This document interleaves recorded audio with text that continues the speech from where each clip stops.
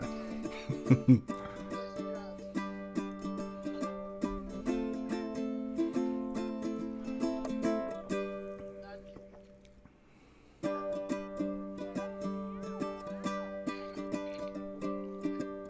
CoCoTALK is an unscripted live broadcast. Anything can and will happen. The views and opinions expressed by members of the panel and the live audience are their own and not necessarily those of the CoCoTALK show, its sponsors, affiliates, or subsidiaries.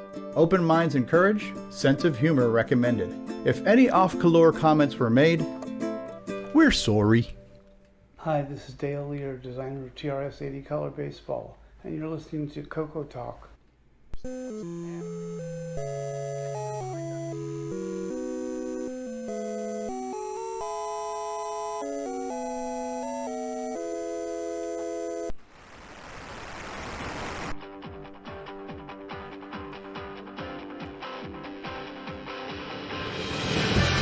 This is CoCoTALK, the world's leading live talk show featuring the Tandy Color computer. It's time to drop your socks and grab your real-time clocks, and let's rock. CoCoTALK is rocking the 8-bit world, keeping the Tandy flame alive. We may be mocked, but we'll never stop, cause CoCoTALK is rocking the 8-bit world.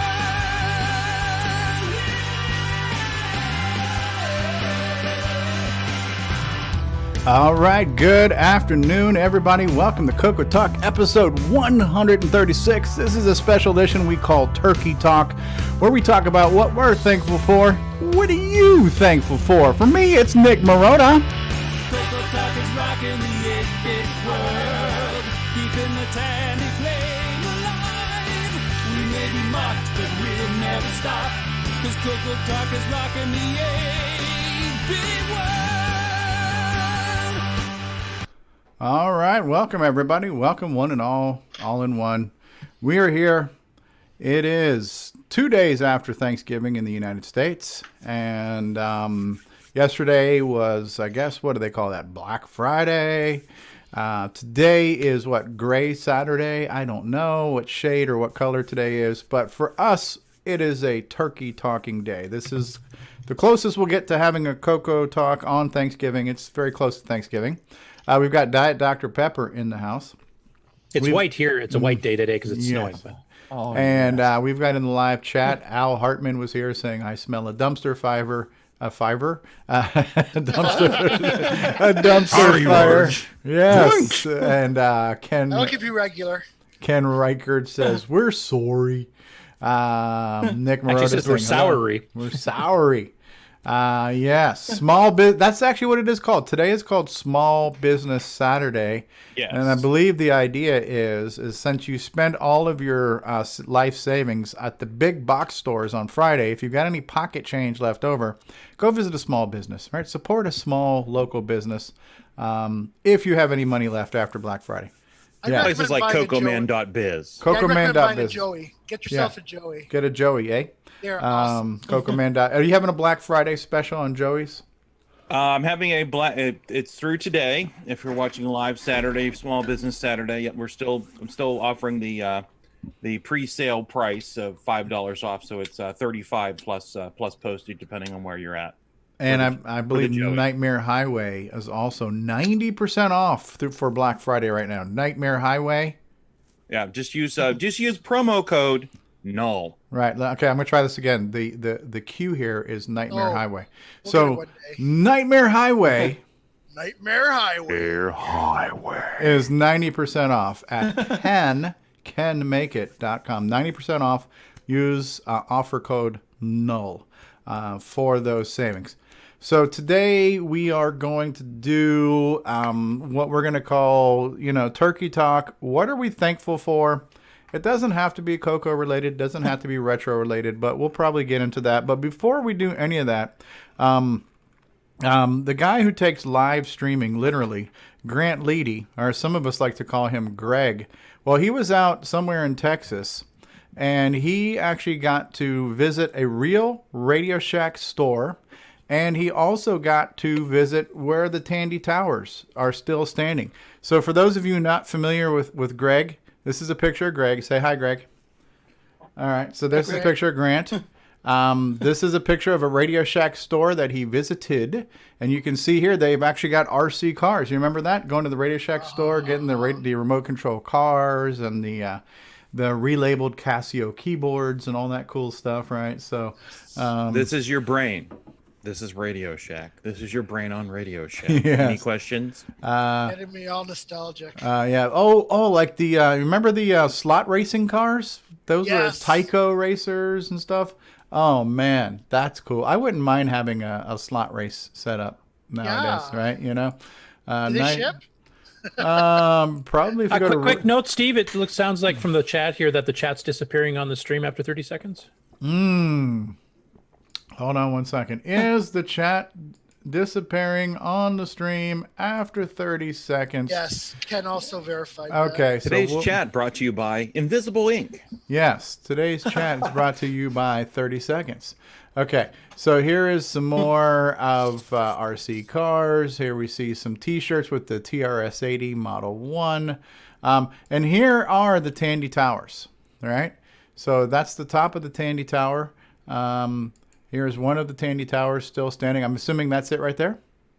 The gray one? Yes. Yes. it Okay, is. so you can still see the Tandy Towers. They're still here. Thank you, Grant Leedy, our roving reporter, for bringing us this breaking news. So for those of you not aware, the Tandy Towers are still there. They're still standing. This has been CoCo Mythbusters. Now they're not called Tandy Towers anymore, though, are they? Or they have a different name? No, now? Grant was mentioning like some of them are now condos, so you can actually live in the former Tandy Towers if you wish. And some other things are there now as well. Interesting. It'd be really ironic if there was a Radio Shack in those. Yeah, wouldn't it be? Get someone to start one and move in and set it all up. So If we ever do a twit thing, like where we create the twit, whatever the house was called, that could be the CoCoTALK headquarters. oh, they're called Willis Towers. They're now called Willis Towers. What you talking about, Willis?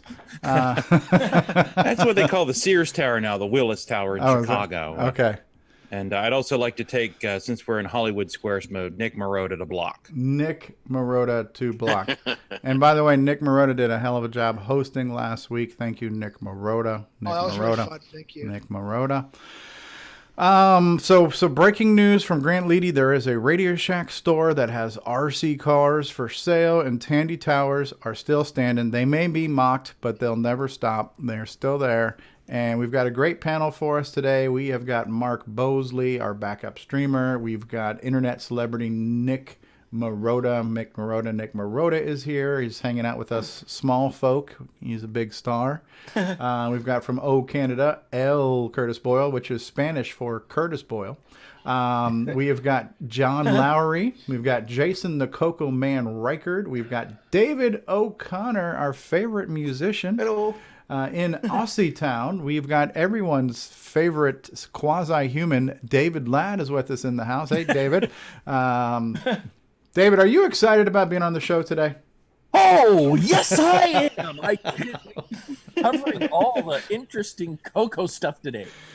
Poking the hyperactive bear. Yeah. We have a guy who thought that electricity was a fad, but he's a huge fan of Nitrous 9. Nick Marentes is here. G'day, Nick. G'day, everyone.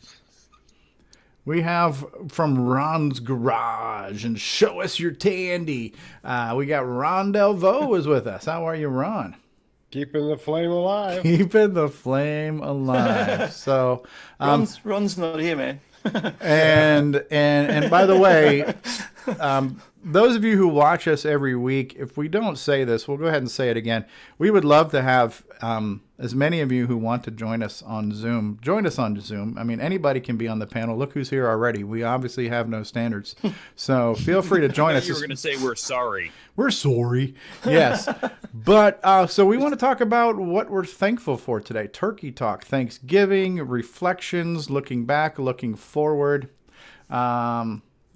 Jerry Young is here. He says, to get past purchasing toys, we called them remote cable pulling devices as a description. It's not a toy, it's pulling cables, right? So that's cool. So what are we thankful for? And who wants to go first and just talk about things you are thankful for in your life, from the past to the present to the future? Again, it doesn't have to be CoCo related, but obviously it's a CoCo show, so we could throw in some CoCo gratitude. Who would like to go first? How about David Ladd, our most enthusiastic member of the panel? David, do you have anything to be thankful for, as your life just completely suck? Oh, geez, do you really want the truth on that? The enthusiasm's gone now. Oh, let's see here. I'm thankful Uh-oh. for my family, my Your fam- friends, the CoCo community. I'm also thankful for Jim Brain putting up with my incessant pestering him on the C64 projects that I've been trying to work on. And Richard, because I also pester him a lot. So, yeah, there's a lot of people I pester, which I'm thankful that they have not banned me. There you go. You haven't. What about Diet Dr. Pepper, David? Are you thankful for Diet Dr. Pepper? Oh, I go through like 6 liters of Dr. Pepper every day. Oh my goodness, your poor Good kidneys. gravy. That's ridiculous. Even Yeah. in metric, that's ridiculous. And he's still here. Yeah. Now, are you? Is that 6 liters straight Dr. Pepper, or are you still watering it down? Oh, that's straight. Wow. Oh, that is full. So it's 12 liters a lot then. Oh, Wow. Lord. Have Well, I mercy. think it's time to move on now. Yes. All right. So David Ladd is thankful for his 6 liters of Dr. Pepper in the community, and some of our hardware gurus who tolerate his incessive pestering. But what you're actually doing is you're pushing the envelope, David, and the world's trying to play catch up to you.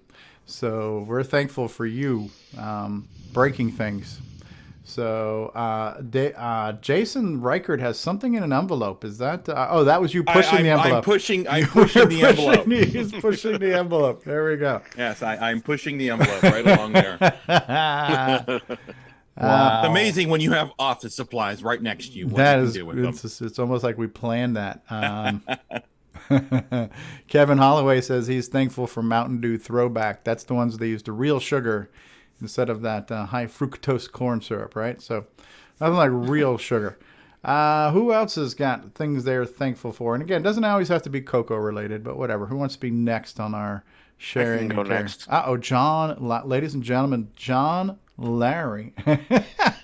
Ken Reichert says that Jason is the carrot top of CoCoTALK because he's like a prop man. So the carrot top of CoCoTALK. I've heard it all. We've seen it all. Sorry, John Lowry. Go ahead. Oh, no, that's okay. I'm thankful for every breath I've drawn since August 31st. Thankful for Dr. Mukashi, who put Humpty back together. And I'm thankful for this awesome CoCo community. I just picked up a new joystick and mouse from a community member. And whenever I have a question regarding CoCo, I throw it out there on the Facebook page, and people jump in, and then we have CoCoTALK, and we have this vibrant CoCo community, and you're keeping the CoCo alive, and I'm grateful for that too. Very cool. Very cool. When you say you're thankful for August 31st, because that's when you had your little I died on that day. Wow. Healed over, but paramedics were like 2 minutes away, and because of that, I live. Yeah. And only for that reason. I would Wow. be dead otherwise. Yeah. Glad you're here. Wow. Yeah. Thank you. Absolutely. Absolutely. It does make you think about life, man. Every day is a gift when you think about it, and the people in our lives, it's like you just never know. So Absolutely. you never know if tomorrow is going to be here. So, cherish today. So very cool. We're glad you're here too, John, and always enjoy you being on the show. Also, John actually helped me out with some Christmas shopping since he used his Apple employee discount to help me get some stuff for family members. So thanks for that, John. I'm not going to mention who or what, since there are people in earshot from me right now. So let's just say they live under the same roof as me, and they own... Maybe related. Maybe related, yes. So. I don't get what you're saying. It's too vague. Please explain. Yes. I know one of the things that Jason Reichert is thankful for is being the brother of Ken Reichert. I'm sure that's high on his list. Of course. And one of the other things I'm thankful for are toggle switches.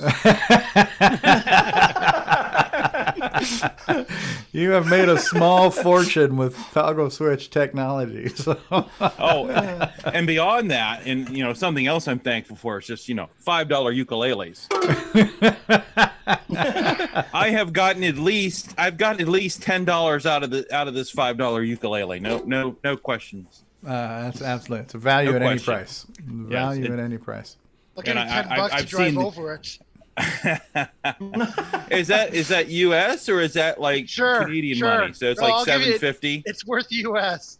No problem. I- On the air, just drive over the things. Well, I was just at Five Below yesterday, and I see they have a whole assortment of $5 instruments. Oh, I They saw have that. I saw the drum sets, sets, all kinds of stuff. Yeah. snare drums, there's keyboard. So that's the start of the new CoCoTALK band from That's it. from Five Below. It'll probably be the best sound that thing ever makes. Yeah, I mean, it needs tuned. It can't be tuned.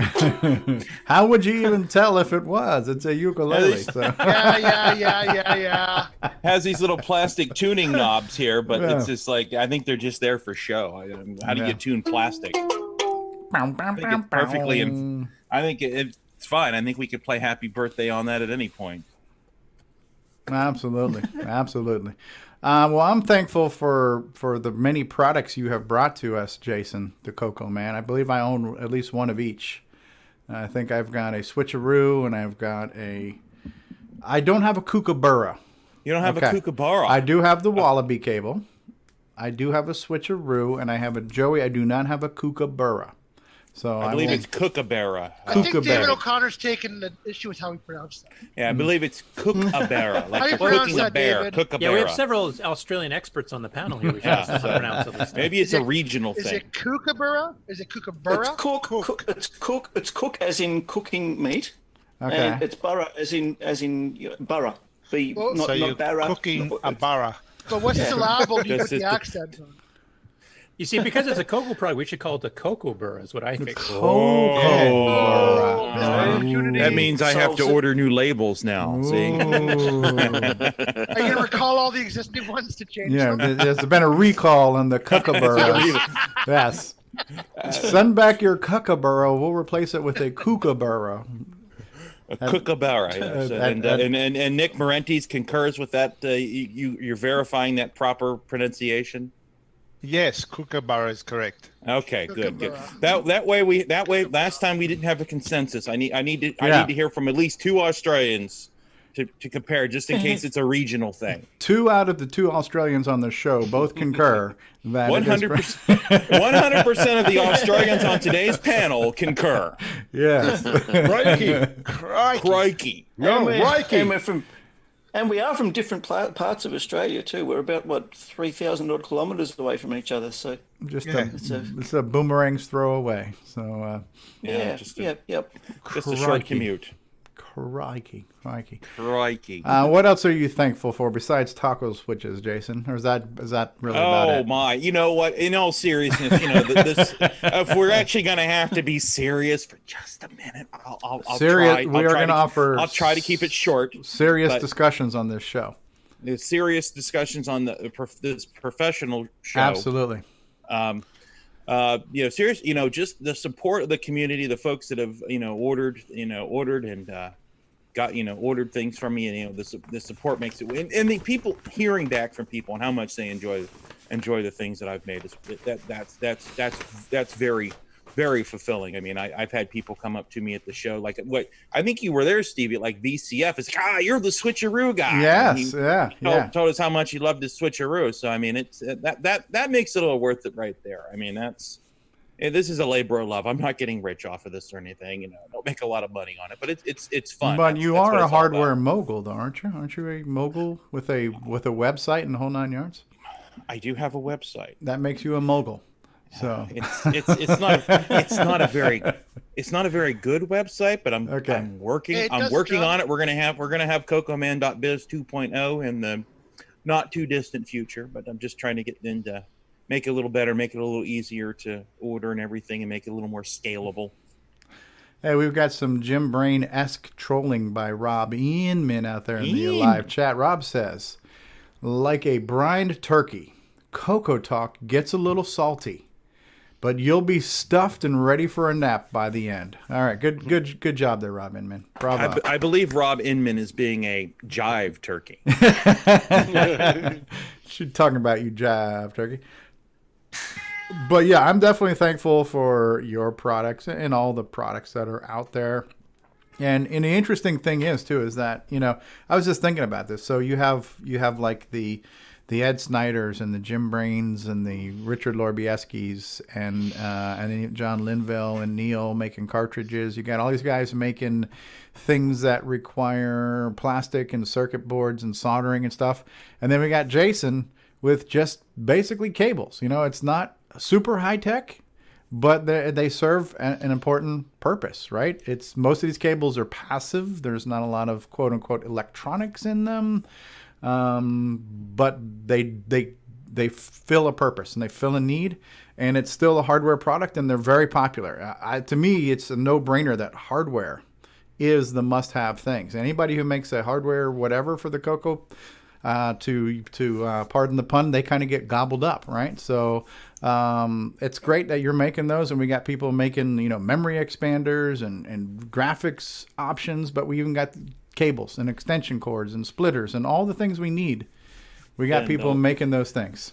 Yeah, and there's a lot of soldering involved in most of that stuff. That's true. A lot of soldering. There's a lot of soldering. There is some electronics in some of it. Even soldering without hair. Yes, soldering without hair. Even if my cat tries to jump on my lap when I'm trying to solder, there's still no cat hair. And yeah, there's some. Well, the switcheroo does need power, but that's for the SCART converter. Right. Make it happy, but. I know it sounds like a first world problem, but the fact that, like the Joey, that I don't have to switch cables and unplug and plug makes gaming like so much more pleasant. Yes. Oh, wrong joystick, flip. Instead of and I'm always the type that always turn my CoCo off because I've heard conflicting reports about whether unplugging with the CoCo on is an okay idea or a bad idea. So I've always turned it off. So I made it even more annoying.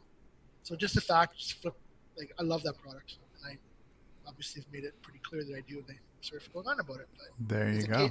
But as a gamer, it's really improved my quality of life. Quality of life. So Jason Riker brings us quality of life improvements. You heard it here on CoCoTALK. Improving your quality of life with ease of use. One click switch at a time. Yeah. It is ease of use for joysticks. That's exactly. I realize as I said that might have been a little over the top, but it really does make things a lot easier. Nick Marotta over the top? That never happens. Yeah, No, not Nick Marotta. I've told you a million times not to exaggerate. Yes. And Ken has a nice bit of trolling there too in the chat.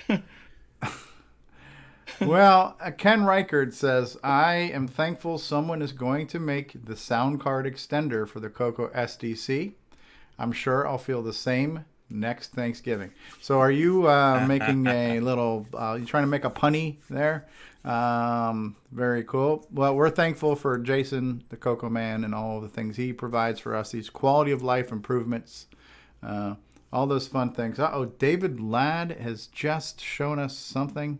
I'm not sure what we just saw there. I think that was an X-ray of his innards, wasn't it? Yes, I'm thankful for David Ladd. I'm definitely thankful for David Ladd. Who else has other things they are thankful for that they would like to share with us? Anyone? I got a couple. Nick, go first. Nick Marotta, the big celebrity, is with us. Go ahead, Nick Marotta. I won't go into detail. I won't get too mushy. I've been dealing with stuff going on in my life, which I'm sure a lot of us can say the same thing. So I've been really, really grateful for. I have two areas of friends in my life that have been really amazing. One is my church, and one is CoCoTALK. You guys have made me feel welcome. We talk all the time through the week, and I've made some really good friends here. And I'm really thankful for you guys. I don't want to get mushy, so that's all I want to say. Thank you. Oh, well, we're thankful for you, Nick. I was actually half expecting you to mention the church and somewhere else that wasn't CoCoTALK. In no my particular ukulele club. No, I don't have a ukulele. in no particular order, CoCoTALK and the CoCo and all things CoCo, and David's cat. What is your cat's name, David? Neo from the Matrix. Neo. His name is Won't Shut Yeah. the Hell Up. What's going on there, pussycat? Is it the red or the blue cat food? He's got a lot to say. It's yeah, he has. He's a very vocal cat, especially when I'm on CoCoTALK. He decides I'm not getting enough attention here, so I'll just meow. That's it. Put him up here. Let's ask Neo what he's thankful for. Neo, what are you thankful for? Meow.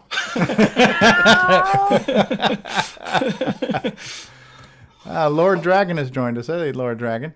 Hey, y'all. We are talking thankfulness. What do you want to share? Anything you're thankful, or are you? First off, are you thankful for anything? No, I'm not thankful for anything, man. Screw all this stuff. No, I'm just kidding. That'll be our festive episode where we talk. That'll be our Festivus episode where we air our grievance. Okay. Well, I must have tuned into the wrong one then. Let me call you guys back when you're ready for that. Later, the feats of strength. No, I mean, I'm thankful for all kinds of stuff. The serious stuff would be like I've been battling kinds of anxiety issues and stuff, and I did this like program about a year ago. Actually, it was just like a couple days before Thanksgiving is kind of when that began, and man, it like changed my life. So like the people that, you know, in that program that helped me out, and like my family and friends that encouraged me, man, it was huge. So big, That's cool. Super grateful for that. And then for the CoCo stuff, you know, grateful obviously for the community, and it was awesome having, you know, something to do and people to talk to about something I care about during that time. So it's awesome to be a part of this, and you guys always let me come in here and ramble, so appreciate that. Excellent. Thanks. Well, thanks for rambling with us again today. I'm glad to hear it. Problem. And thanks for what Thank thanks you. for what you do. You do some cool stuff too. Well, trying. Yeah. And we heard from Nick. L. Curtis Boyle said he had a few things he wanted to chime in with. Yeah, a couple CoCo related and then a personal one. So the CoCo related stuff, I'm thankful for Hitachi for the 6 through 9 and sneaking in all those extra functions without telling anybody. And actually, the fact that some people are now starting to pick it up. I mean, I've done some disc basic games and stuff for the CoCo 1 and 2, and that's actually, I've gotten a lot of positive feedback on that. So I'm hoping a lot of people upgrade. It gives Dragon our owners an opportunity to have a CPU speed up upgrade too, like the rest of us have enjoyed. And now finally, after 2 decades of pestering him, Nick finally learned the difference between a 609 and a 609 too. So that's good.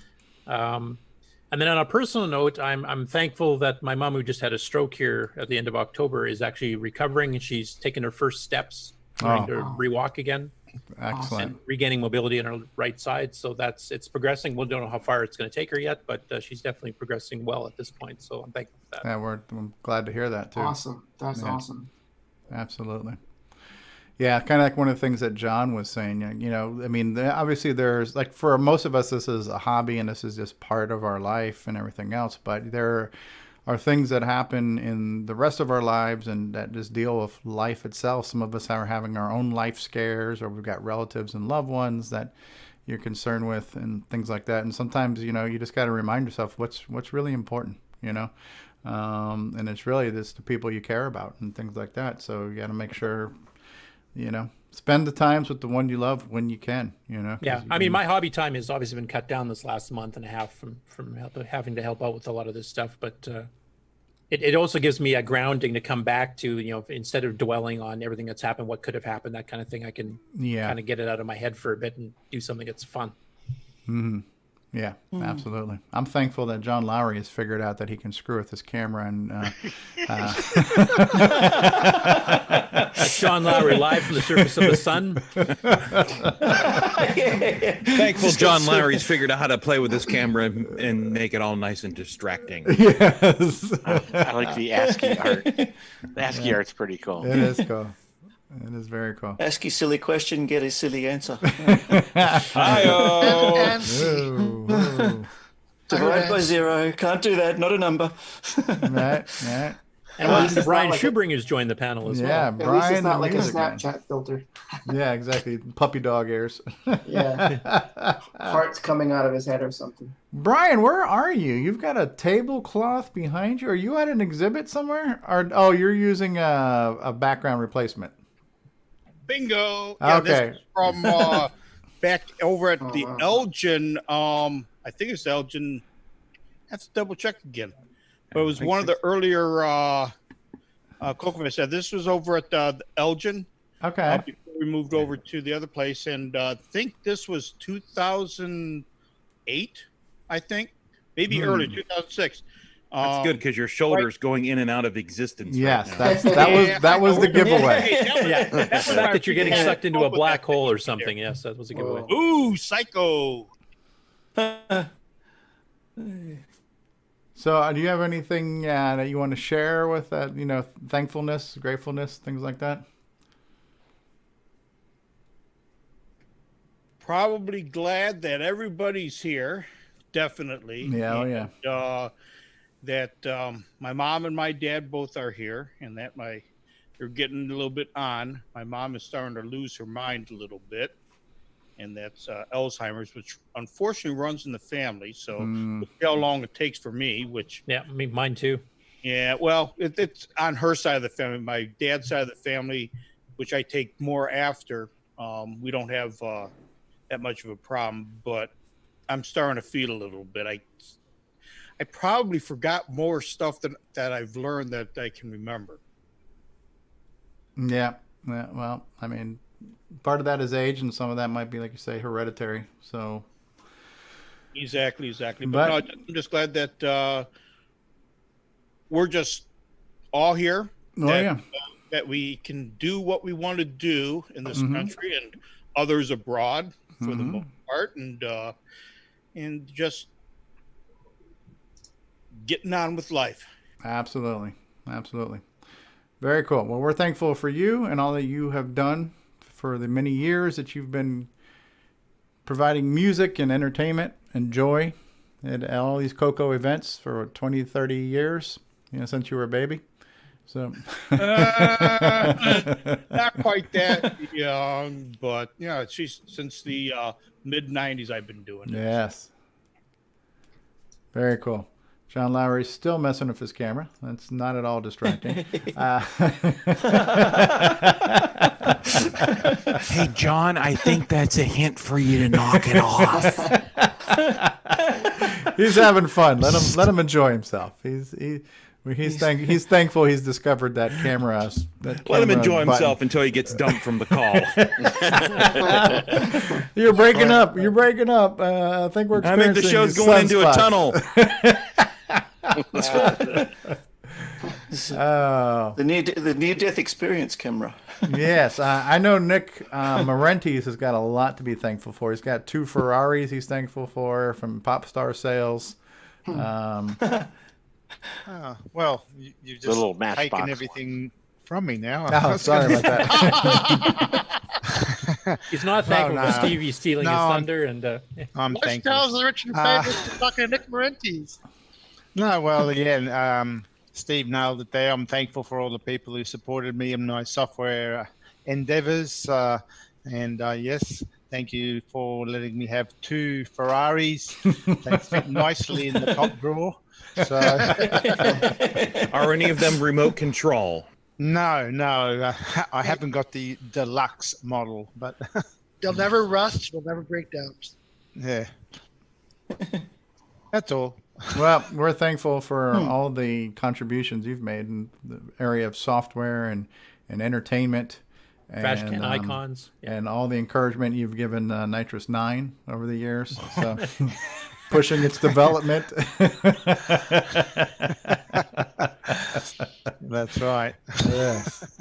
But I mean, you definitely have you've established yourself as somebody who is like a gold standard for creating a quality program with graphics and sound and features and commercial quality, arcade quality, everything you would expect in a polished product. You've always delivered. So I appreciate that about you and how you share that with blogs and you let people know. You keep us interested. We feel like we're kind of a fly on the wall as you're doing this. That's very cool. You come on the show. You're always a lot of fun. So I appreciate you, Nick Marentes. Thank you. My pleasure. And he has helped to spur the development of the Nitrous 9 Ease of Use project. So we're raising Nitrous 9 from a dumpster fire to a dumpster smolder. So pretty well. I just have a different way of doing it. I knock it like anything, and that pushes it forward.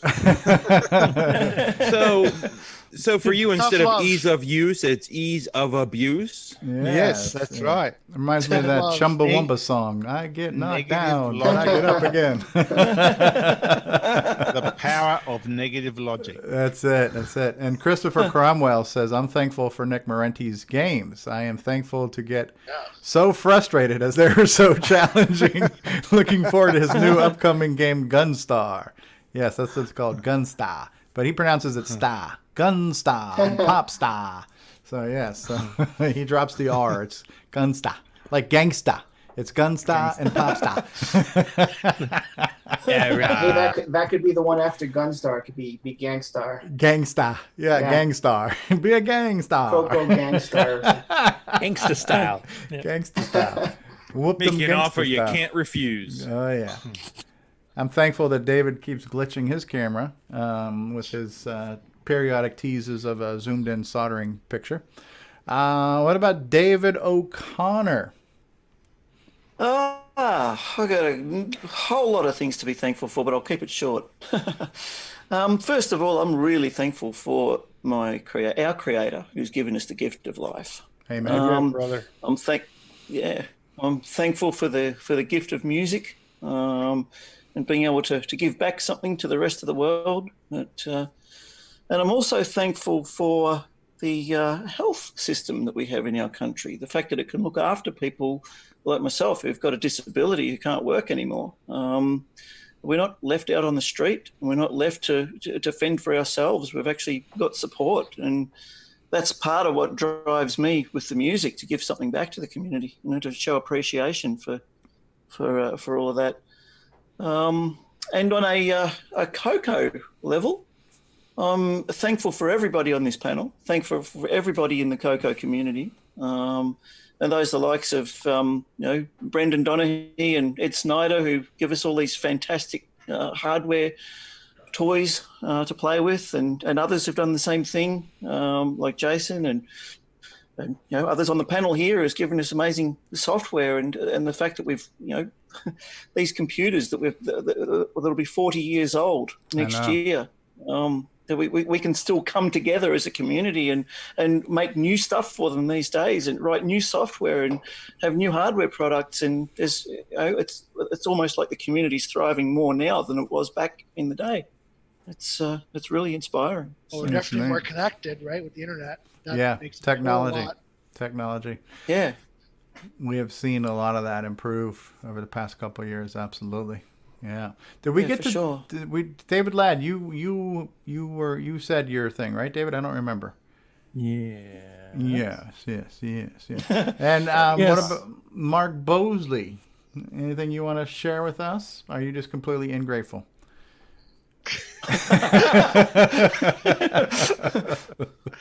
You should be a lawyer, Steve. Those questions are really gentle. So how long have you been beating your wife? I think everyone's pretty much said it all. Yeah. Don't really have anything to add to it. Yes. Oh my. Up in chat though, for it scrolled off a while ago. Mike Zanicki was thankful that he learned the semi language on the 6809 and not the 6502. Oh yeah, let's scroll back. Let's do that. Let's scroll back. Oh, okay. So yeah, a lot of chat going on here. Let's see. It was a little while ago. Yeah, so Ben Drakes actually has joined us too. Ken Reichert keeps saying OH. Is that Ohio? Is that like a college football thing? I don't get that. Okay. Yeah. The Michigan game is today. Okay. All right. Alexander Wallace, hello, all. I'm definitely thankful for CoCoTALK and all of you. Thank you, Alexander. I had a Dukes of Hazzard slot racing set, and Ken Reichert had said that's funny. Jerry Young said I had bought the Radio Shack RC trucks and used them to pull cables across drop ceilings. That's good, right? Where was that? I'm looking for that in the chat. I pasted it into the local chat. It's What was the person's name who made the comment? Mike. I think it's Sanicki. Nikki, yeah. Okay. Why am I missing it? Nikki. Mike I wonder if Slinicki. it happened when things were disappearing because I'm not seeing it as I scroll back. While you search. There we go. Here we go. I found it. Mike. Mike's. Yeah. Okay. Mike. Oh, okay. Mike Sinicki or Sinicki. I'm thankful I learned assembly language on the 6809 and not the 6502. Yeah. Thanks. Terry Steen says, I'm thankful for you all, the people who keep the CoCo alive. But first of all, my God, His grace, my family, and for all those who I can serve. Thank you, Terry. That's very nice. Terry Amen. Steen, creator Amen. of Balloon Fire and Gray Lady and Mrs. Pack and many other hits. Ron Delvaux. We have not heard from you, Ron. What's going on with you? Well, this thing here started me off. He's thankful for the MC10. Ron Yeah. Delvaux is thankful for the MC10. This is my first one. And I'm thankful that I also became a Christian in 1980. And through a cascade of things, I've become known by the community a little bit. Mainly, Steve, yeah, you've done a lot for us. We appreciate. Amen. Absolutely. Yeah. Yeah. I had the same thing that John Laurie had, a heart condition thing, and I was basically disconnected from my brain and all that stuff, and had Wow. and all that. So I'm thankful to be alive too. It's been 3 years. October 31st is my date. But yeah, all the stuff I have, which I have a lot of toys. I got them back when they were cheap. I just posted a picture of a Color Computer 3 that I got back in 2002. So jealous. $20. Right? So jealous. Yeah, and so people get mad, you just have to think. Back then, I always had my Color Computer going. I've always had a CoCo going, a 2, a 1. I've always played with them. I've done things with them. And then, and so, if somebody came along and said, hey, do you want this old computer? You don't need it anymore. Yeah, sure. Take it. Right. That's how you collect. And, Yeah. the thing I can is, definitely relate to that. I had that happen to me back in the day. yeah, you hold on to the stuff, and then now it's become a little bit worth something, and that's cool. Some of the stuff I've already sold, like my MM1, I got 700 for that back, 6 years ago or 7 years ago, maybe. Wow. Which paid for all the collection I bought for 300. Wow. You were retro before retro was cool. Yeah. So I mean, That's pretty much. Yeah. He was retro when it was just considered old crap. Freaking old now. So yeah. That's so funny how it goes from being, there's like this period of time where maybe 2 to 3 years after something is like not the it thing anymore. It's like that maybe 5 years after its prime where it just goes into obscurity, and you can literally, people are throwing them away and giving them away, and then at some point in time it gets past that, we don't want this old crap anymore. Like, oh man, I wish I still had that old crap that I had, right? Hey, Paul T. Barton has joined us. Yeah. Another I've had for a long time is old cars. I've Yeah. had maybe 100 cars over the whole Wow. life, you know. Yeah, wow, far And out. some of them were really awesome. I mean, you know, cars now that we lust over, wish we had. Yeah. Or at least we go to a car show and look at them and think, wow, this is really cool. You know, and they're just things if you think about it. Yep. Even section and stuff. Yeah, my astronomy stuff that I'm into and that it's just things. Yeah. When it comes to living and breathing and having friends and family, you know, family is the most important thing above anything. Mm-hmm. Yeah. I'm thankful for all that stuff. I see Paul's here. Your neighbor. He's a great guy. He should go next. Paul T. thanks. Barton. Yeah. How you doing, buddy? Really good. Good. You were working on 64 meg upgrades?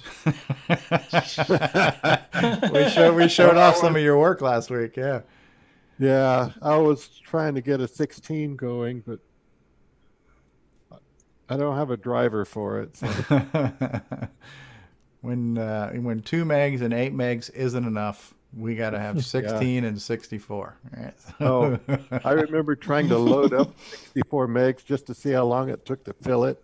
It was like hours. Wow. Wow. Well, I'm definitely thankful that you've come back to the community, Paul. Thank you. Because I didn't know about a lot of stuff you did back when it was new, but hearing about it now, it's just amazing. Some of the hardware. Not on things Saturday you've done. night. Yeah. Yeah, I've looked at the 3 websites that I used to have that somebody has backed up. And unfortunately, they put porn on the bottom of most of the pages. Ah. How can you concentrate? Yeah, right. Well, 'cause you don't roll the it 64 down meg there. width. Don't scroll it down there. Yeah. So I just copied some of the pictures and the text and put it up on my blog site. That's cool. What is that? We'll post that for everybody to get to.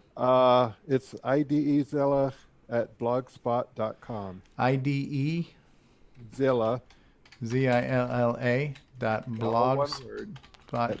Blogspot.com. Okay, And so there's one for bikes, there's one for CoCo, and there's one for guns. Ah, for Black guns. mostly black powder. Okay. Very cool. Well, I just posted the link out there if you guys want to see some of Paul Barton's projects. Okay. Cool stuff. Cool stuff. And I got the floppy did Paul drive to work. tell them what you do with bikes? Oh, I work at a volunteer at a place called the New Hope Community Center, which is a offshoot of our church. And it's a place where people go in to get food and jobs and GED and bus passes. And then the homeless people that come in, they bring in their bicycles and I repair their bikes. Like if they need a new tire or a new tube. Oh, that's awesome. Brakes fixed or their seat's missing because somebody else stole it. So we repair all this stuff free. And then I rebuild bikes at home and then take them in and they get them, especially the guys that have jobs and stuff. Yeah. That's really cool. That's awesome. That's awesome. It is. It really is. So I just got Ian's Mavericks floppy kit yesterday. Yeah. And put it all together and it works fine. Yeah, cool. that's a reproduction of what, the FD502 controller? Yeah, the small one, the 1773 version. Okay. And then I know John Strong is working on a new printed case for that. He showed us off some of those prototypes recently. Yeah, the mounting holes are different. Ah, okay. Does this fit in a normal 502 case if you had an old one? I don't know. I haven't tried it. I'd have to cut off that center post.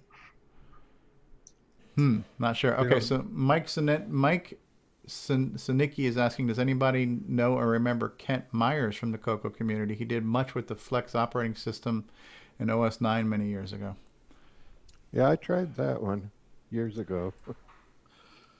Yeah, Kent's the guy that did the base of the new G shell I'm doing. He was involved in the level 2 version 3 upgrade with Kevin Darling. He was actually one of the main guys on it. Unfortunately, he passed away some years ago. So he's also a neighbor of Mark Marlette. He was down in the south part of the state. They used to get together all the time. Oh, neat. Really nice guy. Great sense of humor. Very cool. Is that Simon Jonason, the madman, that's just joined us? Sure is. Hey, Simon, how Hi, are you? Simon. Hey, Simon. How you doing, man? Good to hear you here because we can't see you. Simon says, Do you want to see my sorry face? Sure. Yes, yes, please. Hey, there he is. There we Come go. on, man. Hey. Yeah. Willkommen. And Simon is much taller in person than he looks on the internet. For those of you, Yes, those of you who saw indeed. him at CoCo Fest, yes, he's up there. I'm only about 6 foot, Stevie. Okay, well, you seem tall. Yeah, well. So, What are you thankful for, Simon? pardon? What are you thankful for this year? Oh, what am I thankful for? Well, you're talking about Thanksgiving and shit like that, yeah? Just in general, you know, just life. Thanksgiving and shit. Yeah. I'm It's sorry, a I'm American not- thing. So Yes. sentimental. I'm thankful for Simon's bluntness. I'm sorry, I'm not. The answer could be not. Yeah, I mean, like if you're not feeling right now. But yeah, I'm That's okay. thankful. I'm thankful for a lot of things. Oh, no. Yeah, it's hard to explain. It's hard to explain it, and I probably Sure. shouldn't explain it. Yeah. Okay, that's fine. He's It's all got some good. issues going on. He needs prayer. With Yeah. some of you Christians Yep. here, Yep. pray for Amen. this guy. All right, there you go. Absolutely. Has Oh, ever? so- Go ahead, Nick. So I hope we've. One thing I didn't say, though I think we've kind of touched on it, but thank you so much for all the developers, hardware and software that are. Oh, building absolutely, products. Like absolutely. there's a few things that are needed to keep this community as like the community is really great because we're a community, we have new hardware and software like the CoCo. I don't think the CoCo could continue on if we didn't have all these things that came together at a perfect time. So just thank you to everybody and developers, hardware creators, CoCoTALK gang, just everything is needed to keep the community going. Developers, probably- developers. Because you have Everybody products knows that- that joke. Like if we didn't have, yeah, that was. But I mean, if we didn't have the SDC and DriveWire, we'd be dependent on floppy drives. It'd be a whole other Yeah. problem. Oh yeah, Yeah, for sure. Or cassettes. And being able to connect to modern displays, being able like just everything that we have that's enabling us to keep going through technological changes. I would like to thank the CoCo Crew podcast for Absolutely. being around. Like They- if we didn't they have, help. yeah, that was. But I mean, if we didn't have the SDC and DriveWire, we'd be dependent on floppy drives. It'd be a whole other Yeah. Oh problem. yeah. Yeah, for sure. Or cassettes. And being able. Oh, what happened Oh, there? I just looped my sound back through because I just tried sharing out the thing and I just looped the sound. Sorry about that. That's all right. We're thankful for thought the that same sounded thing awfully twice. familiar. Yeah. I thought that sounded familiar. Really thankful. We are Yeah, thankful. so- We are thankful for the same thing twice. Yes. Welcome to the Didn't I CoCoTALK just say replay. that? Yeah.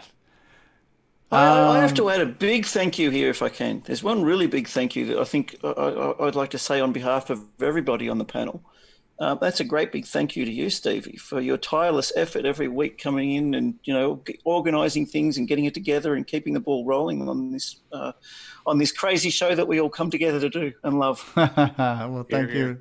Thanks for saying that. But it's, you guys And are even the reason. even your tired effort, I would even add that too. Not Yeah. just tireless effort. Yeah. Yeah, well, that too. Thanks. Thank you for saying that. I mean, I always feel this has been a group effort, and so it is. It is what it is because of the combined contributions of us all. Well, I was shocked when you first asked me to join Zoom. I'm like, I'm not a podcaster. What are you talking about? Neither are we. This is really fun, though. Yeah. That's how I felt the first time too. Yeah. I didn't know there was going to be a test either. Yeah. Has everybody gone? Everybody has gone, and we got things are coming through on the live chat. Yeah, I'm trying to figure out where I would even begin. But yeah, I mean, obviously, I'm thankful for growing up in a country that has freedom, and we have to, for that freedom, we need to thank our veterans who helped defend that freedom for us. I'm obviously thankful for my parents and for God and everything else. Fast forwarding, obviously thankful for getting interested in video games and computers. So seeing those old black and white games like Asteroids and Lunar Lander and being like 12 years old and looking at that CRT and just being mesmerized by all of this and getting the bug for it, which then made me want to get an Atari and then eventually getting a CoCo. And yeah, I think a lot of us probably would say that CoCo is responsible for our careers in one way or another, right? A lot of us got into either software designing or hardware designing, and I got into IT. So obviously thankful for that. I'm thankful that I started doing CoCo stuff on YouTube about 5 years ago, which is how I discovered there was a community and CoCo Fest. And definitely one of the biggest things that kickstarted my interest in the community and CoCo Fest was the CoCo Crew podcast. When I first started hearing that show, that single-handedly was responsible for getting me to go to CoCo Fest. You know, I mean, it was basically a monthly infomercial saying, hey, here's the community, here are people in the community, and there's this event called CoCo Fest, you need to come out to CoCo Fest. So that is really what kickstarted it for me. And then once you go to CoCo Fest and you start meeting all these people and those relationships are formed, you know, it's just kind of grown and kind of spiraled out of control since then, you know. And my time has only been, we're going on like maybe 5 years now. 2020 will be like 5 years I've been in this crazy train that we're on. But think about how many things have changed just in the past 5 years, right? From 5 years ago, there was one podcast that came on once a month. There was not a lot of hardware providers. There was Cloud9 and Ed Snyder's products were few and far between. And, you know, that was about it. That's all you knew about, right? And then since then, we've gotten Retro Innovations, with lots of products there. We've gotten Voice On Technologies. We've gotten the CoCo Man. Think about how many games have come out in the past 5 years, from Bouncy Ball, which is one of the first new ones. John Linville has released half a dozen games, from Farfall to Christmas Rush to the cartridge games that have come out, the transcodes that have come out, all the new products like Popstar and Timberman and the Bomb Threat and the Bomb Squads. I mean, the list goes on. Think of how many things have happened in this past 5 years. And CoCo Fest has grown is another thing. Yeah, I mean, back CoCo 5 Fest years ago, it was grown. like 60 to 80 people, and now we're at 120. So. Yeah. Speaking of Bomb Threat, Rick Adams joined us. Yeah. So, I mean, all these things have happened, and, you know, it went from people who either left a comment on a video who you didn't know to Curtis and I starting to speak on Skype, doing an interview with Curtis, doing an interview with Rick Adams, legendary game designer, then doing an interview with Dale Lear, and then doing an interview with the image producers, and then meeting, you know, Nick Marentes. I remember that first moment when I'm like doing a video. We're doing a live stream and I'm playing games and I'm trying to figure out how to play Donut Dilemma because I'd never seen it before in my life. And Nick Marentes was in a live chat and it's like, hey, you know, you got to press this button or do that or do this. And I was like, my head was ready to explode. It's like one of those pinch me moments. Like I'm playing a game and the guy who made the game is here helping me figure out how to play the game. It's like you would never imagine these things would ever take place. I've had so many pinch me moments and so many moments of things that you never would have expected would have happened. The cat is really enjoying this right now. So I mean, you can't even that, can you? You know, you can't. I can't even begin to think about all those moments. And then this show, and it's kind of echoing what Nick Marotta was saying.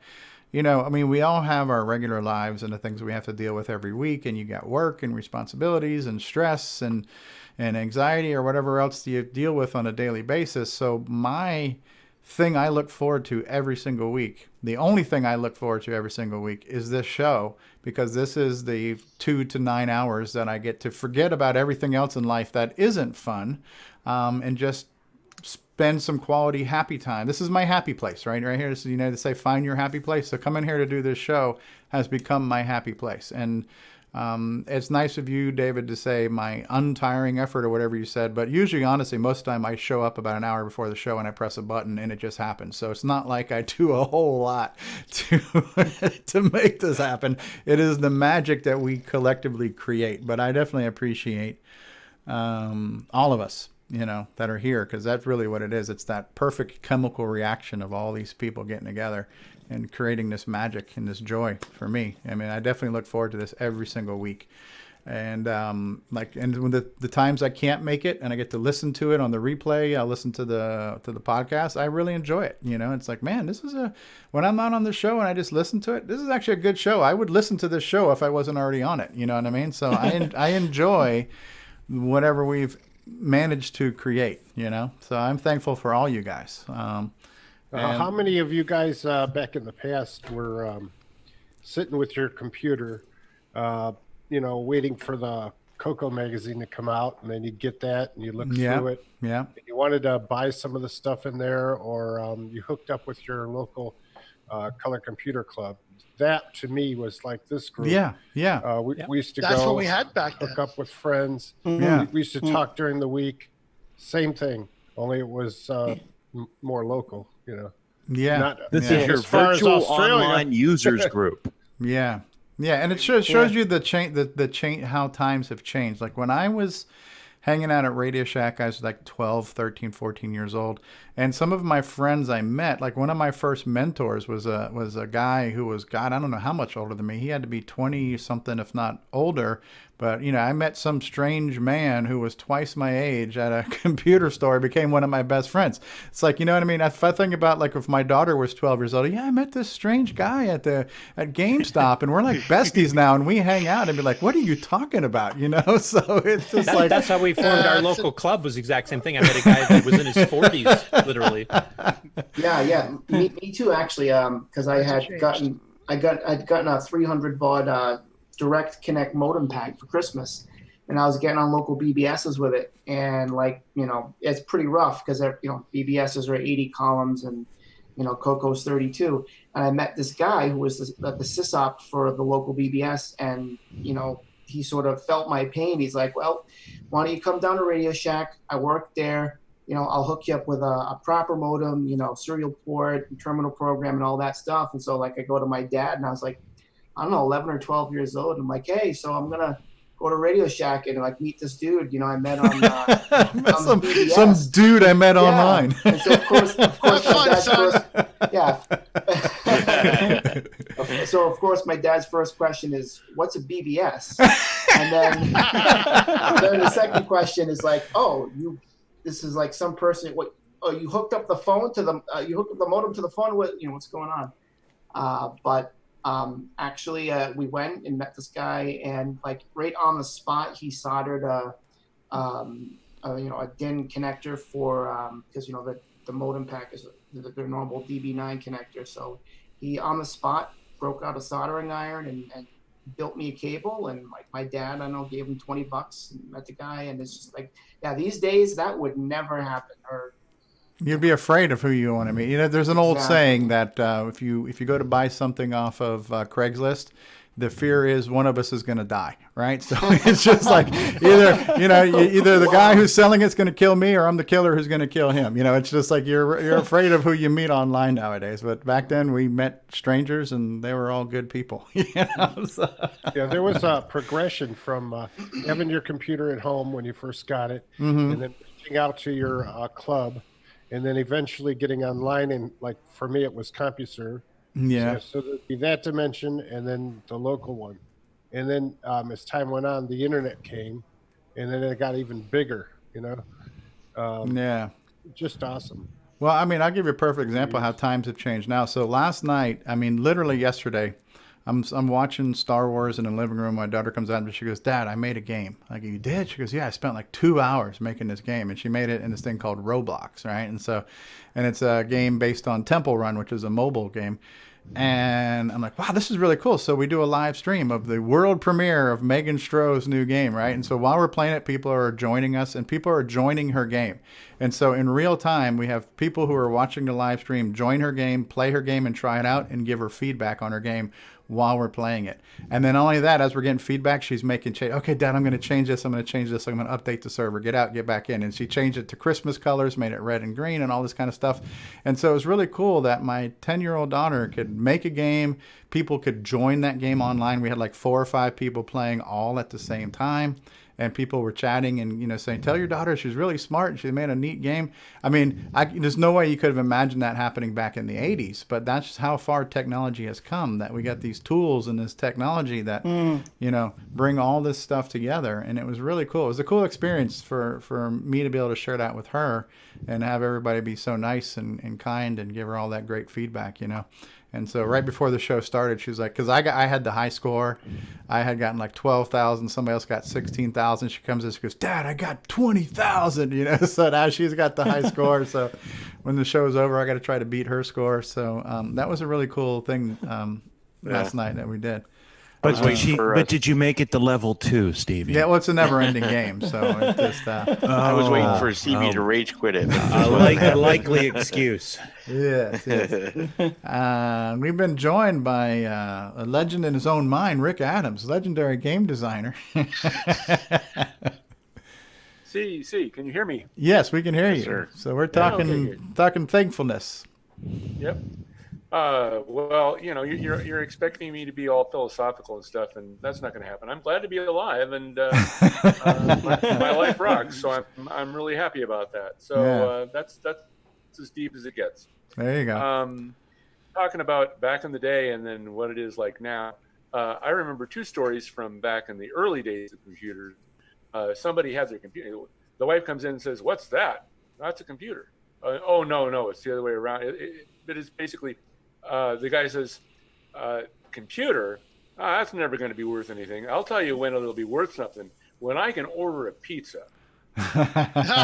It'll be worth something to me. Yeah. And that was completely ludicrous back then. Yeah. But now you can. Yeah. And the other story was, that's a computer, huh?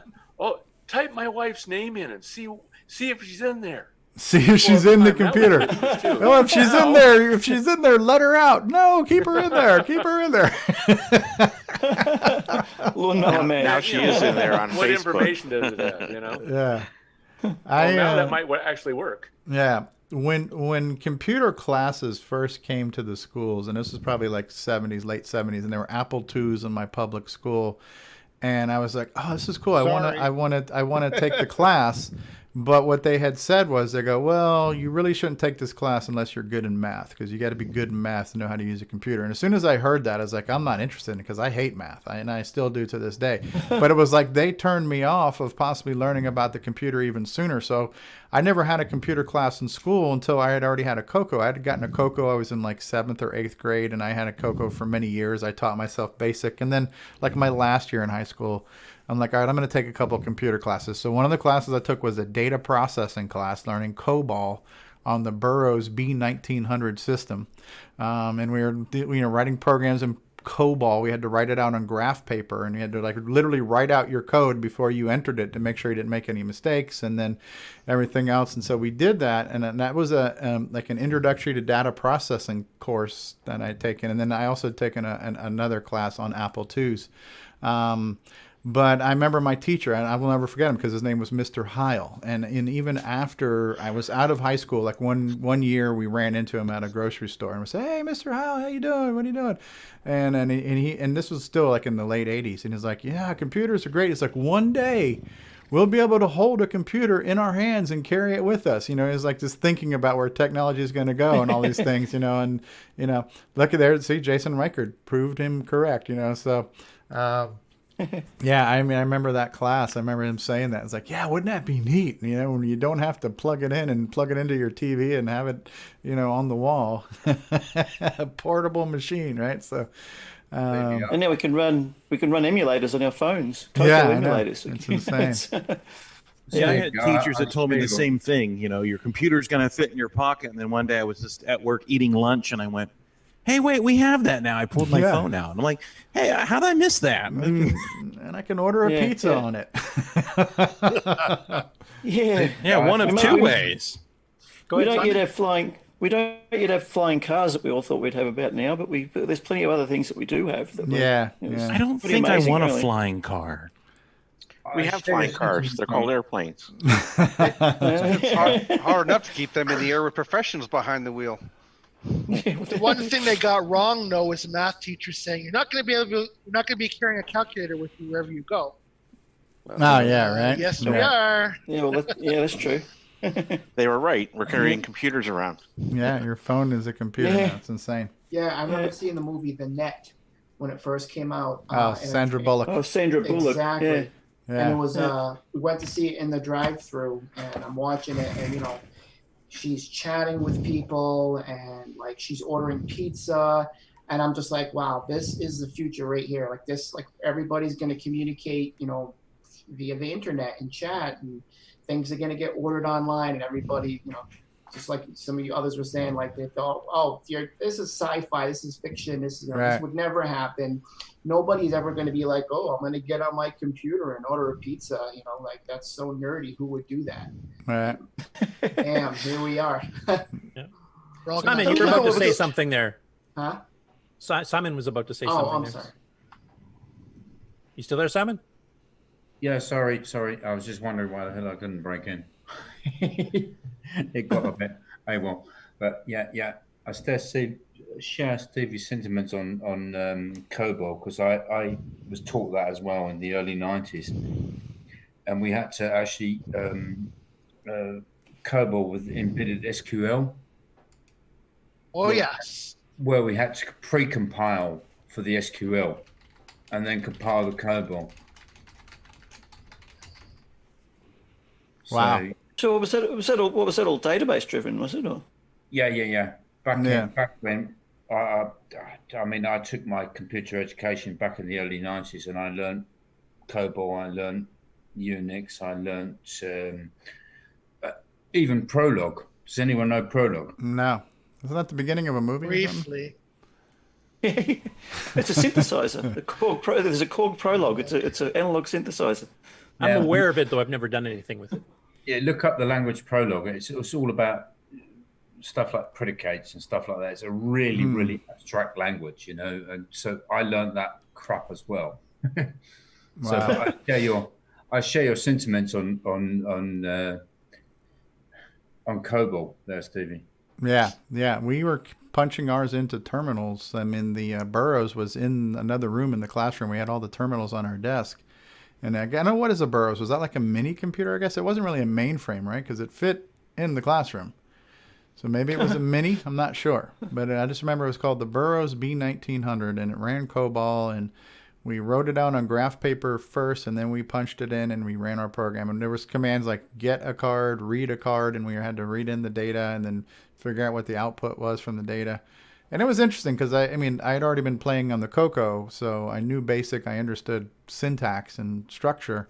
So it wasn't a huge leap to kind of mess with this language. But yeah, it was an interesting machine.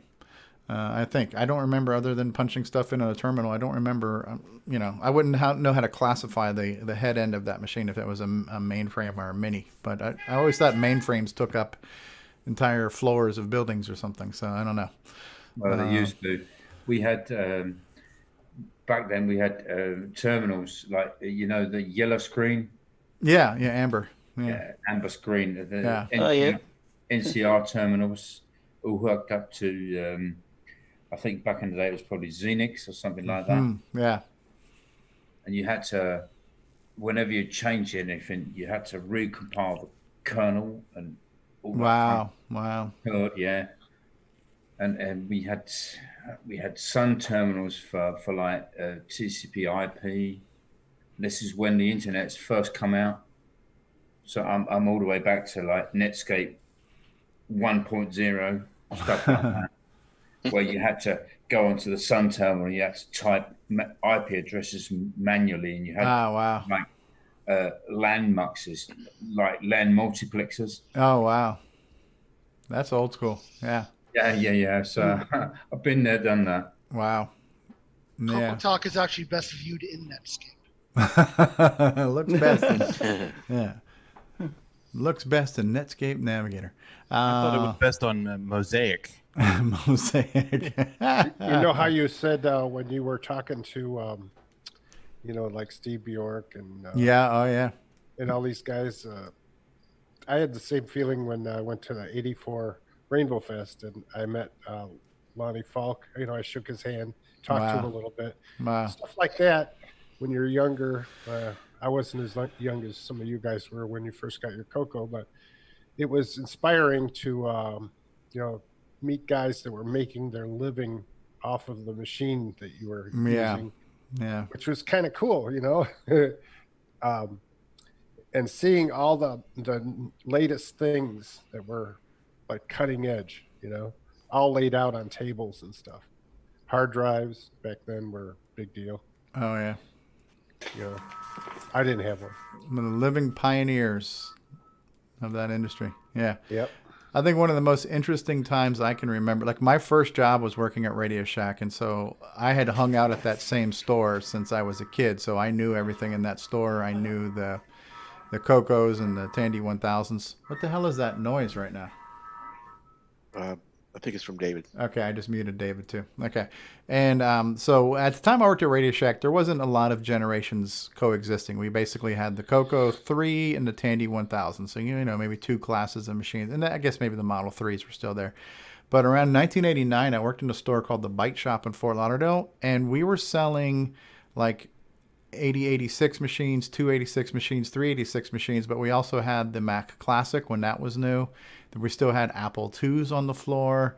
I mean, there was this one time where you still had all these machines all still existed at the same time, and nobody had really said, this is the one machine we have to have. Even though the PC was here and there was MS-DOS, people were still buying Apple IIs. The Mac was new. Some people were buying Macs. And so there was a time when a lot of these machines still coexisted in the retail space even. And, maybe 89 might have been the last year that had happened. But I remember working in a store where we had Apple IIs, Apple IIcs, Apple II GS, Macs, Mac 2s that were in color, PC clones. All these machines all were in the same store at the same time. And I can't think of any other time in history where you had that many different types of technologies that were so different and incompatible with each other, but all still were able to exist, and people still buy. I'm happy with this, I'll still buy. You're selling a Mac, and yes, you're selling a PC that runs MS-DOS, but I think I'm going to buy an Apple II because that's still good enough for me. That's really an interesting kind of mishmash of generations and platforms that all were still available. I just can't think of another time like that. The other thing is the internet worked with all these different machines at the same time, which was kind of perplexing. How could you send messages and a different machine totally that was incompatible with mine get the same message? Yeah, well, I didn't know of the internet back then. Amazing. I knew of like bulletin boards though, for sure. Well, we had FidoNet and stuff. Oh, okay, like passing messages back and forth. Yeah, Yeah. they had nodes. Yeah. That would come around. You'd leave a message, and it would take a couple hours before you get an answer. Or Yeah. a day. I remember some of the Yeah. board message systems. You'd leave a message, and I'd come back the next day to get the response for Yeah. it because That it was was like considered overnight. fast. Yeah, well, because one board would call the next board and exchange messages, and so Yeah, it like took the FidoNet system did. Yeah. Yeah, now you consider that when my wife and I first got married, well, just before we got married, I lived in Ohio, she lived in New York, and we wrote to each other for a number of months. There was no, we didn't have, we couldn't text each other. Yeah. We'd hang on our mailbox waiting for the mail to be delivered to, see what's going on with the other person. It's just changed completely. My first relationship girlfriend I ever had, I met on my BBS that I was hosting in my bedroom. I remember somebody came on our show one time, I forgot who it was, says, yeah, I got a BBS because I thought it'd be a great way to meet chicks or something like that. But I actually hosted my own BBS. I mean, you kind of have an unfair advantage. You know who all your members are. And so this was probably no different then than it is now. But, the amount of women that enter computer-based communities were few and far between back then, just like they probably are now. So the minute one woman joins a bulletin board system, it's like all the wild dogs just all converge. So it's just That still happens today. But at least I basically I had the luxury of being the first the first one to hit on all the ones that joined. Bulletin board. But yeah, I went on a couple of different dates with a couple of women that were on the board, and one of them became my girlfriend for many years. Listen, one time I was self-employed, right, as a sign painter, and I went to this trucking place that I had to do lettering for, and I did it on a regular basis. They get a truck, and I put the lettering on the truck. Yeah. One day, this guy says he's leaving. I said, "You're leaving? Did you get a job somewhere else?" He goes, "No." And this is like in '98, maybe '97, just before the internet really took shape. But he was on it, and he said he found he's divorcing his wife, and he's moving to Nevada, and that was in I think it was in New York then, or no, it was Ohio then. And I said, "Nevada?" He said, "Yep. I've had it with my wife. I'm divorcing her, and I'm leaving." I said, "You met somebody on the computer?" "Yeah." And we've been talking for 3 months. Which is plenty of time to get to meet somebody. Yeah. Yeah. Probably one of the earliest recording cases of being catfished too. So and I went home and I told my wife, I said, this internet's pretty powerful. This guy is leaving his wife and he's getting divorced and he's going to go marry another person that he met online. Wow. And I said, what do you think about, let's get some internet going? You know, let's get some internet going. For what reason? Way to sell Then it, Ron wasn't allowed to have the internet anymore. Ron just got the internet last year. Oh, wow. Was it actually a woman? Did it, like, what happened? He might have been catfished. You never It was know. gone. It's gone. Jake from State Farm. Jake from State Farm. All right. How about we take a break? We'll come back. We can continue as you think of things that you're thankful for. Feel free to chime in with those memories, fond memories, positive vibes. Are we going to have the American CoCo too? You know what? I didn't have time. Somebody said, man, I'm really thankful for all that untiring effort you put into the show, but I didn't manage to get anything new and untiring put into the show. So let me see if I can find it and I'll run it manually. Yeah, we should do that because that was thanks to John Lowry. John found that. And we'll run the American version of the CoCo 2 commercial, and then we'll take a commercial break, and then we'll come back, and here it is. Let's see if it's going to show up. Hold on. We got to put it over here where you guys can see it. It gets stuck in your head sometimes. I know. It is such a catchy song. Let's crank up the volume. Cocoality. Yeah. So thanks, John Lowry, for finding this one. This is the American version of the CoCo Do commercial. So we'll go ahead and play that. CoCo 2's got personality, lots of practicality, fun, it's sensational, learn it's educational. CoCo 2's expandable, so easily commendable. It's programmable, so term exam grammable. Just you and CoCo 2 do what you want to do. CoCo 2, the color computer with personality from Radio Shack. Sale price for Christmas giving from $149.95. Radio Shack's CoCo 2, do what you want to do. Just you and CoCo 2. All right, so we got that. So we're definitely thankful for the CoCo 2. How about we also thank our patron sponsors that we're also thankful for. So for those folks who help support the cost of hosting and streaming and producing this fine quality program that comes to you live each and every week, how about we say a big warm thank you to Al Hartman and Alan Huffman and Blair Leduc, Brendan Donahue and his CoCo VGA project, and Brian Joyce of Extructus.com. Brian Weasler. We have a new patron, Cynthia Armstrong. Thank you, Cynthia. And Christina. Sorry, I can't even read what's in right. Christina. Yes. I spelled Christina wrong, though. I have to fix that typo. Christina Armstrong and DeBruce Moore, who has brought us many quality things like Forest of Doom, CoCo Forever, System Hacked, and now Joey and CoCo. We've got Davey Mitchell, Diego, Disney Saints fan Eric Canales, and Fedor Steeman, and Grant Leedy, and Jason Downs, and Jenna Farron, and Ken Reichert of the CanMakeIt.com site, and Kyle Eder, and Malfunct, and Polly Walnuts, Fiscarelli, Paul Shoemaker, Richard Lorbieski of VoiceOnTech.com, Rob Eanman, Steve Bjork, Terry Steen, Terry Steggy of the Tandy 80shack.com, the Backyard Shed Gang, Tom C, Tom S, you name it. The thanks go on. But how about we do this? We're going to hear from one of the many, many, many celebrities that we've encountered on the show. How about a word from Ken Reichard? This is Ken Reichard, author of Nightmare Highway. Nightmare Highway. And you're experiencing CoCoTALK?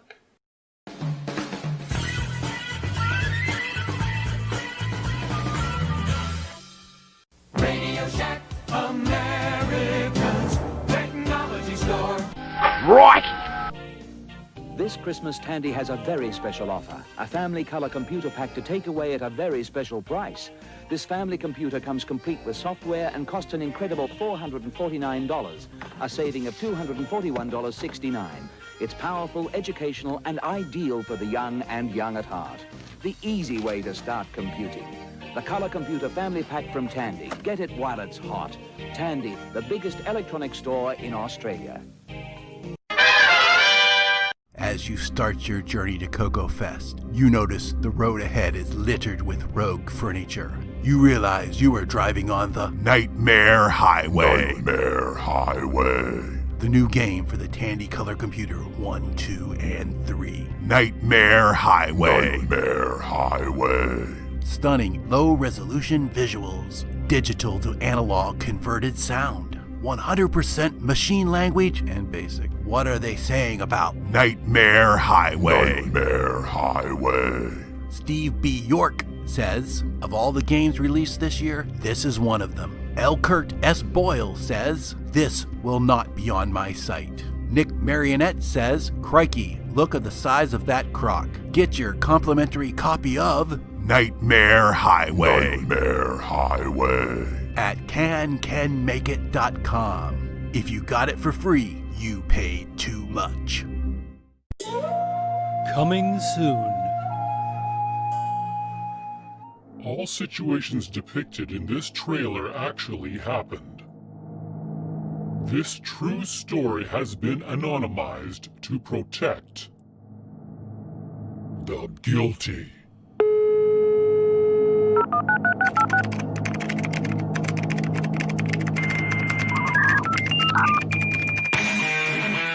Starting in the dead of winter, a group of bored teenagers blew stuff up, learned code cracking, learned phone phreaking, hijacked and hacked. No system was safe. No one could catch them, or so they thought.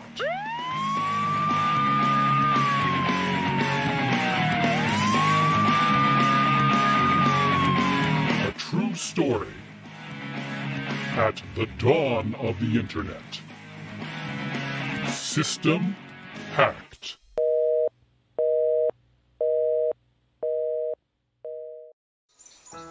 And now, CoCo Thoughts by Samuel Gimes. If I put a real-time clock in my color computer, who would I blame when I say out too late? And we're back. That's a classic Samuel Gimes there. Samuel Gimes has got so many hits. The list is too long to count to. So we have finished, I believe, the main segment of the show where we talked about what we're thankful for. Although hopefully, anytime you want to continue to give thanks, feel free to do that throughout the entire program. But now what we're doing, before we get into the boring part about project updates and acquisitions and all about me segment of the show, we've decided to make news front and center as early as possible so the news gets the full attention. And I can't think of a better person to bring us news than none other than our Hispanic member, L. Curtis Boyle. So, Curtis, why don't you tell us, let me stop sharing. Tell us what's new and exciting in the world of retro this week. Nothing. No, I'm just kidding. Okay, let me see. Good night, everybody. Let me set up the Oh, old good screen news share is here. good news. Push the button, Frank. Okay, we should be sharing. Yes. There's the button. Archive World of Dragon. Yes. Okay, so we've remembered from back the last couple years, there's been a bunch of the AGD games that were Yes. transcoded between the Sinclair Spectrum to us. And we kind of caught up and kind of things had died down for a bit. And lo and behold, this week, Paris Red and Keys Van Oss have actually released 2 6-game packs in a week. Wow. New stuff that came out. So this was pack 38, which contains six different games. I'll just recite the titles here. Andy's Escape, Dead Zone, Dirty Dozer, and then Doom Pit Parts 1, 2, and 3.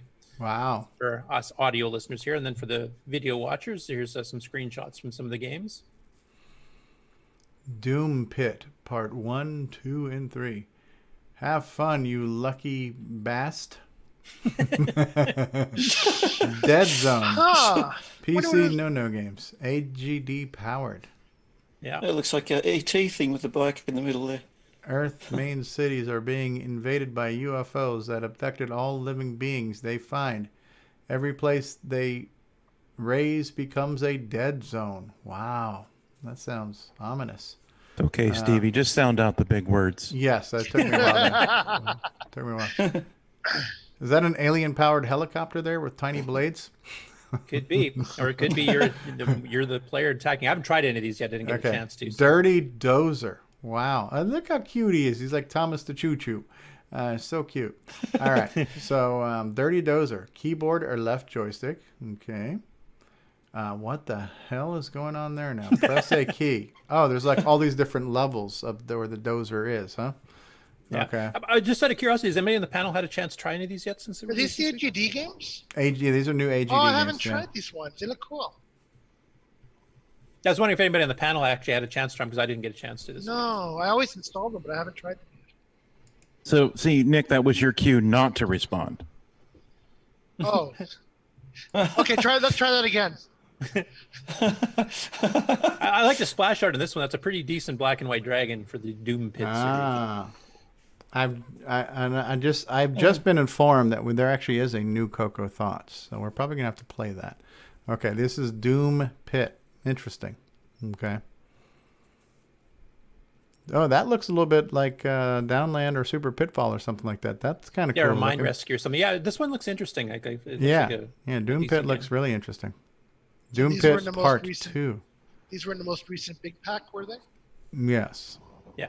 Okay. Yeah, Doom Pit looks like something I'd like to try. Yeah. What does AGD stand for? I'm not familiar. Arcade Game Designer.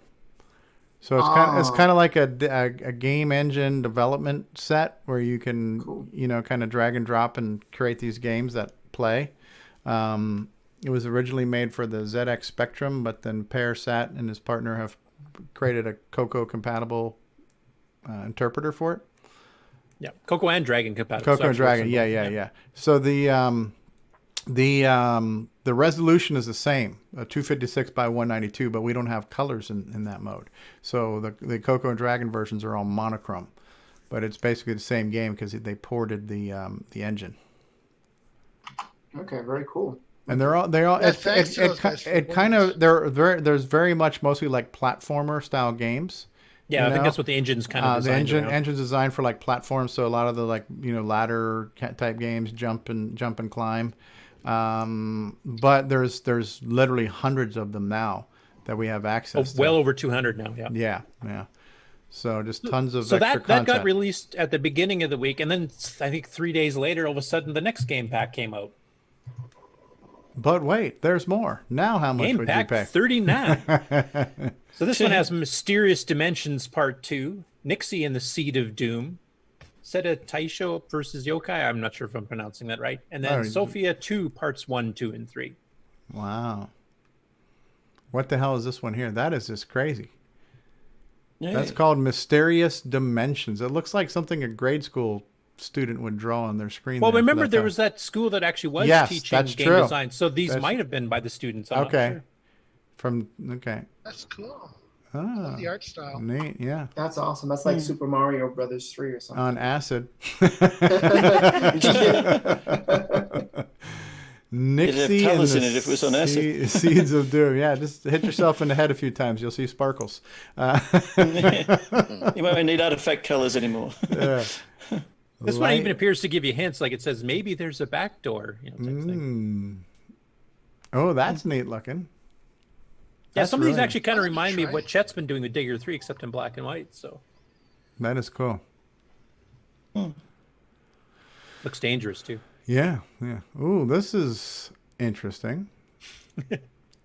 That creature on the left's got like boobs for eyes or something. I don't know what's going on there, but It's like an onion head. Is that like an onion head? Now, is it only head and- Stevie who noticed that? I'm just curious. Like, does it have to do with your mindset? I'm not Yeah, sure. it could be. The sophomoric mindset. Yes. Now this is really Psychology interesting. tests. It's got kind of an Asian look to it, right? So Yeah, it does. kind of reminds me of Karateka a little bit. Sophia 2. Oh, she's like a female witch or something. As if there's any other kind of witches, but yeah. That's one big ass spider. That one. Yeah. It's like a Minecraft spider. Yeah. That's an interesting looking one. Yeah, that's cool. So much talent in there. I know. A lot of screens. Lots of screens. lots of screens. Sophia 2, level 3. Wow.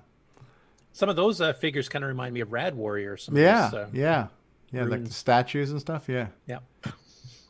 It's amazing what you can do, even just in monochrome, you know? I mean, Yeah, you it is. can- Right. you Oh, can yeah. Make out all the detail. So anyway, that was pretty cool, I thought. Monochrome is its own art style. Absolutely. This week's Jim Gary contribution, he must be having holidays or something because there was only one that I saw, is based on the surprise hit movie Attack of the Killer Tomatoes. Attack of the Killer Tomatoes. Or for Yes. those in the UK, tomatoes. Tomatoes. So these you got to Australia. dig holes and you get the tomatoes trapped type thing. So Kim Fee has background music really through this one. Oh, wow. Listen to this. Look, that 6-bit DAT sounds amazing. Yeah, especially, well, actually, no, the MC10 only has a 1-bit DAC. Oh, wow. So It's amazing what that MC10 can do. skip the directions here. Attack of the Killer Tomatoes. I like his using of the dark green background. Yeah. You actually get two greens on the screen. Yeah. You never have enough green on a CoCo. Nah. XY, XY. What is that? There you build. You watch the animation he did to build the holes. Oh, there. Oh. XY is him moving? Yep. Yeah. The red blocks are the tomatoes, and then Yeah. you'll build a hole and actually uses 3 ASCII characters to make the hole grow. You lose a man. You lose a man. You lose a man. How many times are you going to lose a man? 3 by the looks of it. Yeah. The I'll just thing let on him the do one side more under the hole skull. thing here, and then I'll stop it. But, Oh, yeah. So it goes from a dot to something else to the so O. a small O to a big O, basically, and it makes it look like it's expanding. Oh, now he's got 3 tomatoes. So do the mazes change over time? I believe so. That's neat. Or maybe it's hard coded for each. Now, is game, this I'm not used? sure. So the MC10 did not have the play command. So this is all sound statements. Yes. Amazing, huh? Yes. I think it's using that board that David was showing off last Oh, week. you know, so it's a dot, a zero, it's a dot, a 0, and then an O. Because the 0, you can see that? Because the O is like square. Ah, you lose a man. It was such a cool animation. I mean, just to think of the innovation. Yeah, of because it looks just like the thinking hole's outside getting- the box to do that kind of an animation Yeah. using text. Good job, Jim Gary. And here we have Hey. a guy who's actually been in chat today. I don't know if he still is. Jerry Young. Oh, hey, He calls Jerry. himself Pitfall Jerry. Oh, Pitfall Jerry. Okay, I'm trying to put 2 and 2 together. Okay. He's in We did Discord, see- too. Yeah, he did some basic games on the MC10. I'll just kind of show a few of them here. So, oops, went too far there. 1 key to move left. 1 and minus, huh? Avoiding asteroid game. I have no idea what the volume is like for you guys, so let me know. No, if I it's can too hear it low. fine. Oh, wow. Oh, dude, that looks really nice. And that was fast. That's cool. Did you want to have basic or? Yeah, these are all in basic, this entire video. And he's got a whole bunch he went through. Wow. And I don't know the story behind it, but he was actually at a hotel when he filmed this. So Okay. just on the road and decided to play some games. If he's still in the chat, he can give us some details. That's neat. That's impressive for basic. It's on the MC10. Absolutely. Yeah. Yes. So Impressive. It's so fast you can't even. It's so fast you can't even play it, man. So I'm not the only one that takes an MC10 to the hotel. You do it through MC10 as your own business. Is that strip on the bottom supposed to be there, or is that just like an emulation glitch or something? No, that looks like it's running on real hardware. No, Yeah, I it's mean- probably when you hit a carriage return the last line, it tries to fill. Oh, the Jerry green Young into- says I'm here. Hey, Jerry. Hey, jump on Zoom, dude. There's a link to Zoom out there. Yeah, feel free to join the show and give us some details. Yeah, for sure. That is really neat. It's very, very fast. Yeah. All right. It's the game. So And here's the listing in case you guys want to know how he did it. Now their fonts. There you Look at the zeros on the Wow, MC10. that's really short. That's really short. That is really short for all that. This one would actually run on the 4K Yeah. MC10. Packed a lot into that. That's impressive coding. Look at the zero on the MC10. Oh, Yeah, it's got that kind of diamondy zero Yeah. shape. Yeah. So I wonder if this is real hardware or an emulator. This guy's Chaz Benad. Searching. I think in this particular case, and Jerry can correct me if I'm wrong, but I think this was done on the emulator. But he has done videos with the real hardware. It's traveling for work. Found. That means you can't be here. One for left and minus for right. I have to look at my MC. Now that had a little bit different sound. This one you have to catch the shapes. So you gotta catch. Oh, is there a link to get all this stuff somewhere? Did he have one on the video comment here? I want to break up my MC10. Maybe try pitfalljerry.com and see if he has a link for the actual games themselves. Does the MC10 have a high speed poke, or is it just a single speed? Nope, single speed. You probably hear more than Tiny. Yeah, Voice okay. now. James Diffendaffer has been working on a replacement ROM that speeds up BASIC a bit, though. Optimized basic, and if there's an episode you can listen to it on where my head explodes, so it's. Oh, that's the one that ends abruptly, I believe. Demon Attack. Ooh. These are really neat. Look at that load screen. Look at that. That's cool. They're from cassettes. Right and space bar. 2 fire. So we're gonna. Oh, is that the Dude, that is really cool. I think That's pretty well done. Jim Gary has some competition. We now have 2 people writing software for the MC10. Actually, there was a third I saw recently too. Oh, yeah? So there's a few. Yeah. Pretty soon they'll be outnumbering us. It just goes to That's show impressive. if you're clever and you're artistic, you can do so much with like very Yeah, with small bare minimal amount of hardware. pixels. Well, that's Yeah. the draw. We're That's just- the draw of retro computing, right? I'm really So impressed much with with- the responsiveness of all this. It's really So much with so little, just like this show. Yeah. Well, I think we're way under this. I mean, come on. That is really good. I love the flipping effect. You know. with the Yeah, the flapping of the line. wings. That's Yeah. so simple but yeah. so clever.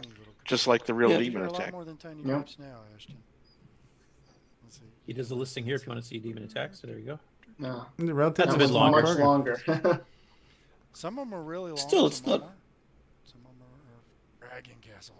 Dragon. Now, did he make all these games, or is he just playing them? No, he's just playing them. I don't know if he Oh. wrote any of them or not. Yeah, I said from cassettes. Okay. So now we try to guess the castles. But he's got some here I haven't seen before, and they're not all by Jim Gary. So that's a. That's hard to imagine. All right, so we found the city.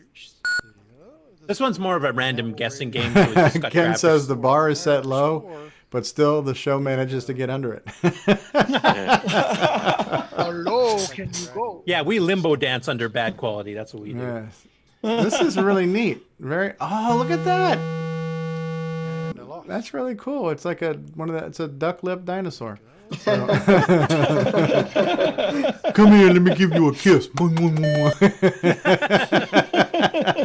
love him and hug him and call him George.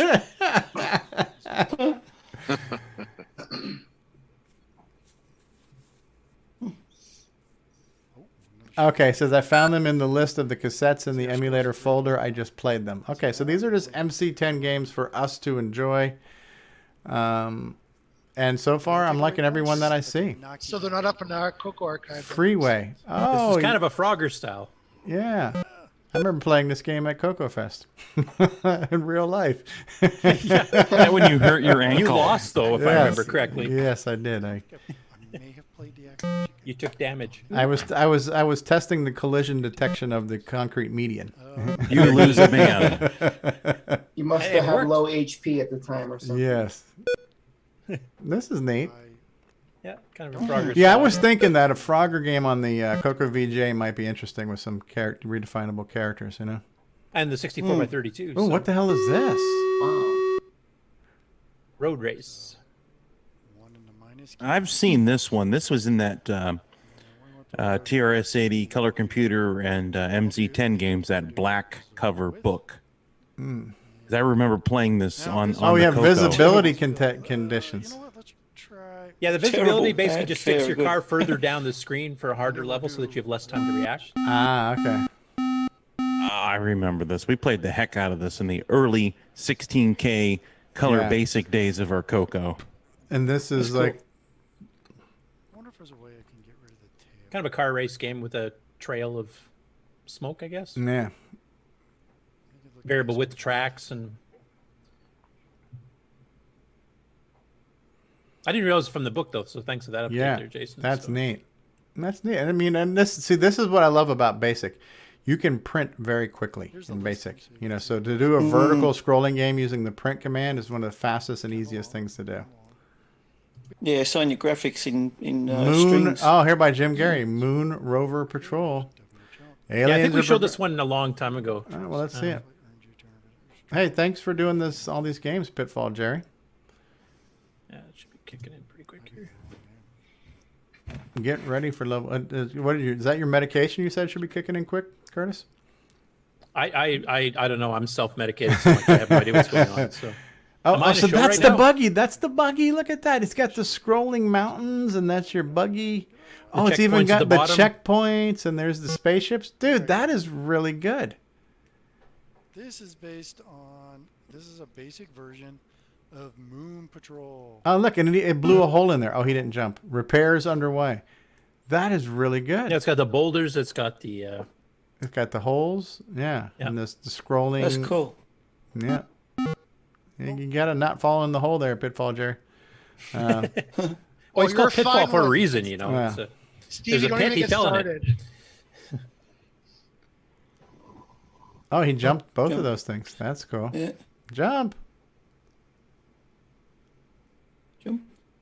Not bad. It's even got 2-level scrolling, so I guess Yeah. even the MC10 had that special feature, not just the game. Yeah, not just a gimme. Jump. Yes. Oh, double jump. Double jump. Ooh, he did it. Oh, yes. Looks like he's controlling a lion with lasers. Blue lion, yes.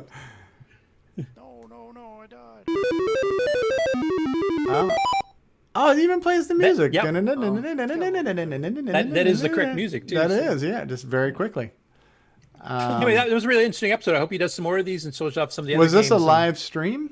Yes, it was. I didn't catch it as a live stream. I caught Oh, it we got to afterwards, but- subscribe. Put the link to his channel so I can subscribe and I'll know when this happens again.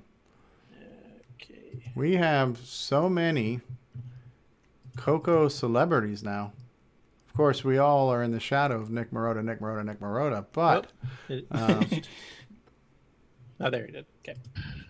Anyway, that was pretty cool. I've seen a couple of his videos before, but this was the first long play of a bunch of games all in one shot. That was really cool. So I'm hoping he can come and guest on the show sometime. Yeah, absolutely. Please. Jerry, when you can join us, love to have you. Next up, TJB Chris, who has been doing a lot of kind of technical things. He was showing some just 9, talking to other computers and stuff, and we've featured a few of his videos before. He did this video here was generating all the super extended basic error codes, and then what kind of situations actually cause them. So it kind of teaches you, if you see this error, this is the type of stuff you would have done wrong. So he explains, what would have caused the error. So I'll just fast forward a little bit here. Definition of fun, which you're probably going to agree is not going to burn up the charts on the messages in extended color basic by error code. So there it And shows we're you the list of the error going codes, and to he starts going through them. Create the state necessary. You might get a little steam, but this often, unless you happen to use. And again, this is not. But I am do. Let's get credit. Is it's not actually connected. The CCR81 is not on, but I can write to the port, and the computer will just write to it. It just assumes that the cassette is ready and doesn't really have any way of knowing whether it's not. So there we go. I opened a file on device number -1. That's the cassette, and then I opened another one on the same device and got an AO error already open. Already open. Okay. The next one, bad subscript. So he goes through all the error codes, and Okay. it's actually kind of informational because some of them are fairly obscure ones that you might not recognize unless you do a lot of basic programming. So it might help you actually track down a bug in your code if you hit some of these and you're going, I don't understand, why is it doing that? Now he did have a correction additional video he did a little bit later in the week, covering a couple more. So he goes through, and I'll just read the description here so you guys can go watch for the actual details. The UF error, which is not in any of the manuals that he could find. I have seen it one of the manuals in, was it the original Color Basic, Extended Basic? But basically UF is an undefined function error. So if you're using the def function command and you try to run a function you haven't defined yet, it'll give you that. And then he found a little quirk with it I didn't realize, but any error, not non-existent file error, we normally get with this. Basically, try to open a file or load a file that doesn't exist. Actually, is an extended basic too, and we're trying to figure out. Like he was trying to figure out, and when I first read about it, I was trying to figure out this too. How the heck do you get a non-existent file error on a cassette system? And it wasn't the cassette that returned it. It was the deload command if you were loading off the network controller, because you could tell it to deload a specific file. And if you're pulling it off the network 2 or whatever. And in that case, you could get a non-existent error because you could tell it to load a file that's not mounted on the network share that they used to have back for the classrooms back then. So that was kind of cool. So you guys kind of goes through a couple of those there. So there's a couple of addendums. But if you're a basic programmer, it's definitely worth checking out because it gives you examples for every single error command, what type of a situation will cause it, that you can then use to help debug your own programs. Funny thing for me that was ironic too is he actually mentioned at the bottom of this one, he was asking about, if please note information is based on my exploration in foggy memory, maybe incomplete if there's a way to generate on a CoCo3 disk other than the way he did. I'd be interested to hear it, but he has comments shut off on his entire channel, so you can't get back to him to actually let him know. So if he sees this, please open comments up so we can actually try to respond to you. Interesting.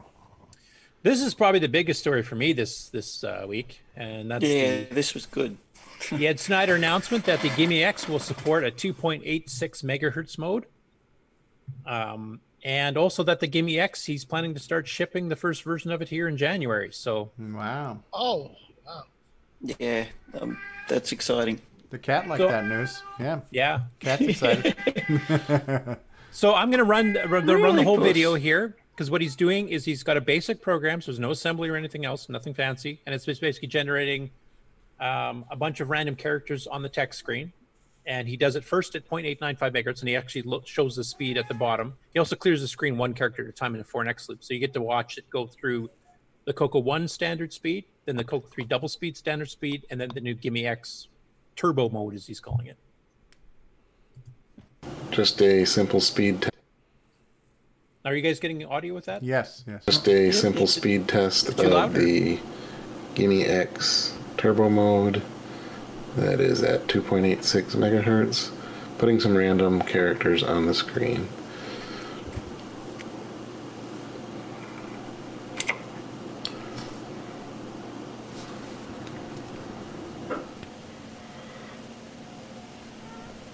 This is CoCo 1 2 speed.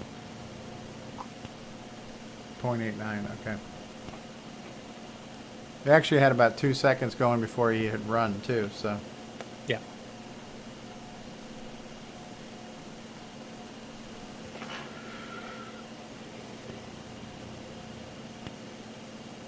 It was 1,000 characters, is that the benchmark? Yeah. Yeah. Don't worry, folks, it gets faster in the next ones. A lot faster.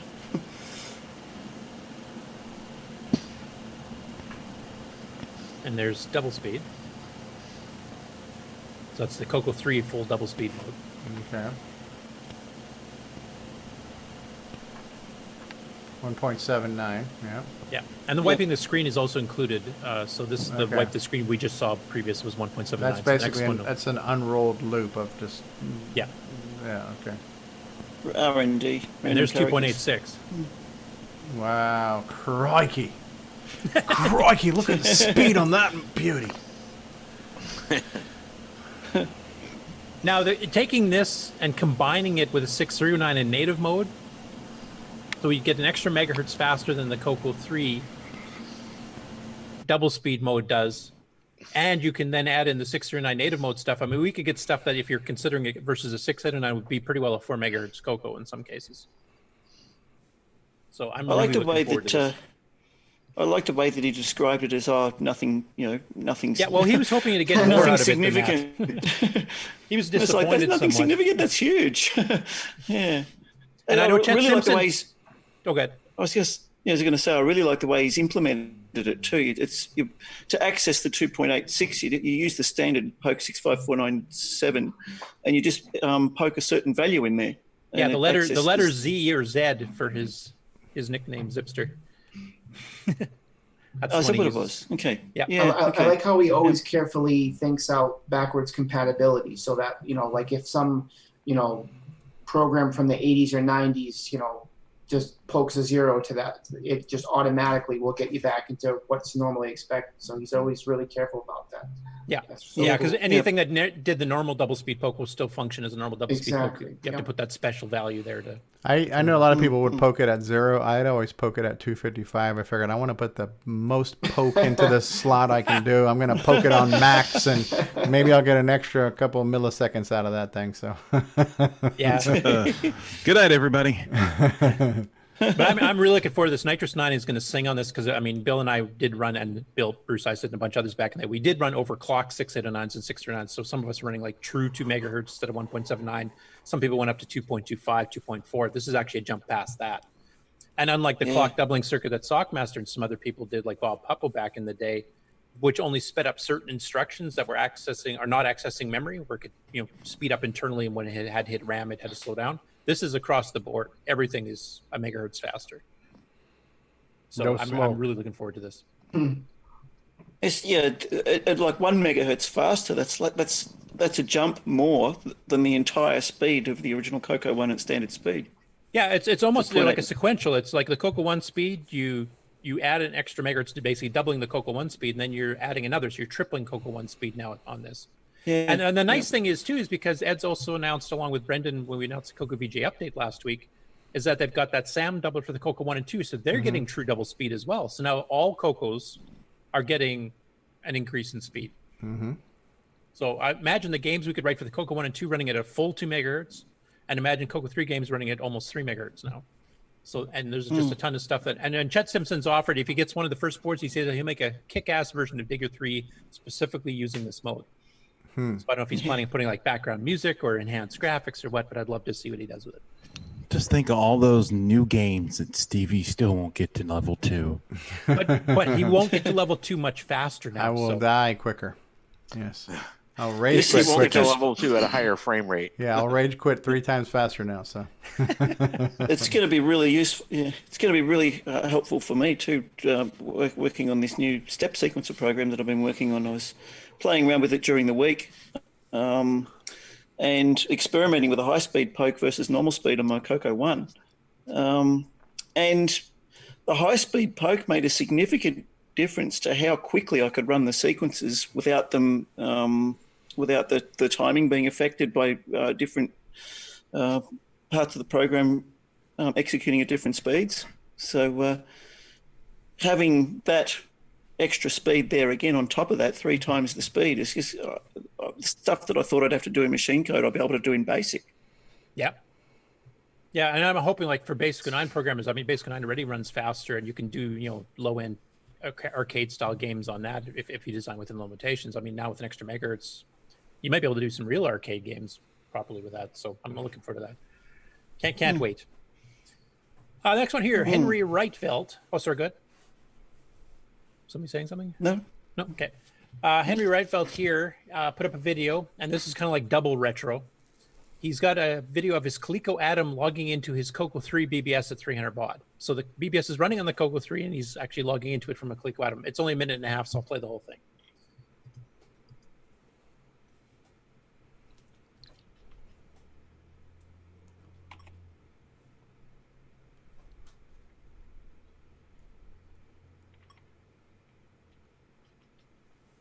Shadow BBS by Terry Todd. And Terry Todd, Sub-Ether, that's the same Software. company as Alan Huffman, yeah. Yeah. That was his partner in crime. I was hoping actually Alan would be on the show today. He could talk about the BBS because I remember him talking about it back in the past. So Cool last name. And Stevie, you never did get onto CoCo BBSs. You were just on PC BBSs. Yeah, weren't you? PC BBS, yeah. And Ron, did you hit CoCo BBSs back in the day? Yes, I did. Yep. This You definitely are reminds me 300 experiencing. baud though, where you could read it in real time. Brought to you by Sub-Ether Software in support of the CoCo. Checking new email. Oh shit! Shadow BBS main menu. I used to call a CoCo BBS in the Cleveland area, and the one thing I remember about it was his phone number. The last 4 digits was 6809. Yep, there's a few of those. When Rainbow published their BBS listings sometimes, and some of the telecommunications magazines did that too, there was quite a few of the CoCo ones that took 6809 and used that as the last 4 digits. Well, he had to call some lady up and threaten to kill her to get the number. Yeah. Because when the phone company issues it, the only person that can take it away is the person who has the number can give it up. I mean, if you got a new prefix, you could request at the time that can I get 6809 type thing, and I guess quite a few if it's people back in the available, day they'll did. give it to you. Yeah. Yeah, it was cool. See how that closed off? Disconnecting. Please call again. Click. Yeah. Classy. Now this is Geiger Punk in the UK who did another one of his Dragon videos, and this is a game called Screaming Abdabs. I thought it said screaming Arabs for a second, so I'm like, what the hell's no. Abdads. Okay, screaming Abdads. This guy's got the coolest Hello, screen you. here. Screaming This is Abdads. the Screaming Abdabs. Abdabs. And I've got no idea. But when a game's called Screaming Abdabs, you've got to give it a go, haven't you? You gotta give it a Right, that's go. a lot of text there. Read by Aborn J. Twiddy. That name rings a bell. ANF Software Limited 1984. Use arrow keys or joystick. Yeah, I'll skip ahead to the actual gameplay. There we Ah. go. Right. I was reading. And it kind of reminds me of the but, AGD engine, we actually. don't Yeah, have a not a bad. Minorish type. Looks a little bit like type Donut thing. Dilemma too. So Can we go back to the main screen? Right. 1 to 4 set number of players. 1. R to randomize mode. Space return to title screen. Break and beacon. I'll get jump. some actual gameplay here zoomed up. Damn. Now I've got to go. I really like this guy's lava lamps and everything in the background. Yeah, he's like at a retro cave there. That's pretty cool. Hmm. I like the animations of some of these, like spinning balls. The screws actually turn. yeah. Damn. That's cool. Yeah, it does remind me of an AGD style game. Go. Yeah. They were very much like fixed pattern based obstacles that just kind of went back and forth. The on sound effect of the jumping reminds me of Cashman. Isn't that very similar? Yeah. Yeah. I was trying to remember what that reminded me of, but you're right. It's cash. And there's 2 spinning effects on the ball. One's like horizontal and the other's vertical. So Yeah, that's true. They're both happening at the same time. That's really awesome. I don't know. I can't jump through that. Now he's gonna show. Yeah, and you have like those conveyor belts, kind of like Cashman too. Yeah. So I'm gonna skip ahead to Whoa. the second level. Oh, and that Whoa. that Yeah, okay. floor deteriorated on him. Yeah, dissolving floors. Can't stay on that for long. He's got a coffee pot over there or something, a cup of coffee. Can you duck? Oh, so now you have. Now it's kind of like Gold Runner, Load Runner. You got to fall through it. Oh, Oh, he don't just hit jump his head into on the top of ceiling. Screen. Okay, that's interesting. The screen kills you. Yeah, I'll just fast forward to show you another level too. Where was that here? Right. Right. Let's see what happens now. Does it kill me? Thank God it doesn't. Oh, there's a giant pint. They got teapots and scissors. Scissors and everything. That's great. Is that an egg? Maybe it was low alcohol. I was just going to say that. Yeah, It that looks looks like like an egg. It might be. It's a fried egg. Yeah, you got a cross over It's a there. gravestone there, isn't it? A That's gravestone. nice. Okay. Well, I hate to get screwed with that screw coming back. I just like it has cool animations. It looks like a pretty fun game. So yeah, I have read about it before. I've never played No, it. I need I don't to know if get this that one ever one got down ported to there, don't CoCo, I? but there's another one put on the list. How on earth do I balled this up now, haven't I? Anyway, I'll jump Crikey, on look the at the rest of size of those scissors. That's neat. Down there. This one you might be demoing a little bit later, Stevie. I'm not sure. Okay. This is a quick hack 6309 enhancement I did to the skiing by Robert Kilgus. This was one of the earlier games in the CoCo. He actually wrote it the first year the CoCo was made, in 1980, but I don't believe Radio Shack released it till 81. I'm not sure you want to go faster with this one, do you?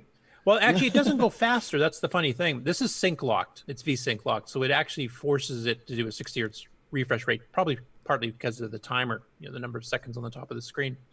But I did optimize it to speed up the drawing, and he actually did a really good job. He's using stack blasting and all kinds of stuff there to do this. And I remembered also when I was looking through the code that if you ran this on a 4K machine, it flickered like mad because he's using a 3K screen. He's using 128 by 96 4-color graphics.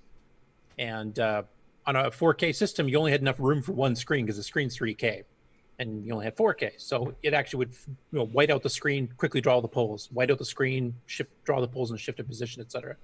And if you had 16K, and this is one of those games that said 16K recommended on the box, then it would actually page flip automatically so that you would get the nice smooth. So David Ladd, much old thanks to David, has a 609 version on the left, 6309 version on the right. You will notice that the gameplay timer and stuff is pretty well the same. It takes the same amount of time to complete the course roughly, but it should look smoother because it's actually refreshing faster. So I'll let you guys judge whether that's true or not. So all that was built in the game for different RAM? Yeah. Wow. The one on the right is the optimized one. Yeah. Definitely Well, it doesn't looks actually play smoother. faster. It just plays smoother because it's drawing it quicker, so there's less of a lag and ripple effect. Yeah, I can see a difference. It actually looks like the frame rate's higher, even though it's not. Yeah. It's definitely smoother. You can see it especially when the flag gets big, like in your face. You can see Right. that. Exactly. Yeah. Yeah, and the sound effects are a little bit higher because it's now running native mode, so it's got less CPU time. So the pitches of the hitting the flags and the beeps when you miss a flag, and the cheering at the end, you'll notice the pitch is higher. I'm cold. Ironically, David Ladd, we found there was a bug in earlier versions of MAME, or actually I think any versions of MAME, where it tries to put skiing into the black background, like it tries to do P mode 4, which is not what the game's written in, so there's a bug in MAME itself. And he much prefers it that way, so he likes to go night skiing, apparently. I'll just let it get to the cheer. You definitely see a difference in the smoothness. Yeah.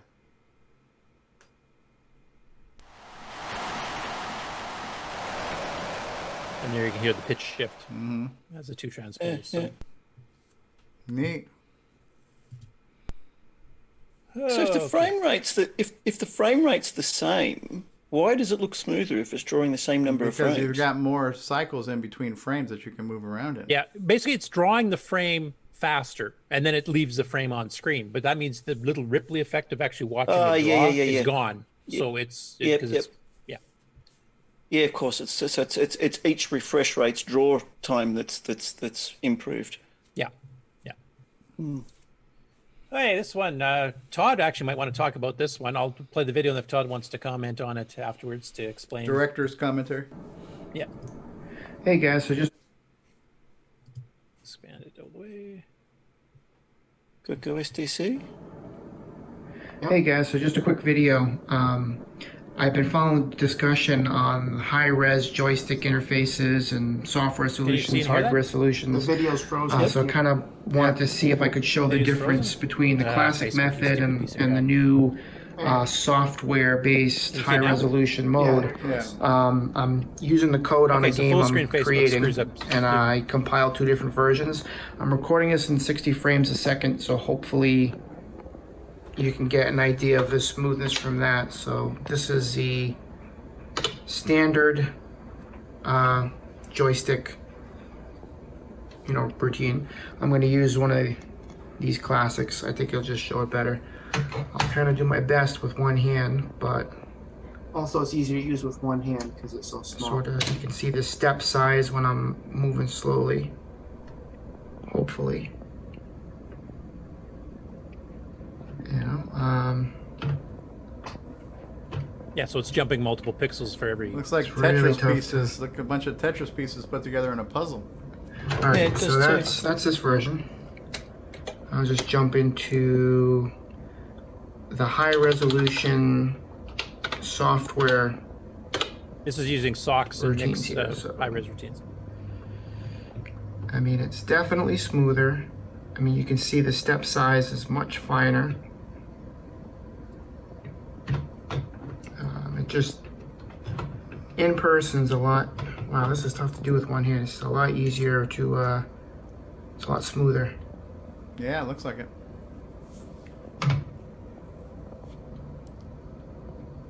So it does make a difference. Let me know what you... So, how do you get more resolution than the DAC is capable of? I don't actually fully understand it. That's probably a good... Is Nick still with us? Because I'm sure Yes, I am. Yep. Okay, The website pretty well covers it if you look at that. Yeah, but just for our audio listeners and stuff here, if you can give a quick layman's. Well, description. basically, you've got 64 steps on the DAC on the color computer, but the DAC doesn't switch between one voltage to the other instantly. There is a bit of a like a delay, or the voltage from one point to the other actually sweeps to the next voltage point. And what we're doing here is we're creating extra samples as fast as we can in between those 2 points to try catch the voltage at a point in between the voltage change. And you have to do it multiple times, and you basically get an average to get a stable reading. So that allows you to grab more pixels in between. So you're basically interpolating between points. Yes, that's right. So what sort of resolution do you get doing that? I think there's a I'm trying to remember now what we had on the website. I think we're capturing up to 15 bits and then downscaling from that. So we can get a full 0 to 640 pixels for a CoCo 3 high-res screen. That's cool. Yeah, it works quite well. On my website that explains it all, there's also some demo programs that I've put together to showcase a 640 by 200, just a demonstration program, and you can actually see the mouse moving or try the mouse out for real. Yeah. Interestingly, it also does work on an emulator, which it doesn't have the resistors DAC that a real CoCo has, but because of all the averaging software that's in there, it still fudges a higher res even on an emulator, which I was surprised to find, but it does. But on a real CoCo, you have a degree of capacitance between the two voltage changes on the DAC. So yeah, it's just a matter of sampling in between. Yeah, and we've got a couple of programs that actually use this now too. Like Eric Gavrlik has released a new version of ColorMax Deluxe. ColorMax, which actually uses this technique now. You no longer need a high-res interface. And then John Strong's Bomb Squad cartridge also uses this. Or no, Minesweeper or whatever. No, Bomb Squad, yeah. Yeah, Bomb Squad. So was the original joystick software written, it was like a trade-off of CPU usage versus how much resolution you would get? I don't think they actually thought about this at all. I don't think they even thought about that. That's this is Sockmaster genius level stuff. Thought of it, yeah. Yeah, he'd be saying, Sockmaster be sitting there. Capacitors bleed off at a finite speed, so if we subsample it in between the voltage changes on the ramp of 64 steps, then I don't think anybody really ever thought of this. Yeah, it's really it's basically like a. You got a. As you say, you got a capacitor in there, charging and discharging between steps, between samples. Then, it's like a low-pass filter. If you've got a low-pass filter in there, you can. It's basically what gets rid of all the aliasing from a digital audio output, like a CD player. It's the difference between a good quality CD player and a bad quality one, is the way it interpolates between the points and draws a smooth curve. And It the sounds video like very doesn't. similar. And the video doesn't even do it justice. And like in person, it's a huge difference in terms of the smoothness of the pointer moving on the screen. And if anybody's like wants to play with this in their own code or programs they're writing, they like Nick and Sockmaster, it's like basically a drop-in solution. It's you just set what resolution you plan to use for vertical and horizontal, and that's it. And then you just call the routine, and it just automatically works. And there's, I think, a basic version too. You can actually just load it into before you run your basic program and just use it. So it's like ready to go for anybody that wants to play with it. It's pretty awesome. That was going to be my next. Yeah, that was going to be my assembly next question. Yeah. Yeah, that was going to be my next question. I'm really that's really interested in using that as an input source for some of the projects I'm doing with my modular synthesizers. That could give me a whole lot more resolution just using the standard joystick ports. Now we've got to mention that this was done on a CoCo 3, so it is using the higher clock speed. So I haven't tried it on a CoCo 1 and 2. So it may work. I don't know, but it was written for a CoCo 3 to get the maximum speed to sample in between the two voltages. So this will work as it is shown on the video here. That will work on a CoCo 1 2, that new SAM doubler that Ed Snyder and Brendan have been talking about. Well, I'm planning on doing stuff with my CoCo 3 as well, so it's that's still going to be very useful. Yeah, the code would probably be at double speed if you're running the code from ROM on a CoCo 1 and 2 in the ROM double speed mode. So yeah, but you'd have to get a custom burnt ROM because obviously that's not in any ROM right now. So yeah. But it may work. I'd be curious to know anyone who's tried it on a CoCo 2 to see if it works. CoCo 1, yeah. I'll give it a shot. I'll give it a try during the week. I'll let you know. And couldn't I also just comment out the high-speed clock poke and then just assemble it that way and just test it on you might have to change the timing on the ramp checks and stuff, though, to make sure it works at half speed. Okay. So the loop is specifically timed as well for that? Like the instructions and stuff? Okay.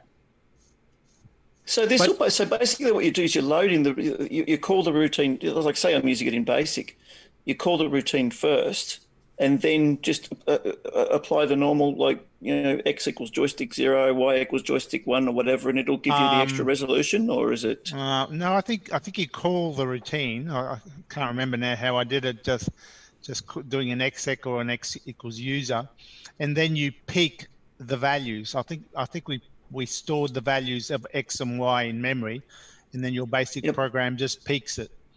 Yeah. Okay. So we don't tamper with basic at all. So the old joystick commands still work. The new but it would be at the 6-bit resolution. Yeah, at 6-bit. Yep. So you'll have to peak 2 memory locations, right? Because it's an X and a Y. Well, no, I mean 2 bytes per, because your samples can get bigger than 256. Right. Yes, of course. Yeah. That's really an elegant kind of solution. Was that something that John came up with, or that you came up with? Of course. Who else? Possible. I think. Well, he approached me. He mentioned it to me. He says, I have this idea for getting high res on a joystick, and I said, that's great. Well, let's do it. And he was too busy. He had other things to do. I said, well, you tell me how it works. I'll write the code, and together we'll get it to work. And so hence it became a collaboration. But really, it was John's theory. and your elegant programming. Well, yeah. So you call it programming, yeah. I did the programming, I guess, or most of the programming. But it was John's theory, his ideas, as usual. Yeah. Well, like the bouncing ball thingy. Yeah. That thing is as cool as it is because the ball never budges. No. That's the whole trick to it. It's the kind of thing that sort of reminds me a lot of Steve Bjork and what he did with the spectrum analyzer. Things that are not designed to do a certain thing, and he's used a clever interpretation of the hardware to make it do something it was not originally Yeah, and actually, designed to do. we've had comments from other programmers and other platforms that are amazed he did that with a 6-bit DAC too. So I mean, yeah, same situation. I will mention, because I get a lot of questions about this, about, are we going to put this in Nitrous 9? We're going to try it. I won't be on beta 5, I don't think. It'll probably be beta 6. But Bill and I are definitely going to try it, but we're worried because it basically has to shut interrupts off this entire time, because the timing for these in-between voltage ramps is very tight. So the entire scan of the joystick, you have to have all IRQs off. That could hurt multitasking. That could hurt, background RS-232 stuff if you're doing something like that, or anything else that's trying to run in the background. So we have to see, is it going to slow down things too much, or is it going to work okay? Now, on the other hand, since the 2.86 megahertz upgrade is out now, we might be able to actually cut it down so it's not taking so much extra CPU time, and it might be coming in, even if it doesn't. Do those kind of things affect the accuracy of the timer command, or does it? The timer command just counts clock cycles, doesn't it? So it shouldn't make any difference. Nick, do you know, does it shut off IRQs long enough that it might miss a VSync? It might, yeah. Yeah, maybe. Okay. Yeah. Because I'm using the timer command in my step sequencing programs, basically to make sure that each step is exactly the same amount each time it cycles through. So it is kind of pushing the hardware a bit to get that higher resolution. Oh yeah. Do you remember off the top of your head, Nick, maybe how many cycles that routine usually takes? Just No, I can't remember. No. Yeah, I haven't figured it out yet either, but I know it's longer than even the high-res joystick hardware interface takes, and that one takes more than the standard joystick. So, and I know people have complained, like in Nitrous 9, if you take, or in regular OS 9, if you have a high-res joystick interface, the hardware version plugged in, and you move your mouse all the way to the lower right corner, which means it has to do the most ramp comparisons to get the full res, it actually does noticeably slow down some of your other tasks. And that's with the hardware, right? Yeah, and it's going to be worse with this. So we're going to just have to decide, is it bad enough it's going to cause problems, or is it still acceptable? So that's what we'll have to do some testing on. Because it would be nice if everybody had, the high-res, smooth-moving mouse built in, and you don't need any hardware, because it's like a free upgrade, basically. Yeah, for sure. We'll try. Definitely. Okay. Very interesting. Yeah, and there was a discussion about someone making a new high-res joystick interface, because obviously they're not making the old one anymore. And what I was saying was whatever gets built should be compatible with the old one. That way it'll work with pre-existing software that's written for the old one. I think that was David Ladd. Yeah, David, you're about to say something. Is that what you were talking about? No, what I was going to say for Nitrous 9, one of the alternatives, which personally, if you really want to save on your multitasking, is if you have the deluxe RS-232 pack or another serial card that works in its place, you can use serial mice. Yeah, they take almost no time at all because they're interrupt driven, which means if you don't move the mouse, it doesn't have to do anything extra. Right, and that's actually for Nitrous 9 would be probably one of the better options, but unfortunately, no disk basic drivers for serial mice exist that I know of. That's one problem. Right, and that's one of the problems. But it just depends on your use case scenario. Now, as it goes right now, like my mouse adapter, which I'm still in the process of, doing design changes, it just emulates being the joystick itself, but its output DAC is 10 bits, I believe, or is it 12? I don't remember. It's 10 or 12, but either way, but as far as the CoCo, it only sees the 63 steps. But if you have the high res interface, you can plug the mouse adapter into that, and then it will work just like if you had plugged a regular CoCo joystick into the high res. So, and you'll get that nice smooth action. Curtis can attest to that because he used it gets rid of the jitter that you see on the regular high-res interface somewhat, where the mouse kind of just bounces a little bit because it's getting a little bit of interference. Does Nitrous 09 have an actual driver for a serial mouse, or Or is Yeah, that just a not pre-installed because not too many people have them, but Okay, but it does the driver's exist. there. Yeah, Oh, we used to use it at work all the time. I'll have to play with that. Thanks to Bruce Eistedt and the OS9 Level 2 version 3 team that did that back in the late 80s. Okay, the next story here. This was actually sent to me by Al Hartman. I don't know if he's still in chat. He was there earlier. And this is a link to Peter Satinsky's site of a network card and software solution for the Z/Z80 base tier setting model 1, 2, 3, etc. Of a network card that actually has special software called TirrusBox that lets you actually link into a Dropbox account, and you can actually pull files and upload files directly from your TRS-80. And he's actually put a post on Facebook today asking who wants to port this to the CoCo. So you can actually use the hardware that they've got, redesign it a little bit for the CoCo side, and then port the software over, and you can actually use a Dropbox account to share files between everybody. And then maybe if Dropbox allows the sharing of files simultaneously to multiple people at the same time, you might be able to do a multiplayer, strategy game or adventure game or something like that using this. So that is some pretty cool potential for multiplayer games in the future. And Dropbox, is it still free, Stevie? I think you can get a Dropbox. Yeah, you get I think the free account's 2 gigs or something, which is probably for CoCo that should be enough. Plenty big for a retro system. Yeah. That would even fit all the 609 games I sent you. So yeah, right. I wouldn't have to zip them anymore. Yeah, even unzipped. Yes. No one will ever need 2 gigabytes.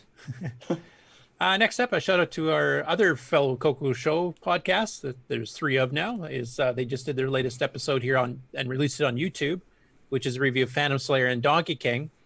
I'll give you a little bit of a spoiler right now. Aaron, who had a CoCo back in his youth, loves Donkey King as most of us do. John, who's was like 1 or 2 years old when Donkey King came out, was less impressed. So here's why he's wrong. Review. Here's why he's wrong. We all tell him. Yeah, we all told him that. But it's interesting to get the younger player's perspective, who's used to the Nintendos and everything else, and see his perspective. He has a couple legitimate points there. Most of them not all that relevant, but yeah. But anyway, it's an interesting watch, so feel free to watch that. And for the final chunk here, this is my weekly PetSass Gym 1 Dragon gameplay videos. I've been enjoying Once again, these. I pick and choose some that I have not seen before, or most people have not seen before. I don't do every single one because a lot of them are adventure games and they'll look pretty well the same. Sometimes I'll pick one if it's got a unique interface. So he has more than these on his site. And in this particular week here, he's got a couple things that are not technically games, but I thought were pretty cool, so I threw those in too. So the first one's called Mandragore. And he's running this in the manual. Contrast theme on Windows there. And stupid ads go away. Oh, okay. That looks interesting. Bit of multi-voice music for the intro.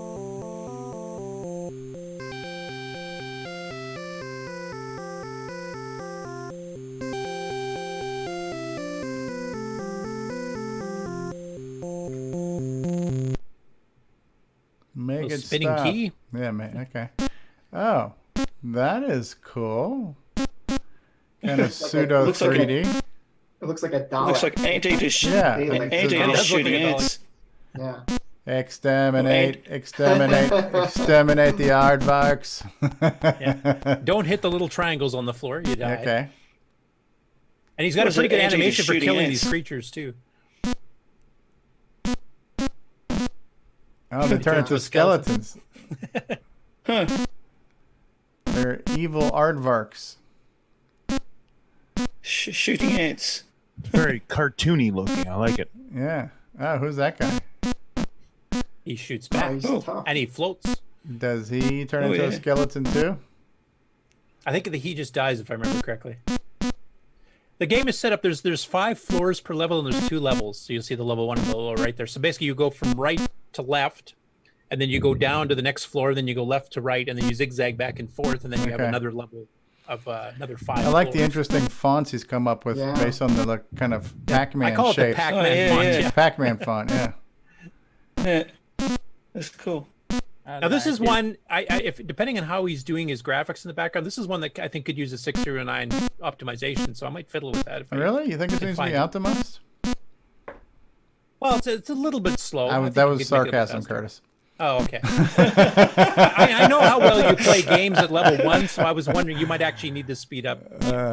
You can really see it when there's a lot of stuff on the screen at once. It really is struggling. Yeah.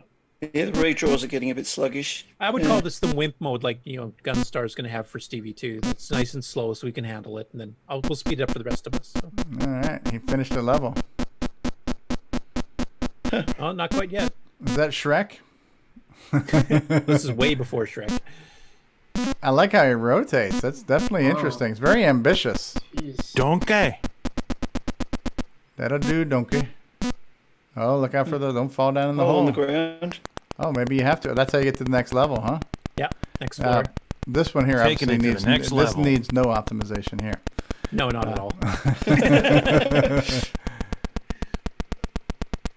That's lightning fast.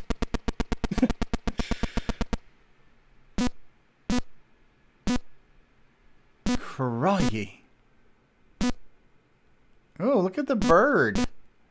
Really interesting looking symbols. Yeah, he did some good design on the shapes here, especially for a 2-color game. Yeah. Is that an ant? I have no idea what that is. A cat? Yeah, those are the ants that the aardvarks are not eating right now. Oh, his head blows up. Scorpions, maybe? Oof. What happens if you walk into one of those like triangle things? You die. It's like a speed bump on steroids. Yeah. Yeah, you have to dodge those. He actually got killed by one at the very beginning that then he learned to avoid them. Death triangle. Anyway, I thought it was an interesting game. I'd never seen this one before, even on the Dragon stuff. So it's very ambitious. It is. It could use just a tad of optimizations, but yes. Yeah, I think a 609 would really help on this one. I like the shadow of the bird, though. That's really cool. Yeah, very ambitious 3D. I quite liked it, but yeah, it needs a little bit of optimization. I think a 609 would do really well. Anyway, that's the first one. I believe when you run a ukulele death metal band, that one of your instruments is the death triangle too. So. Yeah, it's right beside the gerbil in a blender. I remember that. L Driver. Is this another Spanish piece of software here? L Driver. The driver. Yeah, Maurice Minor L Driver. Kind of. So we're talking about heavy metal. Look at that. It requires right joystick. I love the way it tells you. No, not if you have a Joey, then piss on that. That's right. Just flip your Joey switch to the right. Ooh. This guy's getting passed up like nothing, man. Yeah, I didn't quite figure out the speed up until a little bit later, so I'll fast forward to there you go. Cranking it. Nice. This one goes to 11. Oops. Not used to seeing too many sideways driving games. They're mostly vertical. Yeah. Well, since it's the Dragon, they drive on the left. Ah, yes. Where are the sofas, Ken Reichard's asking. Oops. Okay, now he does complete a course, so let's fast forward to that.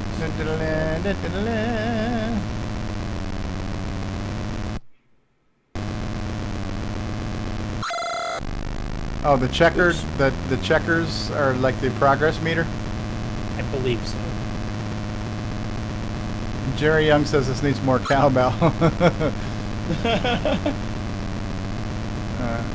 What's the 100%? It doesn't change. I don't see. There you go. You crossed the line. Yeah, and you get a little musical interlude. What the hell happened to his car? Did it become a convertible? Another race. No, please. L Driver. That's in English. That means the driver. So. Now, this is one I found interesting. I'd never seen this one before. It's kind of loosely Mega based Maze, on... Pac-Man elements and sacks. Reminds me of Rally X Dragon Data Limited. Okay. Yeah, it's based on Pac-Man, but it's not, and it's multi-screen vertically and horizontally scrolling. So pretty ambitious for a CoCo 1-2 Dragon level game. cursor with an E. One who curses. Built-in ads. No, that's face. That's YouTube.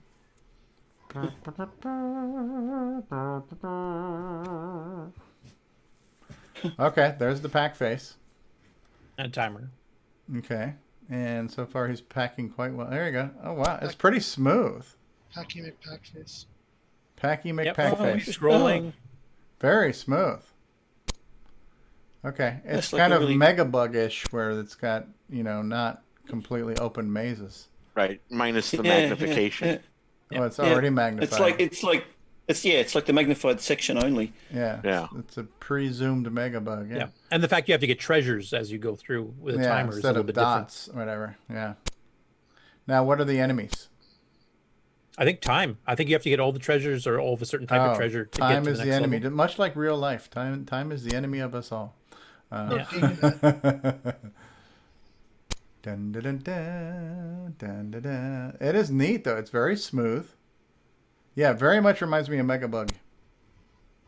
We getcha. Yeah, I can't remember if there's an end screen for a level complete. That was Steve York, right? Yes. Yeah.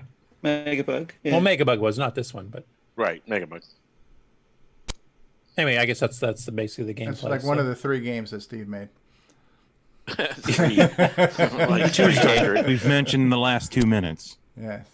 It's gonna wait. I can't remember if the timer runs out, you die, or if it just you get no bonus, or how that works.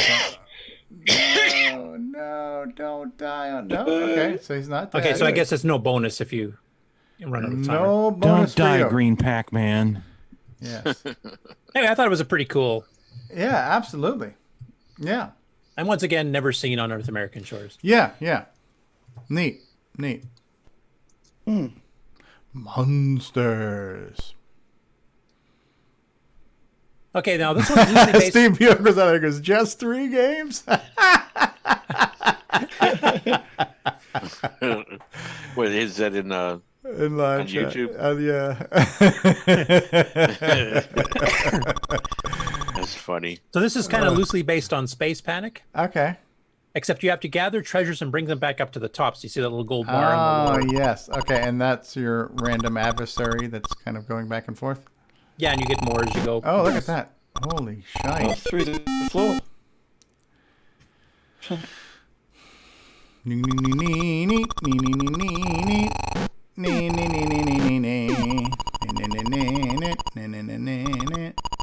I'll let him actually grab a treasure and bring it back up here. Jerry Young says life would be easier if it was measured in experience points. Okay, so now he's carrying it above his head. Yeah. He's going faster too, by the looks of it. Sound on Is this he thing's moving faster amazing. with the treasure? Did this use a sound chip? Oh, shnikes. Yeah, it doesn't kill him automatically when you drop him through the hole like Space Panic. It just gets him out Oh, of so your way. once again, you got a timer counting down too, so you got to get out there before the timer ends.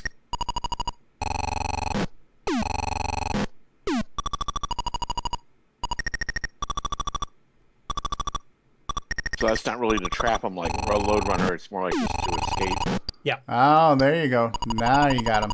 Go up. Go up. Why did you do that?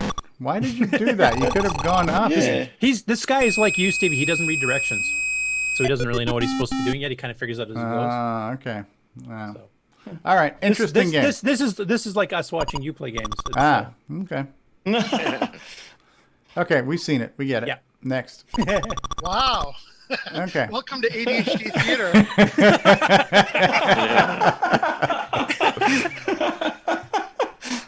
Oh, another blabby game. Yeah, this one's called Mission Attack. It looks a little like F-16 Assault, except it came out 2 years earlier and it's lower res. And does it have stunning green backgrounds? Or is It has mono? annoying sound. Killer sound, yeah. Oh.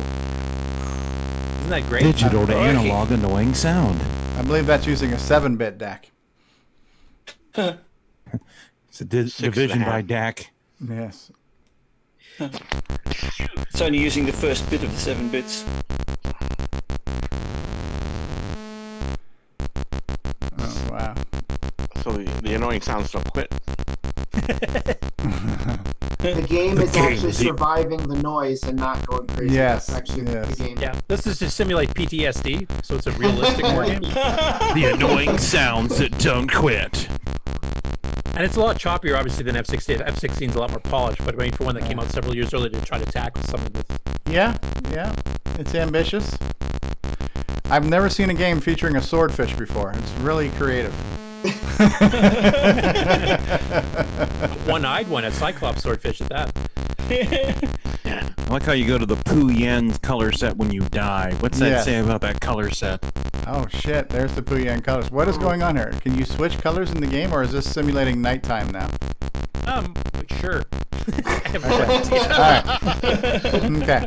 It's a feature, not a bug. All right, go ahead. Next. Visual and auditory pain. Yes. Stevie Stroh says, I will not be playing that game. Dr. ADHD says, on to the next one. Please wait while loading. Music Maestro. Now, this is not a game. This is a music editor for multi-voice music. Now, we had Musica, and we had the Composer, and we had Lyra, and we had Ultimuse. But this is a Dragon Unique one I've never seen before. Okay. So hopefully he'll load something in. Or do we have to watch him compose by hand? Well, let's show a little bit of the composing to show you what it looks like. Okay. Oh, cool. You get the notes, quarter notes, all that kind of good stuff. Half notes, whole notes. Bass and treble clef. Stevie, you know so much for music. Buck and a quarter notes. You got flats and sharps. Tuning notes. Yeah. Wow. You got your flats. You got your flats, you got your sharps. What else do you want? You got the ones with the little squiggly things on the sides of them there. All right, so play some music. For all that is freaking holy. Play some funky music. White boy. White boy. That's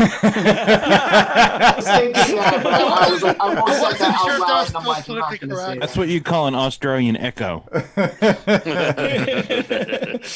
Okay. Actually, I don't think he actually got to the point of playing anything there. Well, what a shit video that was. Okay. So. Greg's disappointing. Full story, bro. I did want to show the interface though, because that was a different way of doing it than Musica or Lyra did. It was kind of Ken Reichert says that's still better than the last game's sounds. Yeah, there you go.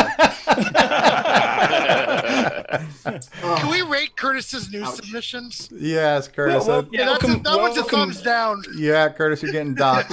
We're docking your pay on that one. Oh, movie producer. Okay. Does this include a casting couch? This is the CoCoTALK Critical Edition. Yes. And this is actually, I didn't know what this was, but it's actually technically a game. It's a lot of instructions. We'll skip most of that. Yes. Do you like ironically, movie producer has sound unlike the music composer. Yes. We have 20th Fox. We have Columbia Pictures. You're now at Wardour Street. You have 10 moves to find a film company who will finance your film. Oh, so it's a simulator. Huh. We'll make it if you sell us the rights. All rights. All rights. So that's pretty good simulation of Hollywood from what I've read. Right? It's a great story. It's got a great premise. We're going to buy it from you. We're going to change everything and screw you out of any possible income. Where does Harvey Weinstein come in? Yes. All your rights belong to us. You're now rich, but your film has no future, and nor do you. Just like real life. That's pretty well the most realistic Hollywood simulation. Please enter the name of your actor. I'll take Bob Denver for $500, please, Alex. Anyway, it's a little simulation type of game. You're in the office. There's a large oak door, and there's a somewhat dank-smelling couch in the corner. Please enter your phone number. So it turns into kind of an adventure game after. Oh, they want to buy a cable rights. Home Box Office wants to buy cable rights. Which way? Interesting. $1 million. $1 million. Hey, Amigos Retro Gaming just joined us. Hey, Amigos. Hey, Aaron. Go north. Go north. What about go west? Go west. That's the one. Anyway. Okay. Just wanted to show you that because that was kind of a neat way to lead up to an adventure game. It's a little bit different. Does it end in hashtag me too? The last one I have here is Nad the Necromancer, which is a basic game. It says Nad. Oh, good night, everybody. Go Nad! Stuff and work. That's what we are. He said Nad. He said Nad. You are Saul the Sorcerer, owner of okay. You have a magic. Not only the guy who records these videos knows that you don't read directions. in real life, the Stevie, game so we're called skipping. NAD also includes a magic staff. Wow. Oh, all right. This game was designed for 12-year-olds. Right at home, Steve. I am Nad the sorcerer. Okay. We're going. Excuse me while I whip out my magic staff. Yeah, did you read that closely? What it's asking you there? No. Enter how many magic units Oh. you want for your staff, up to 3,000. My gosh. I want the most units my staff. It says unit. I told you the guy Okay, I had think it's time Stevie to in move on mind from when he this wrote one. this. I think so. Coco Talk After Dark. Saul the sorcerer.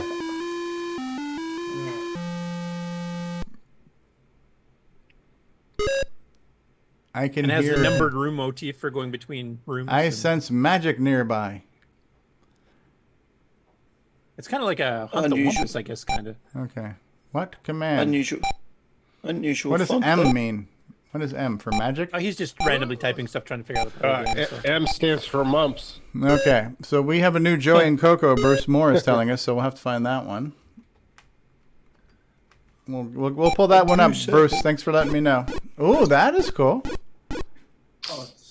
Looks like that snake is bigger than his staff. Wow. Like an anaconda, I guess. Stevie's having too much fun with this one. The air is crackling with the jet. Nad wins again. Is that Mad or Nad? It's supposed to be Nad. This is my Nad. The air is crackling with double entendres. Is that SDL, the sorcerer? Yeah, his font could have used a bit of help, I will admit. Is that SDL, the soccer player? I can hear hissing. Quit. That's the first thing he did. Empty rooms don't help. Command. Command. Anyway, that's basically the game. It's just a basic game, but it was kind of an interesting way of displaying like maps, and then you had the little Yeah. animations of What, snakes. And 15 and 17, are those the room numbers? Yep. Okay, so obviously he's in. Okay. Uh-oh. A red serpent. Command. 3,000. Ooh. Command. Transport. Kill. Kill. Kill. Kill. Kill. Kill. How much magic? I'm with such violent people right now. All of it. You don't have that much. Please Pass. move closer. Oh, no. Moving closer. Oh, that's it. Nad the snake has He killed. ate him. He ate him. You see that? Oh, the humanity. Oh dear. You are Nad dead. wins again. Oh dear. Anyway, that's all I had to show this week. That's all we have to say about That's all, folks. that. That's all, folks. We're just going to do that. Okay. Now, Well, Bruce Moore is saying there's a new Joey in the CoCo. I didn't see that. Did there you see that? is. There's a new Joey and Coco. And we're going to take a commercial break before we do that. But that was good. Good job on the news there, Curtis. All right. So let's see. What commercial break are we going to run? We've already run the American version of the CoCo 2 commercial. We've run the Nightmare Highway commercial. Let us run. I don't even know what we have here for a commercial. You have the great value one, the good entertainment value. Yes, that's got the Wallaby, and no, that one's got, what does that We have one a new CoCo Thoughts. Hey, have we done? We Oh, we do. We have a new. Yeah, there's a new Coco Thoughts. We have a isn't new. there? Okay, Thoughts? let's run a new CoCo Thoughts. Let's start with and I that. think we should run a Joey commercial as well. And now, CoCo Thoughts by Samuel Gimes. How can one state that one doesn't like Donkey Kong, but then say Donkey King is bad because it's not just like Donkey Kong? Obviously, he watched the You throw a little Amigos. shade. The Amigos. Throw a little shade there. Throwing a little shade. Okay, I don't so know. Any comment, Aaron, since you're in the chat? Damn straight he goes. Okay, good. now. Okay, so I want to be starting now. a turf wars here. So we will go ahead and run a Joey commercial. Let's do that right now. Tired of switching your joystick between the left and Yes. right port? Yes. Want to change between different controllers? Oh yes. Well, Joey has got you covered. The Joey Controller Switch. Take control of your controllers with the flip of 2 switches. Order today at cocoman.biz. Ooh, and here's another one. Playing... What's your question, Dave? I was just going to... Our ads are not going full screen here on mine. No, it's because I'm running them as individual videos because I don't have them queued up in the system. Ah, okay. Director failure. Yeah, I'm trying to run another video here. And show's going really smoothly, Stevie. Play as is, yes. Anything? This is the dumpster fire aspect. Now they like a family present. Let's see now. Tandy's color computer system with What's don't this? carry home pack. That's a family affair. Wow, Dad. I've never seen this Color one. computer. A computer cassette recorder. And Aussie Accountant. That's for me. Aussie Accountant. Crikey. Project. And 2 Crikey. All right, that one Wow. is a big fat fail. Okay. Oh, that cat. Right when he got the Black Beauties out. Yeah, he did. All right. Well, we tried running some commercials there. The commercials break. Yes. Okay, so how about we do this? We're going to take a look at the latest Joey and CoCo. CoCoTALK is an unscripted. Or we'll do that, whatever. Good reminder. So It's a good reminder. This is a professional outfit here. yes. So we'll start off by showing what we covered last week on Joey and CoCo. Where is my boom? Okay. Previously on Joey and CoCo. Previously on Joey and CoCo. Will there be a very special Joey and CoCo coming up? Is Dad still upset? Right. So this is the last one we saw here. Is Dad still upset? Right. So is Dad still upset about his ABBA tape? And he goes, nah. And those blank Radio Shack tapes he gave me are totally tubular. Right. And then he says, "C-load tic-tac-toe. I'm gonna whoop you." And you hear, "Bree, bree, bring it, pal." And then he's like, "Uh-oh, what's an I-O error? Eek." You still have that program listing? So that was our last one we covered last week. And now the latest Joey and CoCo. Drum roll, please. Okay. We now have number 8. You didn't know? Joey and CoCo. Why are you called Color Computer when it's all shades of gray? Isn't that a book? I'm hooked up to a black and white TV, kid. You mean you didn't know? Dad! Sounds like upgrade time. Okay, so my first color computer was on a black and white TV. Do we have a new one? Newer than this? Uh-oh. Is this a newer one? No, that's the first episode. Okay, so as we've just discovered now that Joey is playing on his CoCo on a black and white TV. All right, why are you called color when it's all shades of gray? Because I'm hooked up to a black and white TV, you idiot. Okay, so now he's asking Dad for a new TV. Very cool. So that spoiler alert. Maybe he's not asking for his dad because of the intelligence of this kid. Maybe he's wanting him to make color come through the black and white TV. Yeah, Dad. So there we have it. A new Joey and CoCo. So I believe we will now get into project updates and acquisitions, and then we'll probably put a fork in this turkey. And by the way, we've also been just talking about things we're thankful for or grateful for, and they don't have to be CoCo related or CoCo community related. It could be anything. You know, I'm thankful that I'm still alive. Is there a butt coming? No. So, that'll be the guy who made the NAD his next game. So we're going to go ahead and do updates and acquisitions at this point. Let me go ahead and change the infographic here. Hold on. How do you spell updates again? Yeah, that's like that. That's good. AC, that's okay. Good enough. Something like that. I don't know. That's Grammar Nazis, help me out. if I spelled something wrong there. All right, so who has something new and exciting they'd like to share? A project you've been working on, something you got this week, show and tell, story to share, anything, anyone. Here. David Ladd, ladies and gentlemen. Yes. So, since I've been getting into this surface mount stuff and using frying pans to flow the solder, like the spice, the solder must flow. Yeah. Okay. So I acquired a microscope. And, so I will, let me get the video turned back on. Is it AQ musicians or ACQ? Okay. Okay, so what are we looking at there, David?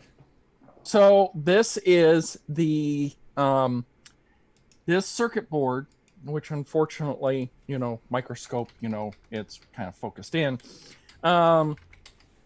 This circuit board happens to be one of Jim Brain's designs with a mod I did to it. So this happens to be a Jim Brain's, and of course I don't see myself. There we go.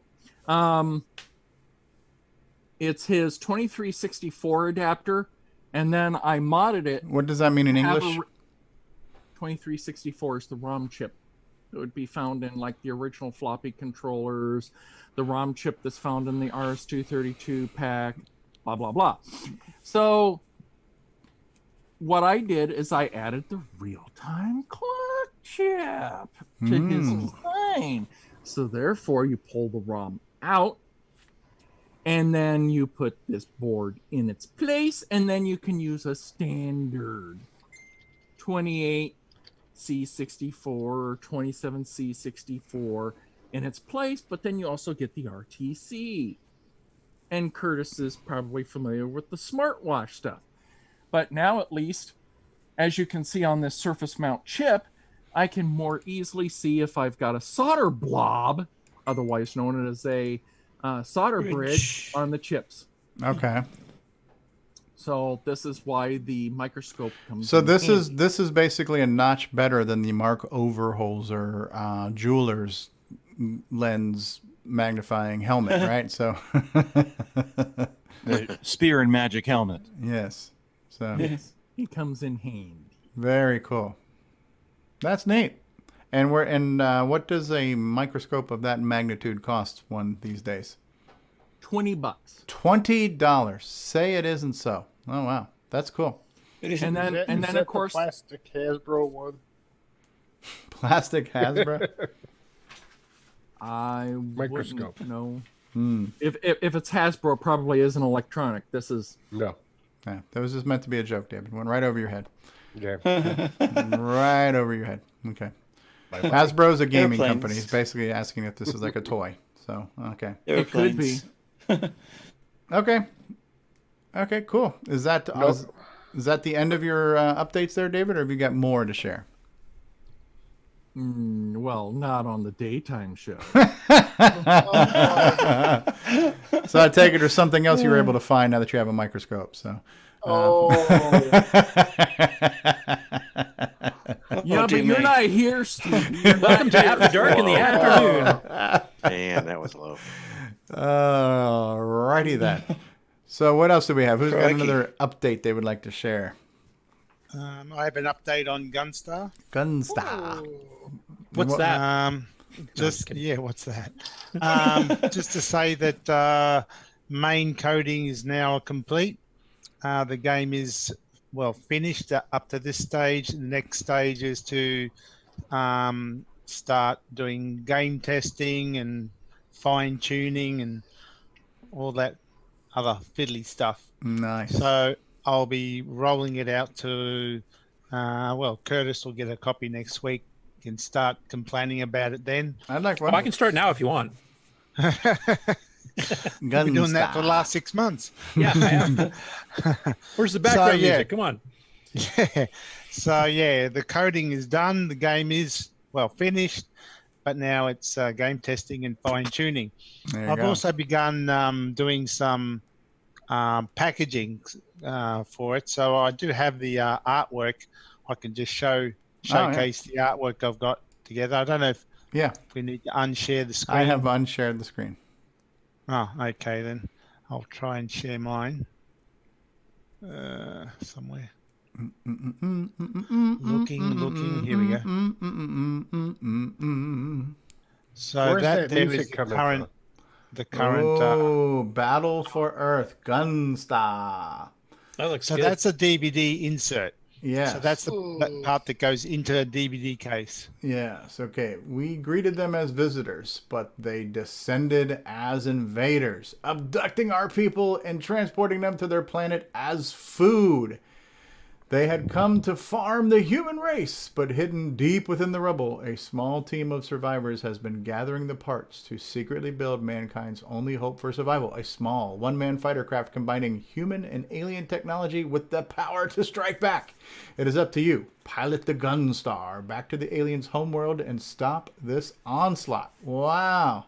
It says on there to be read as monotone. Ah, the battle for Earth begins. Pilot the Gunstar through 4 levels to the alien homeworld and take on the alien senior command. Oh, so they're older folks then, huh? It's the senior command?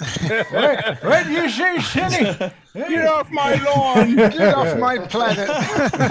Get off my planet, you whippersnapper. So I gotta make it to the early bird special. Dinner's at 4. 2-channel wave sound effects, multi-plane graphics engine designed for the Hitachi 6309 CPU. Ah, neat. So that looks good. That layout, I like it. Yes, great packaging. I like you snuck the background on your back cover. There has actually got like a mac cheese grater. Yeah. Something to fill the space. I see. I see. You got David Ladd to act as the stunt double for the alien on the cover there. So yeah.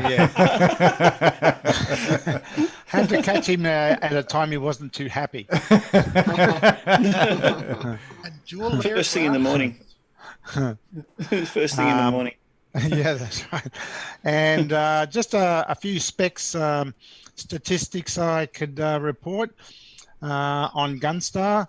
The number of lines of code currently now in Gunstar is 4,586 lines. Wow. Of code. The actual code size compiles to 11K, 11,029. And the total RAM that the entire game would use for itself is 216K. Wow. So not even half a 512K RAM. Wow. Just need to get one of those 216K upgrades. Yes. That's right. So is that just the code, or does that include like the wave music? No, the 216K includes all the sample code, data, and graphics, and samples. Yeah, wow. And the actual live graphic screens and stuff too. So that's everything. Wow. Yeah, and That's the awesome. and the graphics buffers. The code is 11K. Wow, that's impressive. That's very impressive. Yeah. He managed to shrink it that far because he discovered the Gimme secret multi-plane graphics. Well, yeah, the game does have multi-plane graphics. Is this using the 256 color mode too? Oh, yeah, you can pretend that. Apparently, after about 8 beers, yes, it works. Yes. Yeah, that's right. As many colors as you want. Right. We got an update from Dave Phillipson too. As long as it's black. Thank you, Nick. And that's all I got to report. Okay, we got an update from Dave Phillipson in the live chat. He says, I have an update to the CoCo dev. I've got a DECB drive command modified to mount virtual drives on the SD card to drive 0 through 3. Hoping to get Nitrous 9 level booting on it next month. That's his custom 6809 computer system he built. Well, yeah, and he's also got it so it can mount up to 1,000 drive partitions. Wow. Or 4,000, 3,999? Or 0 through 999? Yeah. I don't know if that's enough. No. No. I think most of the other ones usually limit around 256 there, so he's actually got it going beyond the 256. Oh, I'm not sure how to read all that yet. So it has I've got the command Who's modified number to 90 in mount the virtual background? drives 0 Number through 9. 9999 on the Number SD 9. cards. Number 9. Number 9. Okay. Number 9. Okay. You started. Yes. Beatles. Nine. Beatles. It's Beatles. Revolution 9 for all you Beatles fans. Okay. So, very cool. So we heard from Sir David Ladd. We heard from Nick Marentes. Who else has got an update on something they'd like to share? I got a quick update here. Uh-oh. I just posted on from Goodwill.com the FD 501 dual disk drive with the floppy controller for sale. Okay. Where'd you post that on Facebook? No, I actually put the link on the internal Zoom comments. Oh, okay. But on Goodwill.com and just do a list for underneath Tandy, and it pops up with a FD disk 501. Right now, it's going for $81. So you're bidding like 3 days left. Okay. So just to put that out there. Okay. The post is right where his shoulder keeps coming in and out of phase. Yes. Okay. So Just that look right there. That's where it is. That has the controller. Face shifting shoulder. All right. Yeah. So I'll throw that out there for the audience to see as well. Somebody's looking for a floppy drive and controller. Dual floppies, too. Dual floppies, not just one, but two. Now how much would you pay? But wait, there's more. Very cool. Thank you, Brian. Thanks for discovering that. Not a problem. Yeah. Who else? Project updates, acquisitions. Anyone? Something you want to share? I've got a little update, I suppose. Okay. Hang on. Yeah, the CoCo music album that I'm working on at the moment. At the moment. Let me try that again. Easy for you to say. There seems to be a resurgence in cassettes. You know how everybody's saying that vinyl's coming back, records and everything are popular again? Well, cassettes are making a big comeback now. And given that the first loading and saving of programs that we ever did on our CoCos were on cassette, I've actually purchased 2 very high-end Nakamichi cassette decks off eBay. And I got this idea. I thought, well, why don't I actually release a limited edition version of CoCo Music once the album's finished on cassette? So I've been preparing. I'll just get out of the shot for a second. Luckily, I still have a cassette deck in my car. Are you going to include any software in there? I don't know, but well, that means you can actually listen to the CoCo album on your CoCo with motor on, audio on. So I'm still holding out for the resurgence of wax cylinders. But David O'Connor, you could make a front end, and then have the audio on and all that, and then play it through your CoCo type thing. What do you think? No. Sorry, I'm not quite getting what you mean there. Right? Someone help me. You're saying you could, if it's on a cassette, you could play cassette audio through the CoCo with audio on, audio off. But you could make a software interface so that, or not an interface. Write a program that would turn the audio on. Like you have behind you, that would show up, and then it would say, introducing and.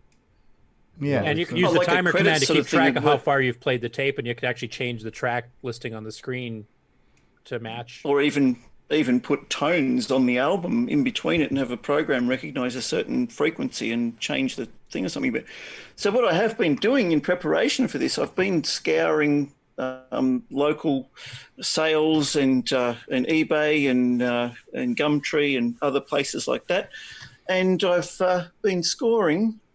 So if we can get them to come up in the shot, new old stock, blank cassettes. Nice.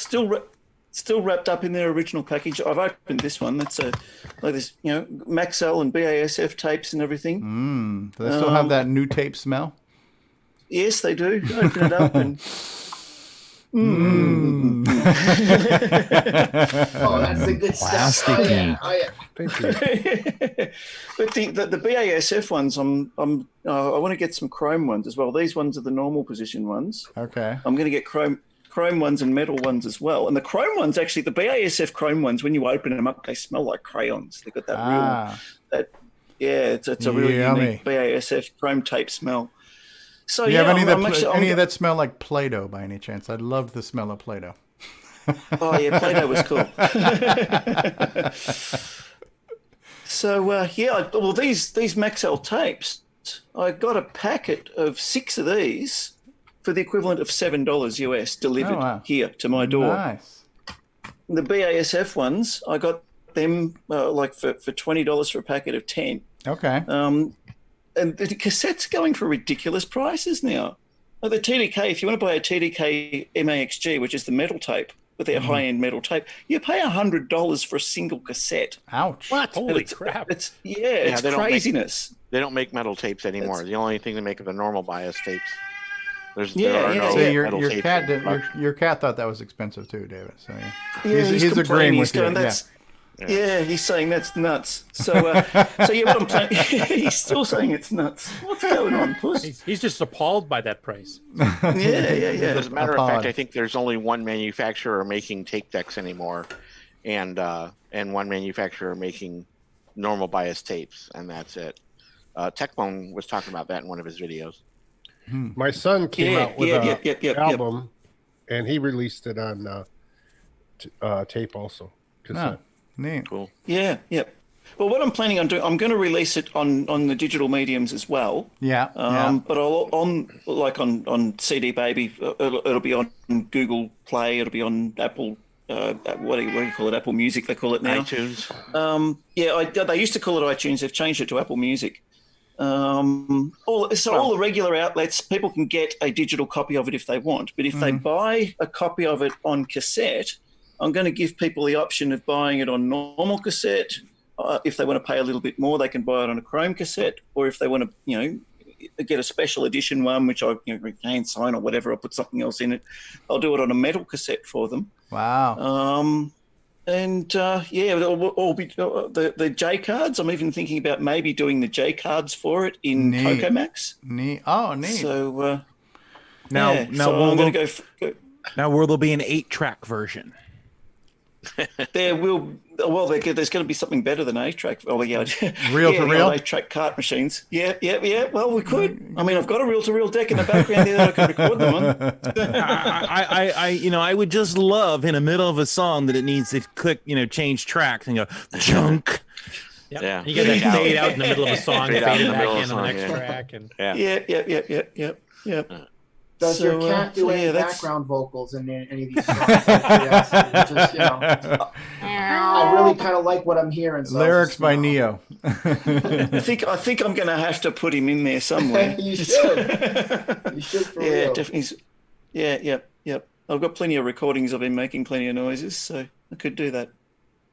Okay. So that's if anybody sees or hears of any cassette, if you in your travels, if anyone's on eBay and they spot an ad for blank cassettes or whatever, let me know, because I'm looking at stocking up as much as I can on them. I know there's a company in Canada that will produce cassettes for you. So if you sent them a master, they could produce and make, like if you wanted to sell a case of tapes, they will duplicate them for it. Like a CD duplication company, there's a company that will do vinyl and cassettes too.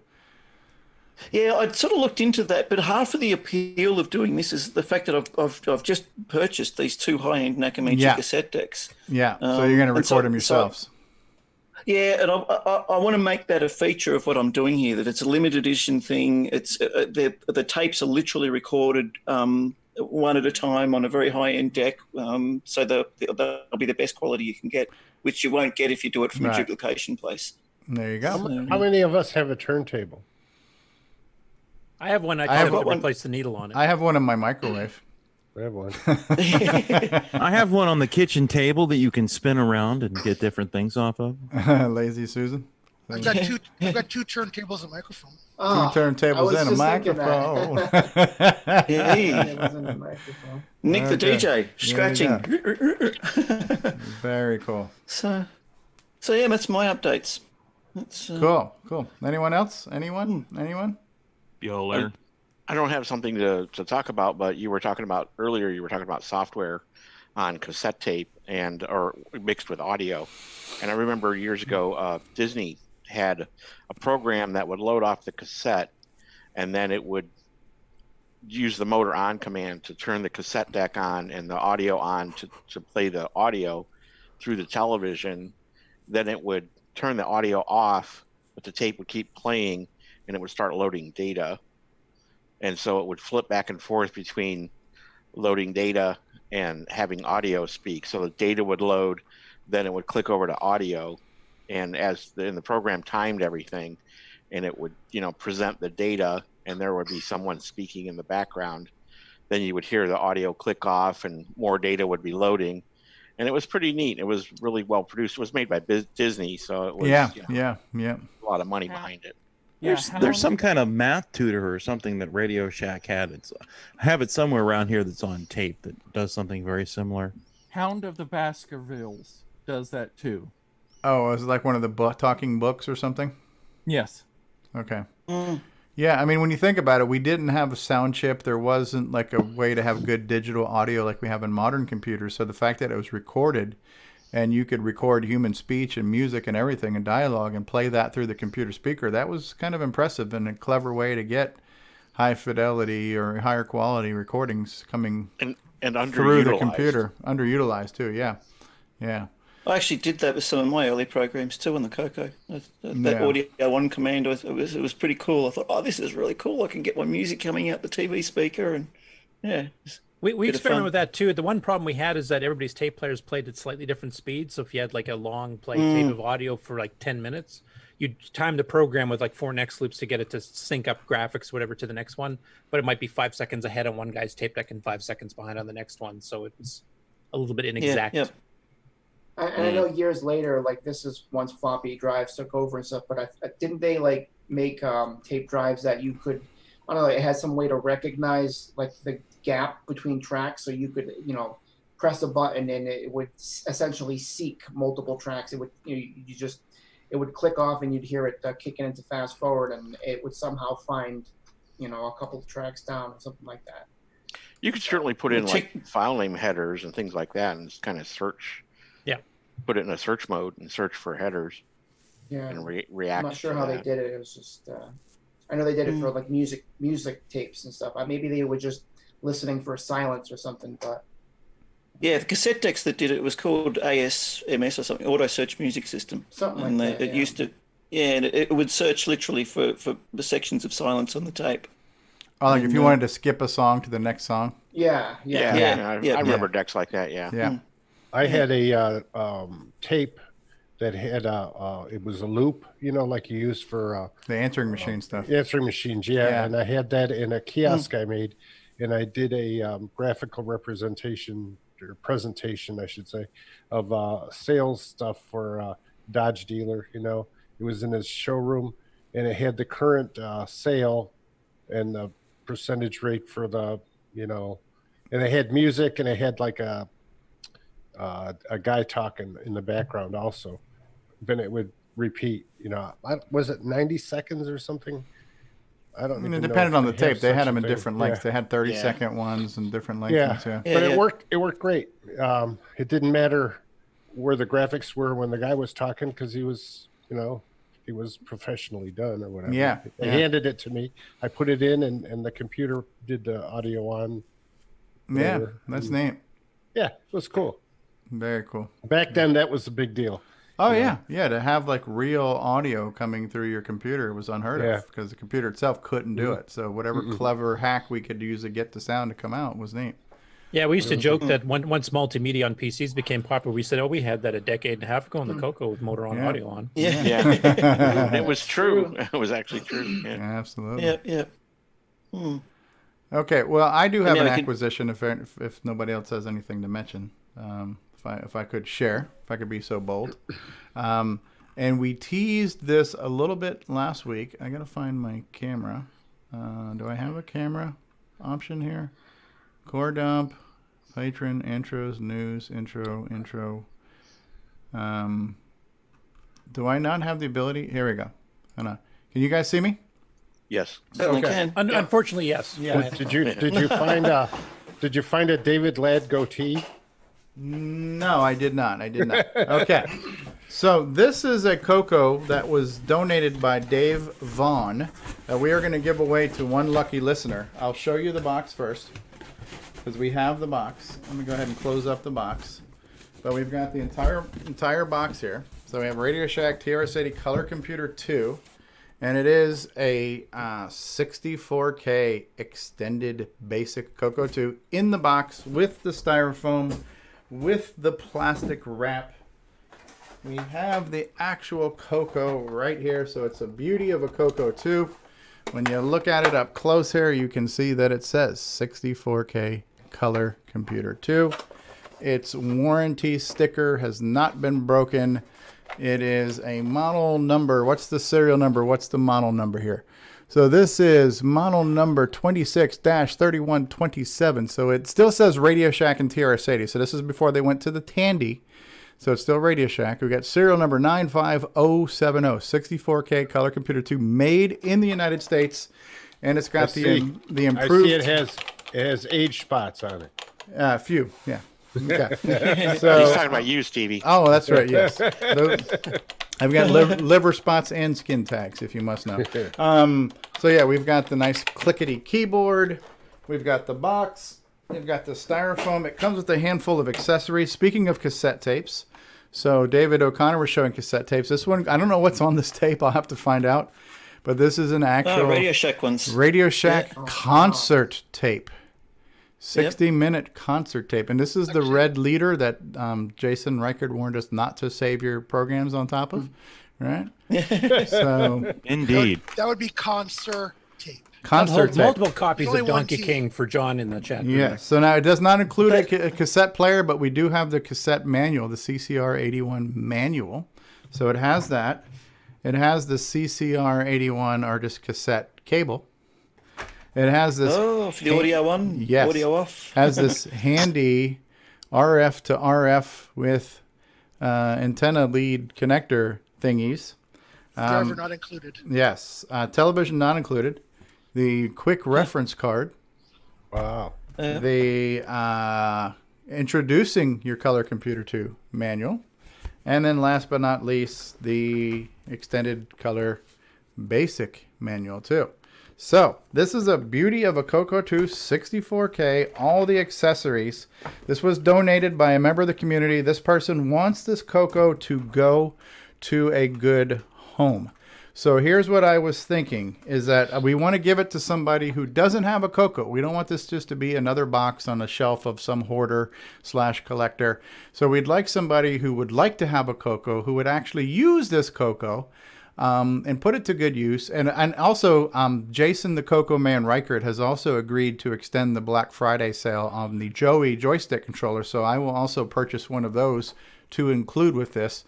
So this computer will be courtesy of David Vaughn. The switcheroo and the shipping will be courtesy of CoCoTALK Show, courtesy of our patrons. And we want to give it... What's that? You mean the Joey, not a switcheroo? The Joey switch, the joystick switch. Yeah, the Joey joystick switch. And so we want to give it to somebody who's a viewer of the show who doesn't have a CoCo. So I thought I would just have you guys send us an email and tell us why we should give you the CoCo. And just remember, we don't want to give it to somebody who's got a bunch of computers already. So if you... My only stipulation would be you can't already have a CoCo, and we want this to go into the hand. We want it to go to a good home of somebody who's actually going to use it. Like you're going to use it, you're going to get a CoCo SDC and play some games. You don't have to write software, but you just got to use the CoCo. That's what we would hope. Oh, Ken Reichard's offering to throw in a free download for Nightmare Highway. So, that we just keep sweetening the deal here. My wife does not have.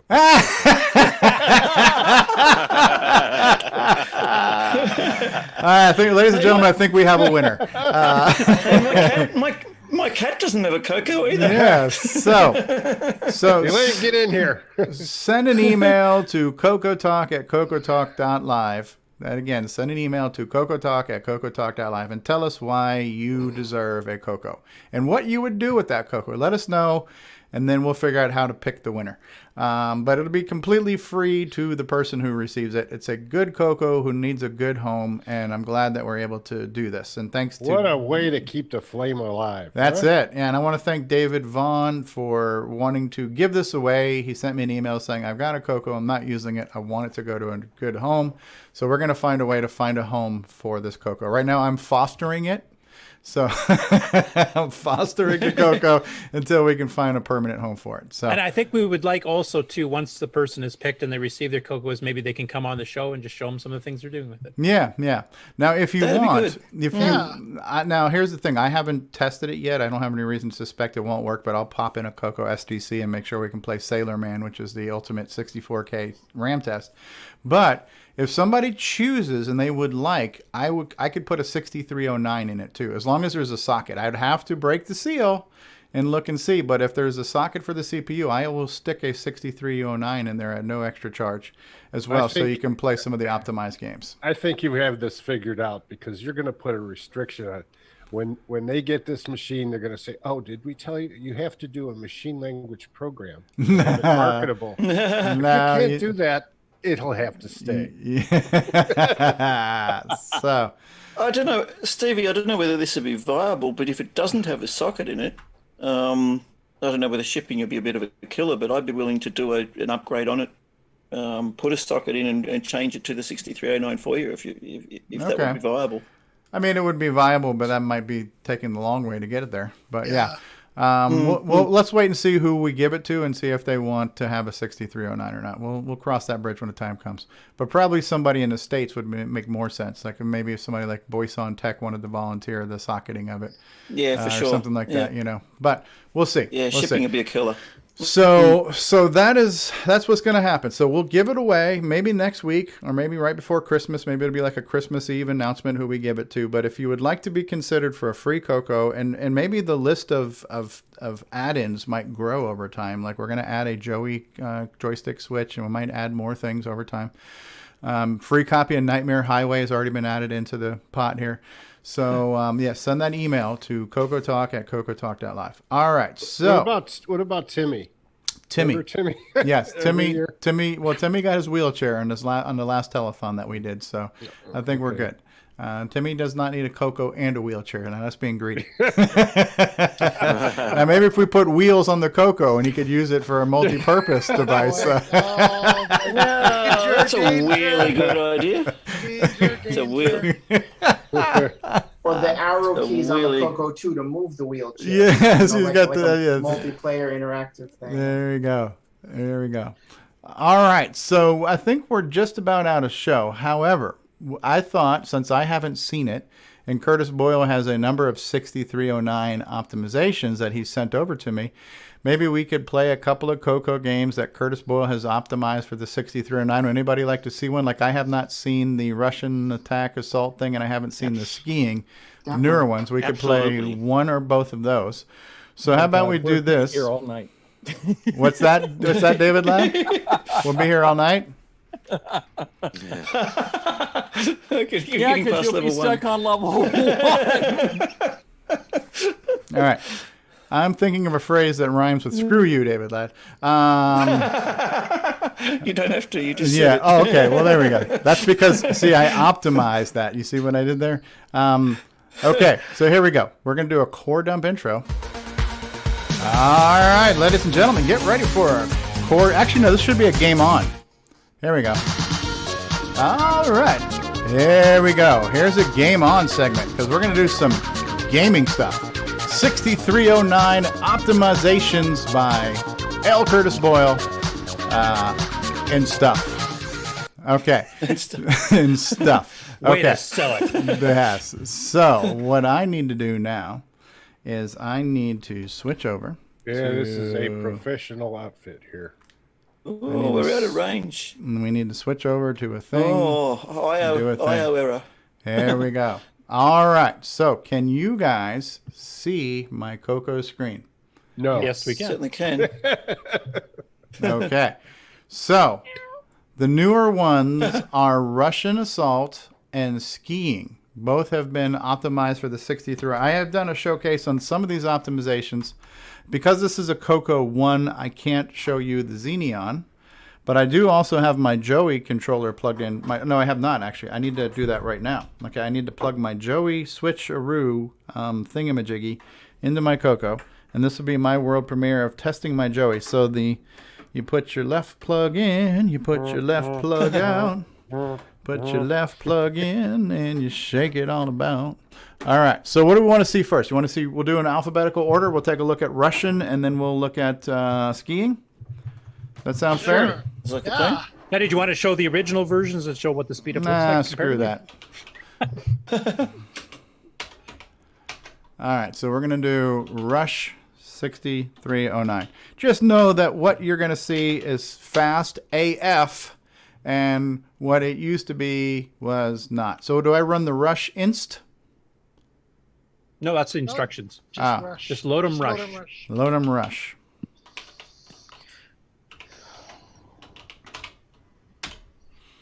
Okay, by Dicom products. Practice game. No, man, I'm a professional. Okay, no. Press reset if the screen is blue. Okay, well, it is not blue, but I do need to. It is blue, actually. I need to press a button on my CoCo VGA. Look, it's not blue anymore. All right. There we go. Boom. With the flip with the press of a button. Do you have 2 button joysticks? No. Okay. Press enter to start game. 1 player. Okay. Hey, and I got on the correct stick the first time through. Okay, so right now this seems fairly fast. Oh, it's very much more smoother than the original. I remember playing the original. I love these technical terms you come up with. Smoother. Okay. And it's a long press to drop the bomb, right? What's he got on his head? That's his Rambo headband. Bandana. Oh. That looks like snowballs being fired out of it. Is it Russian? Could be snowballs. Is it Siberia? Okay, so obviously the ability to hit that is... They're Chernobyl bricks. Is there sound? Yeah, there should be. Okay, maybe I don't have the sound turned up. Okay, but it's definitely smoother. Did you do that sound? I did the sound mod, and maybe something has come loose in my... Make sure it's plugged in good. In my VGA to whatchamacallit thingamajiggy conversion. The 3.5mm sockets on those can be a bit funny sometimes. Sometimes if you pull it out just slightly, it'll work. Yeah.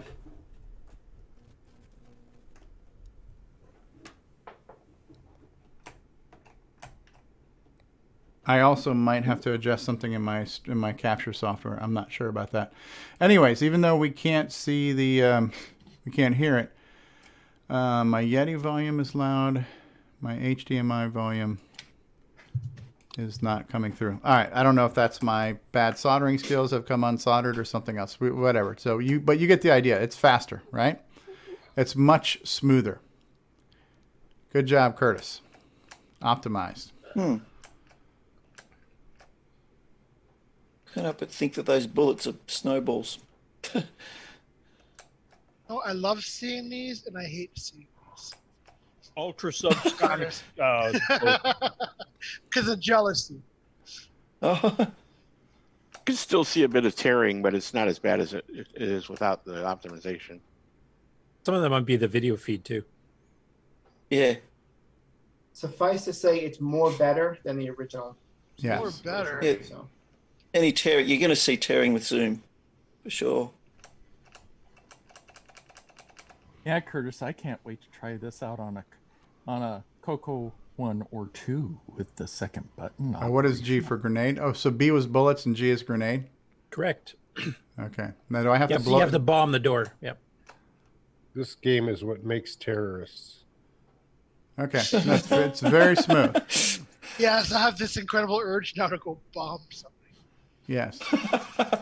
I mean, I haven't seen the original, but just, I don't know, knowing CoCo graphics like I do, I can feel like how much work it must be doing to play as smoothly as it is. So like, I can tell that it's definitely faster for sure. Game over. Okay, I don't know what the hell just happened there, and I'm not sure why my sound is not working. But yeah, reboot. You have energy bars, like your health bar there underneath energy. That's you ran out of. You got hit too many times. Basically, is what happened. All right. So difficulties. That's the best score. No signal. Okay, so that was Russian Assault optimized for the 6309.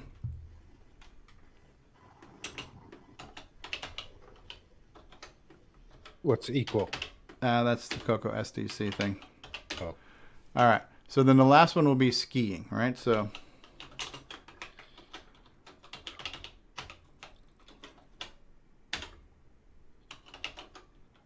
Gotta fly, guys. Have a good night. Take care, See you Brian. later, Brian. Bye, Brian. Have a good week. Okay. You too. See ya. We saw this earlier, did we not? We saw the video, but now we're going to try it firsthand. Switch joysticks from simple to complex. No, we're not going to do that. Okay, now I don't know if I have the right, so I might need to flip my. Yeah, you have to flip it. I have to switch. flip there my you go. flip my switch. Okay. Wow, what a With the flip of time a saver switch. that was. There we go. Thank you, Joey. Okay. Oh, So yeah, that's good. the frames per second is not faster, but the responsiveness between frames, you've got a lot more time to move. Okay, see, I can pull back. That's what she said. Okay, we can do that. The little orange sticks. Yeah, Really the actual turn it drawing of the flags and stuff when you get close, because it's drawing a fair bit of graphics at that point, Mhm. actually is faster too, so it's less flickery, less ripply. Yeah. It's kind of like the touchstone modifications. It doesn't technically run faster, but it does look smoother if you compare them to. It looks good here. Yeah. So I mean, I've actually got time to course correct and get to all the slaloms. You have time to have a cigarette. No, this So is it good. definitely improves the gameplay. Wow. See, you can actually be more successful and accurate. Yeah. Cool. Yeah, he hasn't missed a flag yet, I don't think, because he hasn't got the out of bounds marker on the screen yet. He might Yeah. actually have a qualifying time here. Yeah, this is good. Nice and smooth. Yeah, because the time you're saving in drawing the graphics, you can put into the joystick, measuring the joystick for more accurate responses. Yeah. Curtis has achieved the programming impossible. He made a game such that Stevie could make level 2.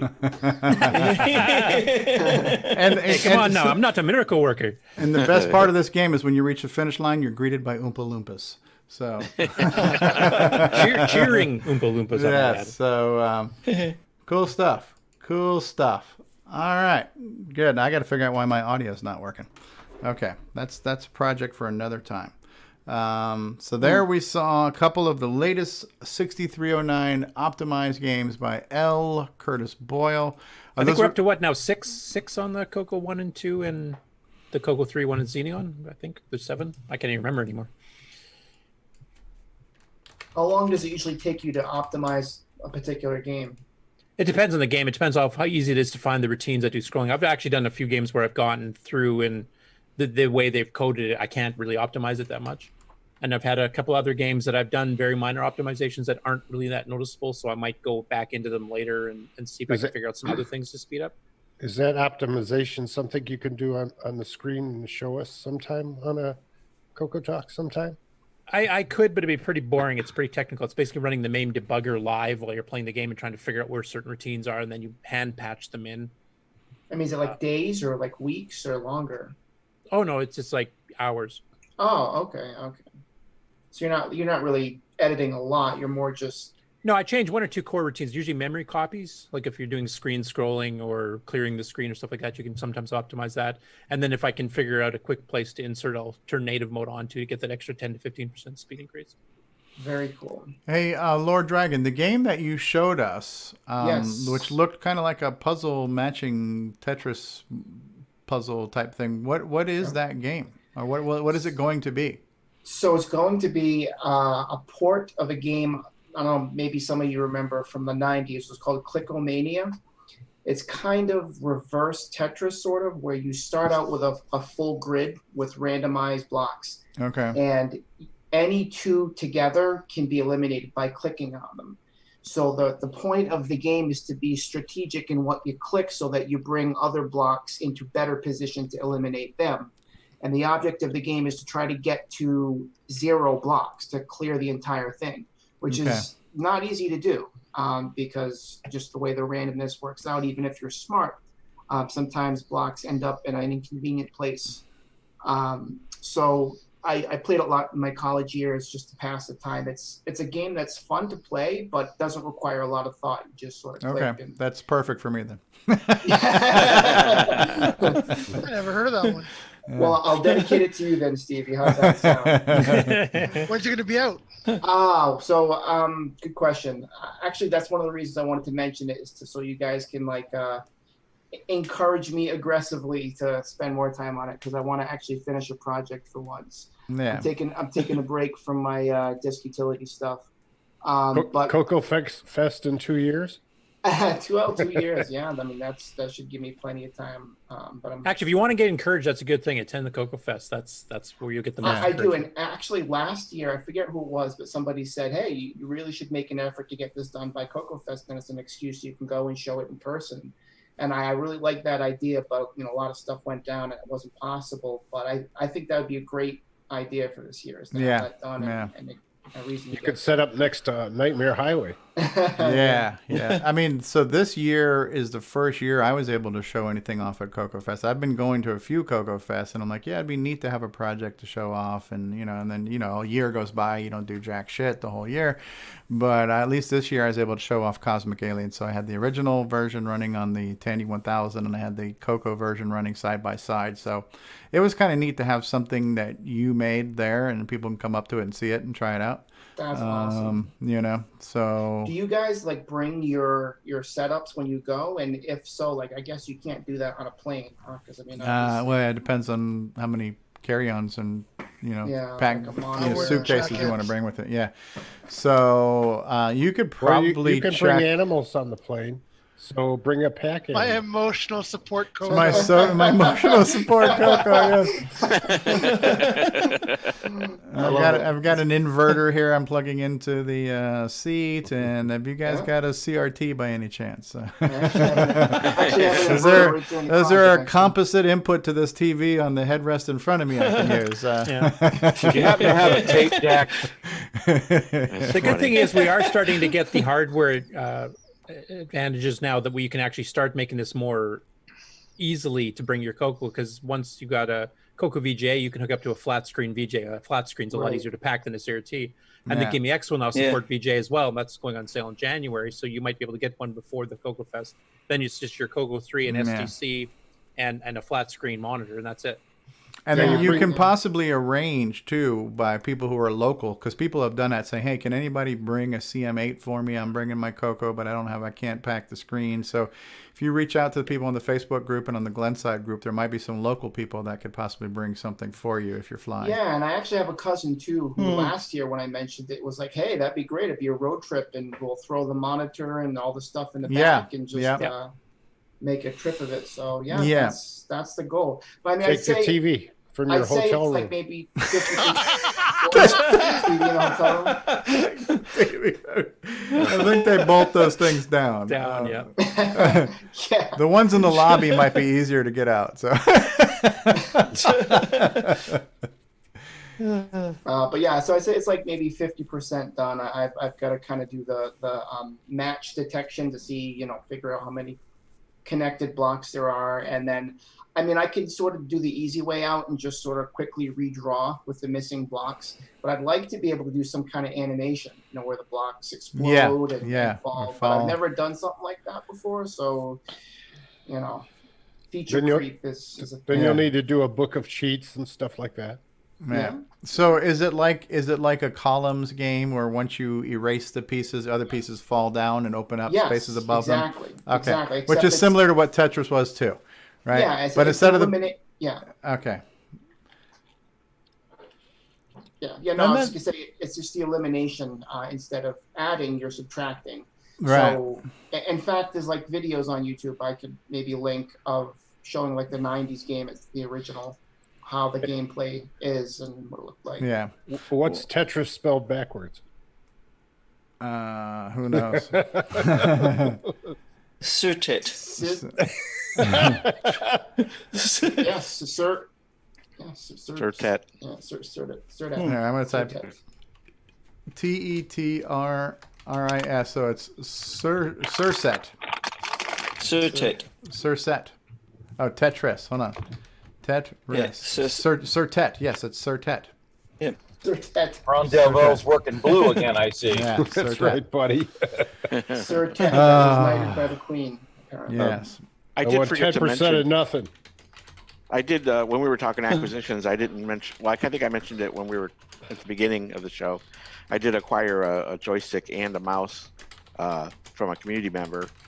That's in really great shape. So I just went ahead and ordered a Joey, so I can have the mouse and the joystick connected at the same time, and just flip back and forth between them, and flip back and forth between whatever port I want to use. So, Jason, if you turn your camera on, you better be working on my Joey. What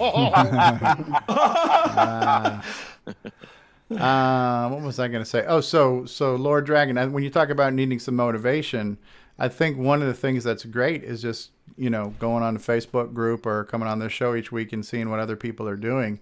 Like, Nick Marentes continues to crank away on Gunstar and everybody's working on projects. So I find that the things that other people are doing, I think that there seems to be some like self-renewing, self-sustaining motivation that goes on, because one person will do this one thing and I like that, I want to do this, and you almost feel like I want to keep up with the Joneses. Everybody's working. That's kind of how I've been feeling for a while too. Everybody's working on a project. I want to work on a project too. So it's just like 100%. You see what people are doing. Yeah, when I first moved here, I hadn't had time to really set up my CoCo, but I was just watching videos and catching the show and reading the Facebook group and seeing what people are doing. I'm like, man, I'm gonna I'm gonna get this thing set up, because it's just fun. Like last week, Paul Thayer was on. He was talking about, he's got a couple of new games, and he was, and so he mentioned he's, thinking about going back to Downland 2, which he started, and then his Faceless Warriors, and then a day or two later in Facebook, he showed the full mock-up of the first screen of Downland 1 being rendered in his new Downland 2 graphics. So it was neat to see how, he can just throw this stuff together. Yeah, one thing that we're talking about being thankful, the theme of this show today, there are so many talented people in this community. Everyone's kind of, has their own little gift in some way of the different things they can do, but it's so neat when you see somebody throw something out there, like what Paul Shoemaker did with the dungeon crawl and what he's doing now with the Oregon Trail. And everybody's working on these things, and you see these things, and they're just really good. They're really good-looking things. Even though it's quote-unquote homemade, they look top-notch. The quality of what people are making is really impressive. So I find that inspirational too. It's inspirational. Sometimes it's intimidating too, because when you look at like what Chet Simpson is doing with Gold Digger 3, or what's it called? Is it Gold Digger 3 or Digger 3? Digger 3, Gold Digger. No, Gold. That's my wife, Gold Digger. But ex-wife. Digger 3. Not on next week. Digger 3 looks so good. That game looks like it should be on a SNES. It looks better than an NES game. The amount of animation and tiles and graphics and smooth scrolling he's got going on there, and he's giving it away for free. And you're like, oh, this is amazing. But I'm thinking, you know what? In my entire life, I'll never make anything that good. So why bother? Well, maybe with 3 megahertz you might be able to. So, but no, it's just amazing the stuff people are doing and the quality. And to bring it full circle to like the beginning of the show, like something Ron had said about the internet bringing the community together. And how these are old machines, from the 80s and 90s. And really, if the internet didn't exist, like I doubt there would be the retro movement there is. This like rebirth that the CoCos are having. Because like you said, Stevie, like seeing what other people are doing inspires you to want to do stuff and pull out your gear from the closet and get it set up. And the internet's what like connects us all together. And I think, a lot of this stuff would just be on a shelf if it weren't for that. So. And for the people here that are not programmers or art designers or musicians and stuff, hi Ron. Ron says, I mean, all you of the guys above. contribute too. All of the you above. guys contribute too by doing testing. You guys contribute by giving feedback. You guys contribute by actually buying the products that the other people are making to support their efforts. Hey, you got that game done yet? And nagging, yeah, exactly. Yeah. But yeah, I mean, you guys support the community too in a monetary way, in a review way, or just in a moral support type of way too. Yeah. You know, so like we need that too, because we do need a pat on the back to continue. Because sometimes if you're doing it in isolation and you don't know if anybody's actually using it, you kind of just go, "Why am I bothering?" and then you quit. Yeah, yeah. And I know Ron tests a lot of stuff on real hardware. Ron's always, running stuff to just make sure it works in something other than an emulator. So, so you guys are an absolute necessity to having these projects go forward. I just want to make sure you guys know that. Yeah.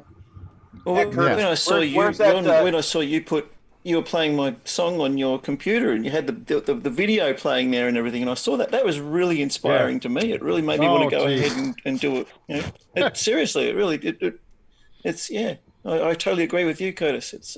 It really helps us, really motivates you to continue on and keep going. Except for Nick Morendi's nagging, that gets annoying after a while. But and we were I think maybe it was right before the show we were talking about this, but there's a lot of people making hardware, and you have things on the scale of something complex like the CoCo VGA or the Gimme X. You got things like that. You've got memory boards, you've got sound boards, and all those things are like, require circuit boards and high-end technology. But Jason has made a small fortune making cables, and it's not quite as high-end, but it's a hardware device. It's something that we need, and it serves a purpose, and it's been very much in demand. And when these guys make these things, on a smaller scale, it's kind of like we've got a lot of Apple engineers in our community, because they end up making something that never existed, but now that we know it does, we can't live without it. That's kind of what Apple does with everything they make, and that's like what our hardware guys in our community doing. They're making a thing that never existed. But now I can do that. Now I gotta have it. And it's like the Joey Switch controller never existed before, but as soon as I hit buy now, I needed that in my mailbox 24 hours later because I already paid for the damn thing and I wanted it. I didn't care that he had to make it. I wanted it. And even though a lot of the stuff I'm making is less complex in an electrical way. Yeah, it's manually more complex. It's labor intensive. There's a lot of connections to make. There's a lot of connection, a lot of heat shrink, and in the case of the Joey, there's a lot of holes to drill. And there are people like me who I just cannot make that kind of stuff. I'm not good with that. So thank God for people like you who do. As an owner of the Switcheroo, the quality that goes into it, you can see it wasn't just slapped together. Yeah. You can tell that Jason spent some time putting it together. He used what looks to me like to be quality components. Yeah. You can buy junk components or you can buy decent components. Yeah. Looks like he has decent components, and it was really well made, and that's what I like about it. And I definitely appreciate what Jason does. Yeah. In fact, Jason, you were driving down the highway there. Are you like hand delivering my Joey that I just bought? Yeah. Oh yeah, I'm gonna hit Route 11 and I'll be up in just a bit. Yeah. All right, I'm here. I'm at home, so you're good. It was Nightmare Highway that you were driving down too. I haven't found any rogue furniture, but thank you, John, for your kind words. That's great. That's the kind of thing I was talking about earlier. Makes it all worth it. Yeah, I try to make something that I would buy. And I don't. Something doesn't leave me. Leave my assembly area that I would be proud to have out there. If there's if there's an issue, it doesn't go out. It definitely shows. That definitely shows. He does appreciate constant email queries for your stuff. Yeah. Is it here yet? Is it here Like, yet? email- Is it here yet? Is it every here hour, yet? Any hour, send him an email. He loves that feedback. No, it's even. Nick Marotta was so enthused to get his Joey that I made sure I took a picture of him. He actually dropping the box in the slot in the mail. I've got a complete pictorial history of That's what Amazon does now too. Like they won't ring the doorbell, but I'll get a message on my phone from the app saying your packages were just delivered. Here's a picture of them, and by the way, put some pants on, right? So I was picturing after I sent that picture out to Nick there that he was gonna be camped out in a lawn chair out by the mailbox. Yeah, had my Timmies and I had the lawn chair and I was listening to Gordon Lightfoot. Waiting It's good times, good times. Well, I'm thankful for almost everyone on this panel, but one of you, you know who you are. Not you.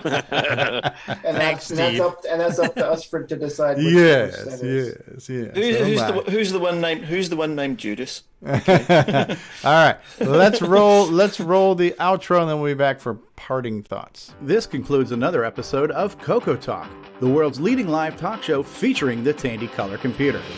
For all things CoCoTALK, visit us on the web at cocotalk.live.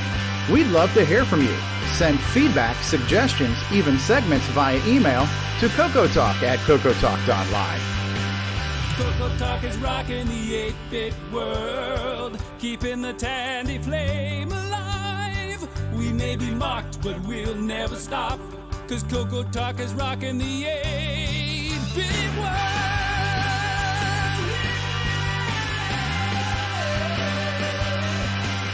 Consider supporting the show with a purchase of merchandise from our retro swag shop at 8bit256.com.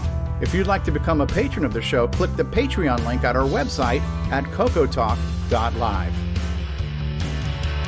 CoCoTALK is rocking the 8-bit world, keeping the Tandy flame alive.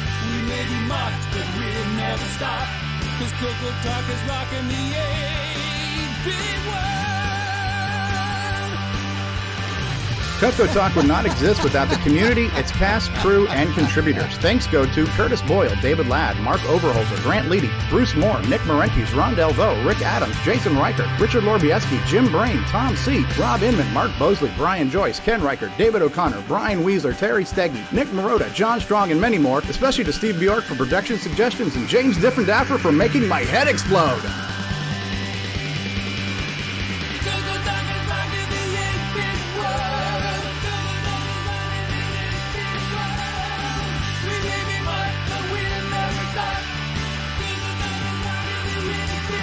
Please help support the CoCo community by visiting some of its various contributors.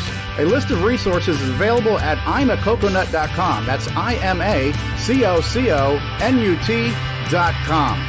The CoCoTALK theme song is copyright 2008 by D. Bruce Moore and Greg Sheeler. Mixed, mastered, and produced by D. Bruce Moore.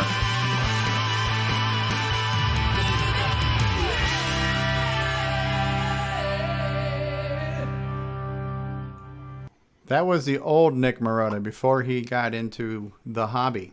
And now behind him is no longer empty shelf space. Thanks, guys. Thanks, enablers. That was Nick. See what playing the strings does for you?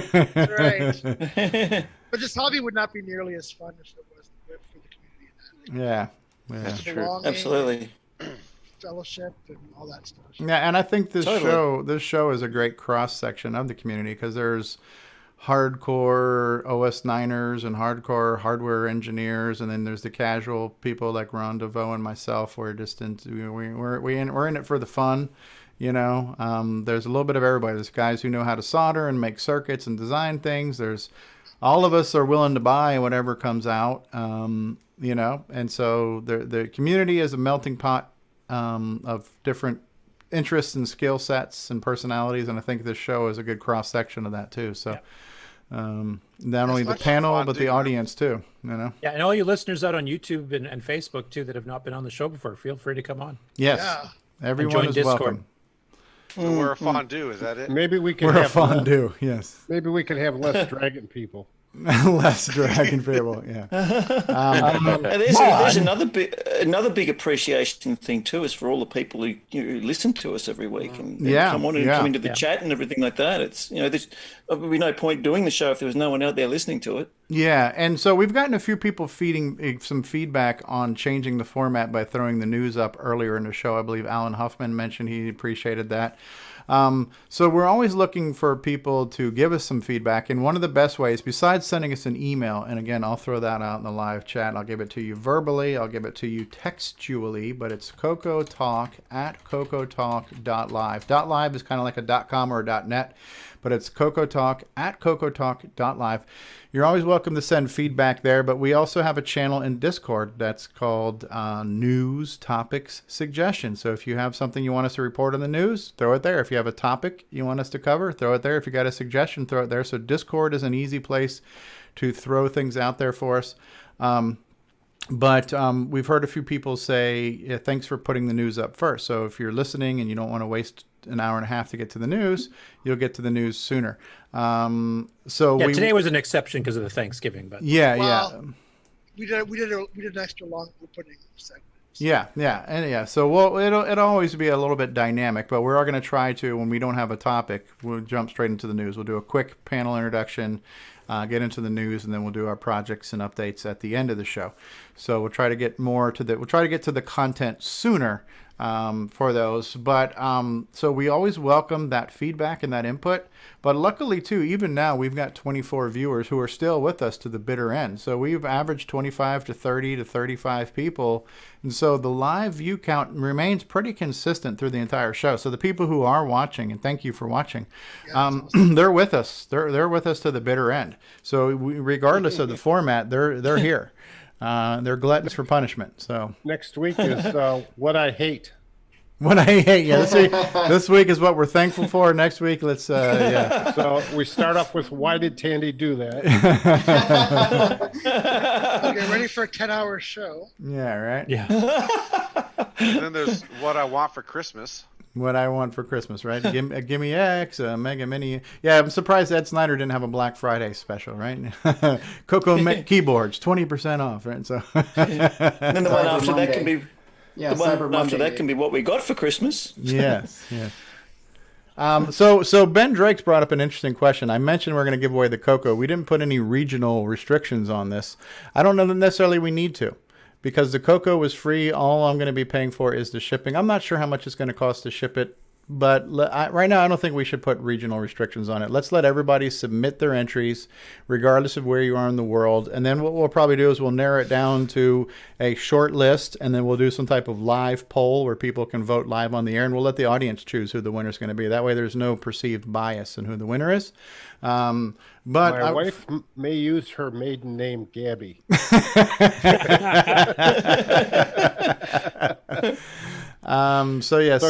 Keep an eye out, huh? Okay, we'll do that. We want to keep things legit and no insider trading going on here.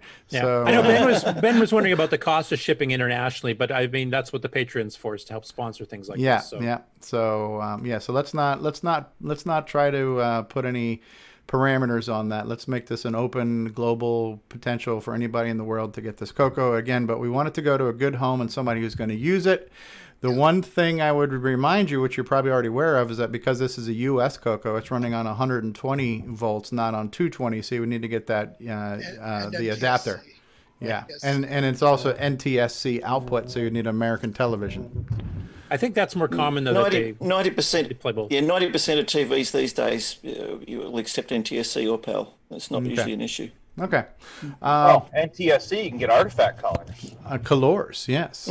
So parting thoughts, L. Curtis Boyle. Anything you want to leave us with as we wrap up this? No, I mean, I'm probably, it's almost for sure now, but I'll probably have to delay ease of use to after Christmas just because of all the stuff going on with my mom. It's taken me, several hours a day out of my time that I thought I would have this time of year.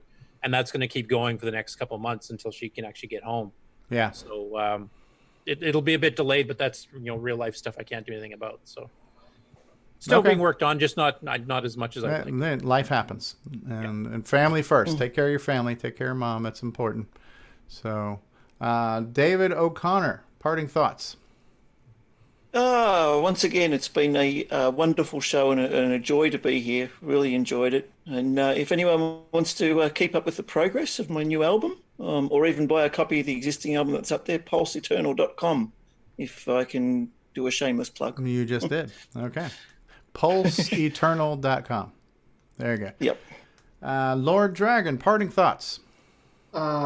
Just that, aside from the talented programmers and, art people doing artwork and pixel artwork and the musicians and all that stuff, like just in general, the community is just like genuinely funny. Like you guys have a great sense of humor.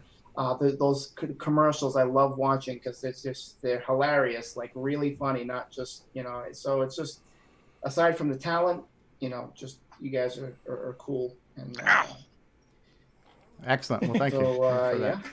So. Yeah. And you're one of those talented people that should be included in that list there too. Thank you. Ron Delvaux, parting thoughts. Yeah, my wife is reading the Barden book right now. Is that why she needs a CoCo? She needs a CoCo to practice her assembly code on, huh? What an ambitious woman. Gotta love her. God bless her. It's funny you guys knew what that was. Yes. Nick Marotta, parting thoughts. I just love the community we have here in the panel and in chat. It's just a real highlight of my week. So thank Absolutely. everybody. And we're thankful for you, Nick Marotta. Absolutely. Nick, you're not playing back this show like every day until the next one. Me? Yeah, get the numbers up. Yeah, sure. Yeah.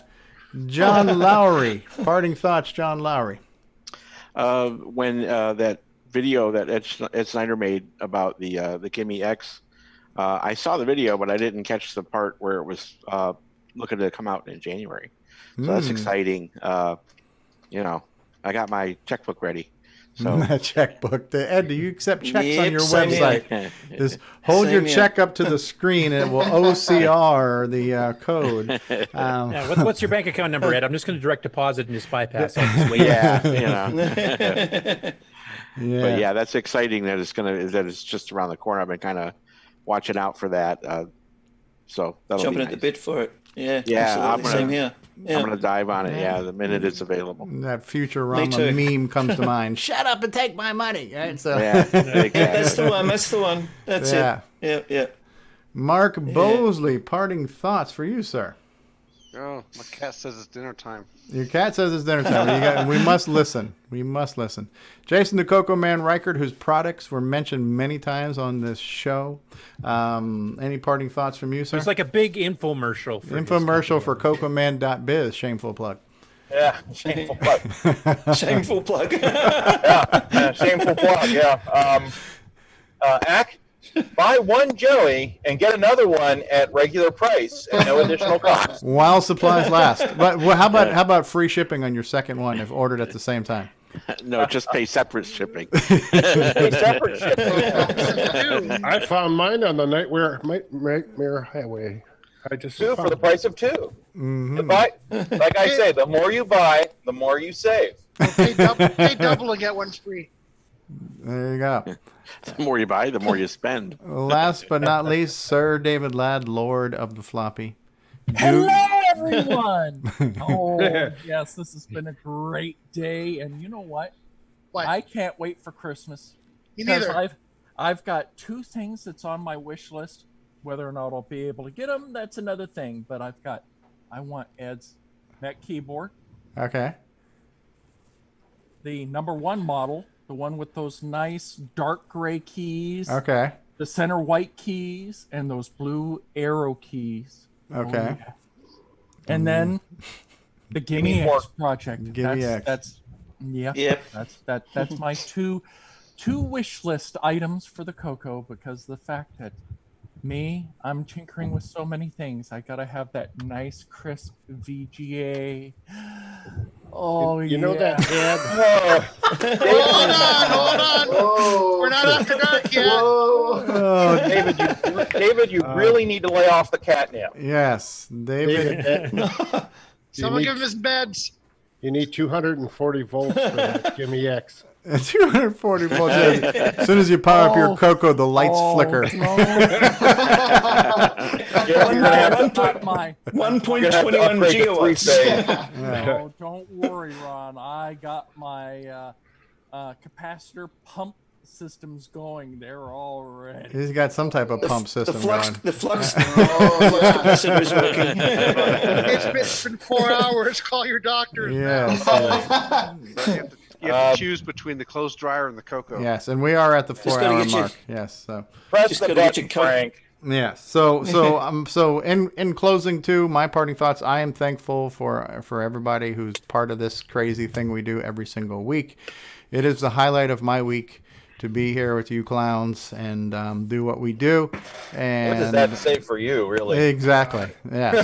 So I appreciate the off switch. Yes, I appreciate you guys, and I appreciate everyone who shares this experience with us, either on the panel or in the live chat or on the podcasting.